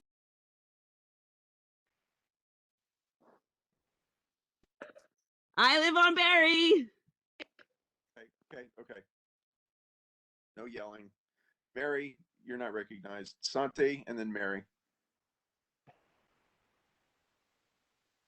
Hi. Santi. Can you hear me? Yes. 1 minute, Santi. Yes. Please. Okay. I'm not saying that I'm in favor, and I'm saying that I'm against. I received so many emails by people that I didn't even know. People heard that there is an outreach committee in desperate need to have some kind of a contact. So definitely, I'm glad that DOT has activated some the needed outreach. I believe that has been just confirmed. I know tomorrow they're doing more outreach. One very important thing that I believe is really needed to understand when people have windows and the fabric, our urban fabric on Berry, it's very small scale. We have these 2-3 story building, and closing the street, it's a great idea when it's really serving the community, but there is so many things that are going on, and we talk about activating the street activity. And the business now are coming to the street. There's so many unregulated things, which include noises, music, amplifying music. I believe we should really consider what the issue are, and we need quantistic analysis of the traffic, because just looking all the maps of the city, Berry, it's a major street. It's a major street. So this traffic has to go somewhere else. My invitation is really, we need more information, we need more data. It's not to be against, not to be in favor. So let's do not remember that. The impact of quality of life is real, and I noticed that when I've been walking on Berry, and there were a certain type of activity. I can only imagine it. I was inside any of the houses, but I would have been the first one to have serious concern. And I know we care about quality of life. So we should evaluate what it needs to be done, what it needs to be assessed here. That's all. Thank you, Santi. Mary? I want to go back to what Ryan said. Ryan, you live on Berry Street, but you do not live on the 4 streets that I mentioned, North 6, 7, 8, and 9. And the first warm evening that we had about 3 weeks ago, the music went on past 2 a.m. Okay, so I mean, I'm just pointing out that you may have a more peaceful situation on your end, but on this end here, between 6, 7, 8, and 9, we have a very difficult situation happening, particularly evenings, particularly warm evenings, and especially on weekends. Thank you, Mary. Or can I ask a question? Is that okay? Who's Kyle? Yeah, go ahead. Yeah. When there are these amplified sounds and quality of life issues, is anyone reporting them to the police or making a 311 call? I can't speak for anybody because I don't know. We would have to check with the police department or 311 to Have find you out if they. specifically reported any of these? No, I have not. I'm reporting them to you. So quality of life issues and enforcement related to them definitely fall on the NYPD. So this goes to everyone on the Zoom or the WebEx tonight that these quality of life issues, if you are seeing amplified sound at 2 o'clock in the morning or aggressive behavior, potential criminal offenses, I urge you to reach out to the NYPD to document these offenses because they are the enforcement arm on a variety of different types of issues. And if these items are truthfully happening as you described, then I think that it means that they need to be reported to the proper agencies. So that's just what I wanted to add here. Thanks, Kyle. Just those of you in the chat fighting, stop fighting. Let's keep it civil. Okay. So yeah, and to Kyle's point, yes, please call. Even like if 311 is like not showing up or 911 is not showing up fast enough or whatever, squeaky wheel gets the oil, right? So if you're seeing these things, log a 311 complaint. They come into the board, the NYPD gets them, and then if there's enough static about one particular area and 311 is like, they get the precincts get heat from one police plaza. They're like, what are you doing about all this nonsense going on Berry? And then they have to do something. And this is, to be fair to Captain Fahey, she's been great in responding to both the board and to others. However, so Kyle makes a good point. Please report these incidents. If they're happening, then they should be reported. They are quality of life issues, and they should be dealt with. If you've got some drunk frat boy on your stoop, then he should be dealt with. Like, period. It's not even a question. And part of the problem that we've been having, my takeaway from a lot of this is that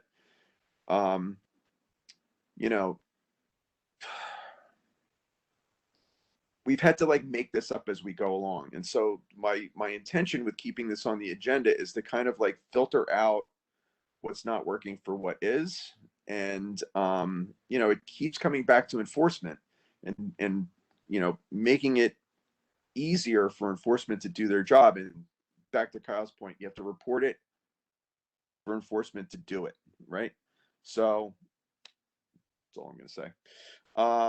Eric, can I say something? 1 second. I believe. God, quickly, please. It's 10:46 and I'm up at 4 a.m. I believe it's very important. That's great idea, but we can't pretend to call 311. I believe this is a great concept and is evolving, and I believe we are creating the condition. We need to contain and make some restraints so we don't create. We're talking about activating the street and having performance on music. So is all this idea. We need to create more rules. The idea is great, but we need to make more rules so we can avoid, because 311 and the precinct is not going to be able to resolve it if we don't do that. That's all. Thank you, Sante. Wait, no, I just want to remind people that a man was killed. No, Delroy Morris died because of a fake 911 call about people standing on the sidewalk. So I also want to put out there that these have to be real calls, because we had someone die at Driggs and Metropolitan because someone on Metropolitan called in a fake 911 call about Black people with a gun because there's a new restaurant here, and a man was killed as the police raced over to a fake call. So like, this has to be real things, not fake things, because it's to get the police to respond because there's people talking on the street is not cool. Like 911 is for actual 911 emergencies. Yes. And it's a crime to call 911 for something that is not really happening. Okay, so I don't want to have like a whole shouting match about this because we shout about this every month. So I'm really going to say 1 minute, and I'm going to cut you off at a minute. I don't mean to be. Everyone knows that I'm all about speak your mind and having these as open as possible, but okay, so sorry, I'm losing my patience now. Elliot, go. All right. Hello. Yeah, I'd just like to say that, getting rid of the open street past 8 p.m. or in the higher number, like the north numbers, is not going to get people off the street. As long as people are coming back into the city and choose to go to bars in Williamsburg, there's going to be people out in the street at closing time. And removing a metal barrier just so that people can drive through and park as they please is not going to do anything regarding those quality of life issues.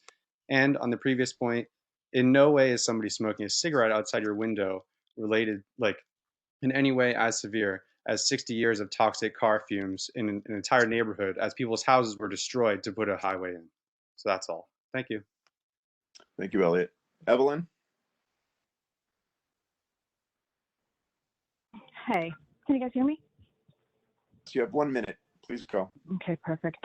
Sure. So I just wanted to chime in because this is the second meeting I attended about this, and what this all becomes is a he said, she said, really nasty shouting match, attacks in the chat room, and basically anyone that's opposed to open street as being someone that's full of rage and whatnot, when it's really a two-sided thing, right? Everyone's greeting each other the same way with aggression. And with that said, we people have video proof. I live on Russell, so I'm not on Berry Street. I am on Russell. And what happens is nobody actually uses Russell. People are at the park, and the street is closed for literally no reason, right? So that's one issue. We have an underutilized street that the only thing that goes on there is people drive down the block, and if they don't move the barricade back, people walking by, or sometimes it's the volunteers that are actually arguing and taking pictures of cars and sticking their hands in car windows and saying that they're going to call the cops on people and whatnot. And I'm talking about, I'm not a driver. So I'm going to start with that. I think I said it before. I'll just be walking my dog. And I'm not recording those instances, in which I will start as soon as I see them, but I started taking pictures of the empty streets. I am taking pictures of people getting drunk in the park all day and leaving trash. New York City parks not cleaning up after the people hanging out in the park. So I think what this open streets is actually creating is more so a party scene.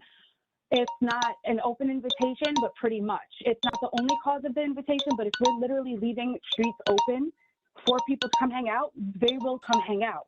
This was not as big of an issue before the open streets were an issue, or I'm sorry, were a thing. Thank you. Francoise, 1 minute, please. I saw on the record about, because I think there's been a lot of conversation about accountability and liability.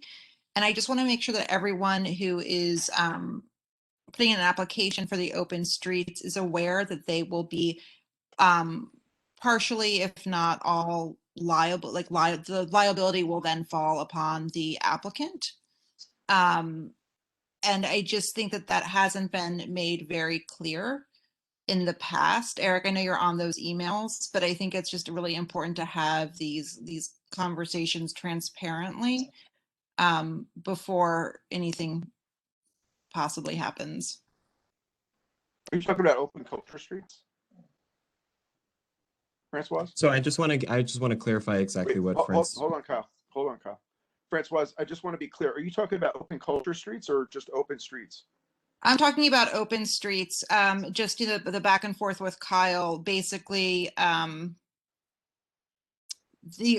from Kyle, these are the guidelines. The policy is that insurance is not required for open street partners, but that does not mean the city indemnifies partners from liability completely. Got it. Okay, thank you, Kyle.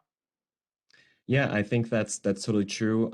I don't necessarily want you to sort of communicate, though, that we pass out all and any liability to community partners. There's obviously a lot of things to consider if sort of there were an issue, but knock on wood, we really have not had any issues so far, and we do really want to make sure that this program is as inclusive as possible, and really making sure that as many communities across the city can participate.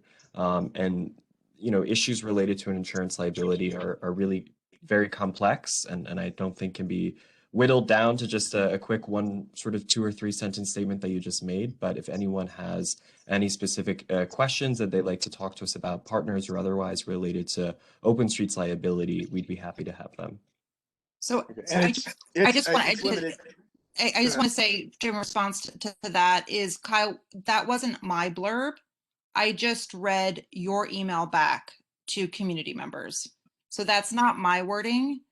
That is your wording. I just want to clarify And I that. totally understand that, but it's for the city to communicate its rules and regulations and liability to public and partners. So, like I said, if anyone has any questions about that, they can feel free to reach out directly to us. But Kyle, that came directly from you. So you are a city employee who's speaking on behalf, correct? If anyone has any further comments or questions about liability related to open streets, they can feel free to connect with us. Jack Donahue. Yeah, been in a couple of these meetings, have heard these comments before. I just think it's really important to remember that, you know, those in this room who can sit kind of through a 4-hour meeting, you know, might not be the silent majority that they represent. And you just have to go outside and look at the streams of people walking up and down that are enjoying it safely and happily. I live on North 6th and Berry. And it's just every single day, it's almost shocking for me to hear kind of the way that it's described. Understand that some people might not like it, but at the end of the day, polls have been done. The DOT poll came back with what, 80% in favor of. And to be frank, if the NYPD, the FDNY, or sanitation really had an issue with it, it wouldn't still be here, you know? So I just think, I understand that some people don't like it, but at the end of the day, the majority of people do. Thank you. Kevin, you have 1 minute. I just want to say from earlier that it was a whole team of people that put Meeker together, not just my team, a bunch of people, an amazing group of people. I guess a couple quick things responding to some of these concerns and things that people are saying. You know, I guess, you know, what's the route? You know, what is a fire truck going to do with those metal barricades? What's the route of a fire truck if a truck is double parked and making a delivery and the UPS guy has to go back to his truck? You know, I mean, concerned about metal barriers that damage cars. There are metal vehicles traveling on these streets at 30 or 40 miles per hour all the time if you're worried about damage to your car. As for Noel, talking about a team of people, I am proud to be a community member with Noel Hidalgo. Proud every single day to be in community with Noel, who has stepped up in a way that very few people have in this community in the middle of one of the greatest crises that we have faced in our history. And he's done that for his neighbors. So, as for those delivery drivers and scooter delivery folks, those are the same folks that kept the city alive. Undocumented people that kept the city alive through the crisis and were largely abandoned by the city. The DOT outreach on this has been unprecedented. And if you think that I am biased in that regard, I would refer to you what I was saying 10 minutes ago about Meeker Avenue, saying their outreach has not been enough. You know, enforcement was nil from the cops last summer because there was a work stoppage. They weren't enforcing anything. So, you know, I don't know. I wonder, that's it. Sorry, thank you. Oh, and Evelyn, my email is Kevin, KEVINLACHERRA @gmail.com. Feel free to email me. I would be thrilled to send you the Meeker report. Thank you. Sasha, you have the last word. Thanks. I just wanted to say, in terms of quality of life, Barry has improved my quality of life over the last year tremendously. I walk it all the time in the middle of the day. Somebody said there weren't people walking in the middle of the day. I do. I love it. It makes me happy every day. And I'm also a member of the community and has really helped my life and made my life better. And I think that should count for something as well. Thank you. Bye. Thank you. Okay, you know, I understand that emotions are high on this. I know that the supporters feel strongly. I know that the people on North 6th, 7th, and 8th have concerns. And we've heard these concerns. And it's just, I'm sorry to put this in this meeting, but it's frustrating for me trying to like bridge this gap from chaos to like something that works like a normal city program. You know, it's just very challenging, but we're going to talk about this next month and the month after that until we get it right. Okay. So I know people are hot. I understand that you're hot. keep it cool, right? Keep it cool, and we can talk to each other and we can resolve it. I'm not saying these things aren't things to be upset about. They are, right? But I'm going to go back to it. You know, I know there's like, you know, concerns about calling 311. Call 311, because each time you call 311, it must be recorded by the city, and the city works on numbers, right? A lot of numbers, action. No numbers, no action, right? So just keep calling 311 and keep doing that. And 911 when it's a real time to call 911, not just because, you know, I don't know, like what Ryan said. Okay, thank you. I'm sorry. Just have to vent on that for a little bit. But we'll be talking about this next month, and I won't vent then. And it'll be further up the agenda because I think we have more stuff for Kyle to torture Kyle with. Thank you, Kyle. All right, so where are we now? Oh my God, are we really at old business? Hooray. Okay, old business. Anyone? Say no. Yeah. Okay, Ryan. I mean, Oh, we shoot, had Ryan, a child that was killed by a bus. And so I want to say that I want to see it on the agenda. I want us to talk about the bus through the South Side. I know that it's something that we have to arrange with the Hasidic community so that they are participating, but it's, I mean, I personally want to know, is that driver still driving? Do we have answers of why the child he was picking up was run over? I feel like, anyways. Okay. Let me. I won't promise it for the next agenda, Ryan. But let me. No, I know. It's something that has to be. Listen. Let me reach out to a couple folks on the South Side and see what kind of meeting we can have that's going to be constructive. Okay. Yes. But I want answers to those questions too. I mean, this child is dead, and that driver just left them in the street. It's horrific. Anyway, but thank you, Ryan, for you know, keeping that up. And I'm sorry, but we forgot to ask Andy about. But I'll email him and I'll get it. I knew he was just gonna say it's gonna move in a month or so or whatever, and I didn't feel like hearing it. I'll reach out to him for the record, and I'll get an answer for the report. Sorry about that. Any other old business? Once, twice, 3 times. No. Okay, good. New business. Going once. Going twice. Motion to adjourn? We don't have a quorum. Everybody's happy. Okay, Jerry, don't Thank close you, this Eric. because- Good night. Thank you, Jerry. Don't cancel the meeting. I have to cut and paste the chat. Okay, just leave it open for a second. Okay.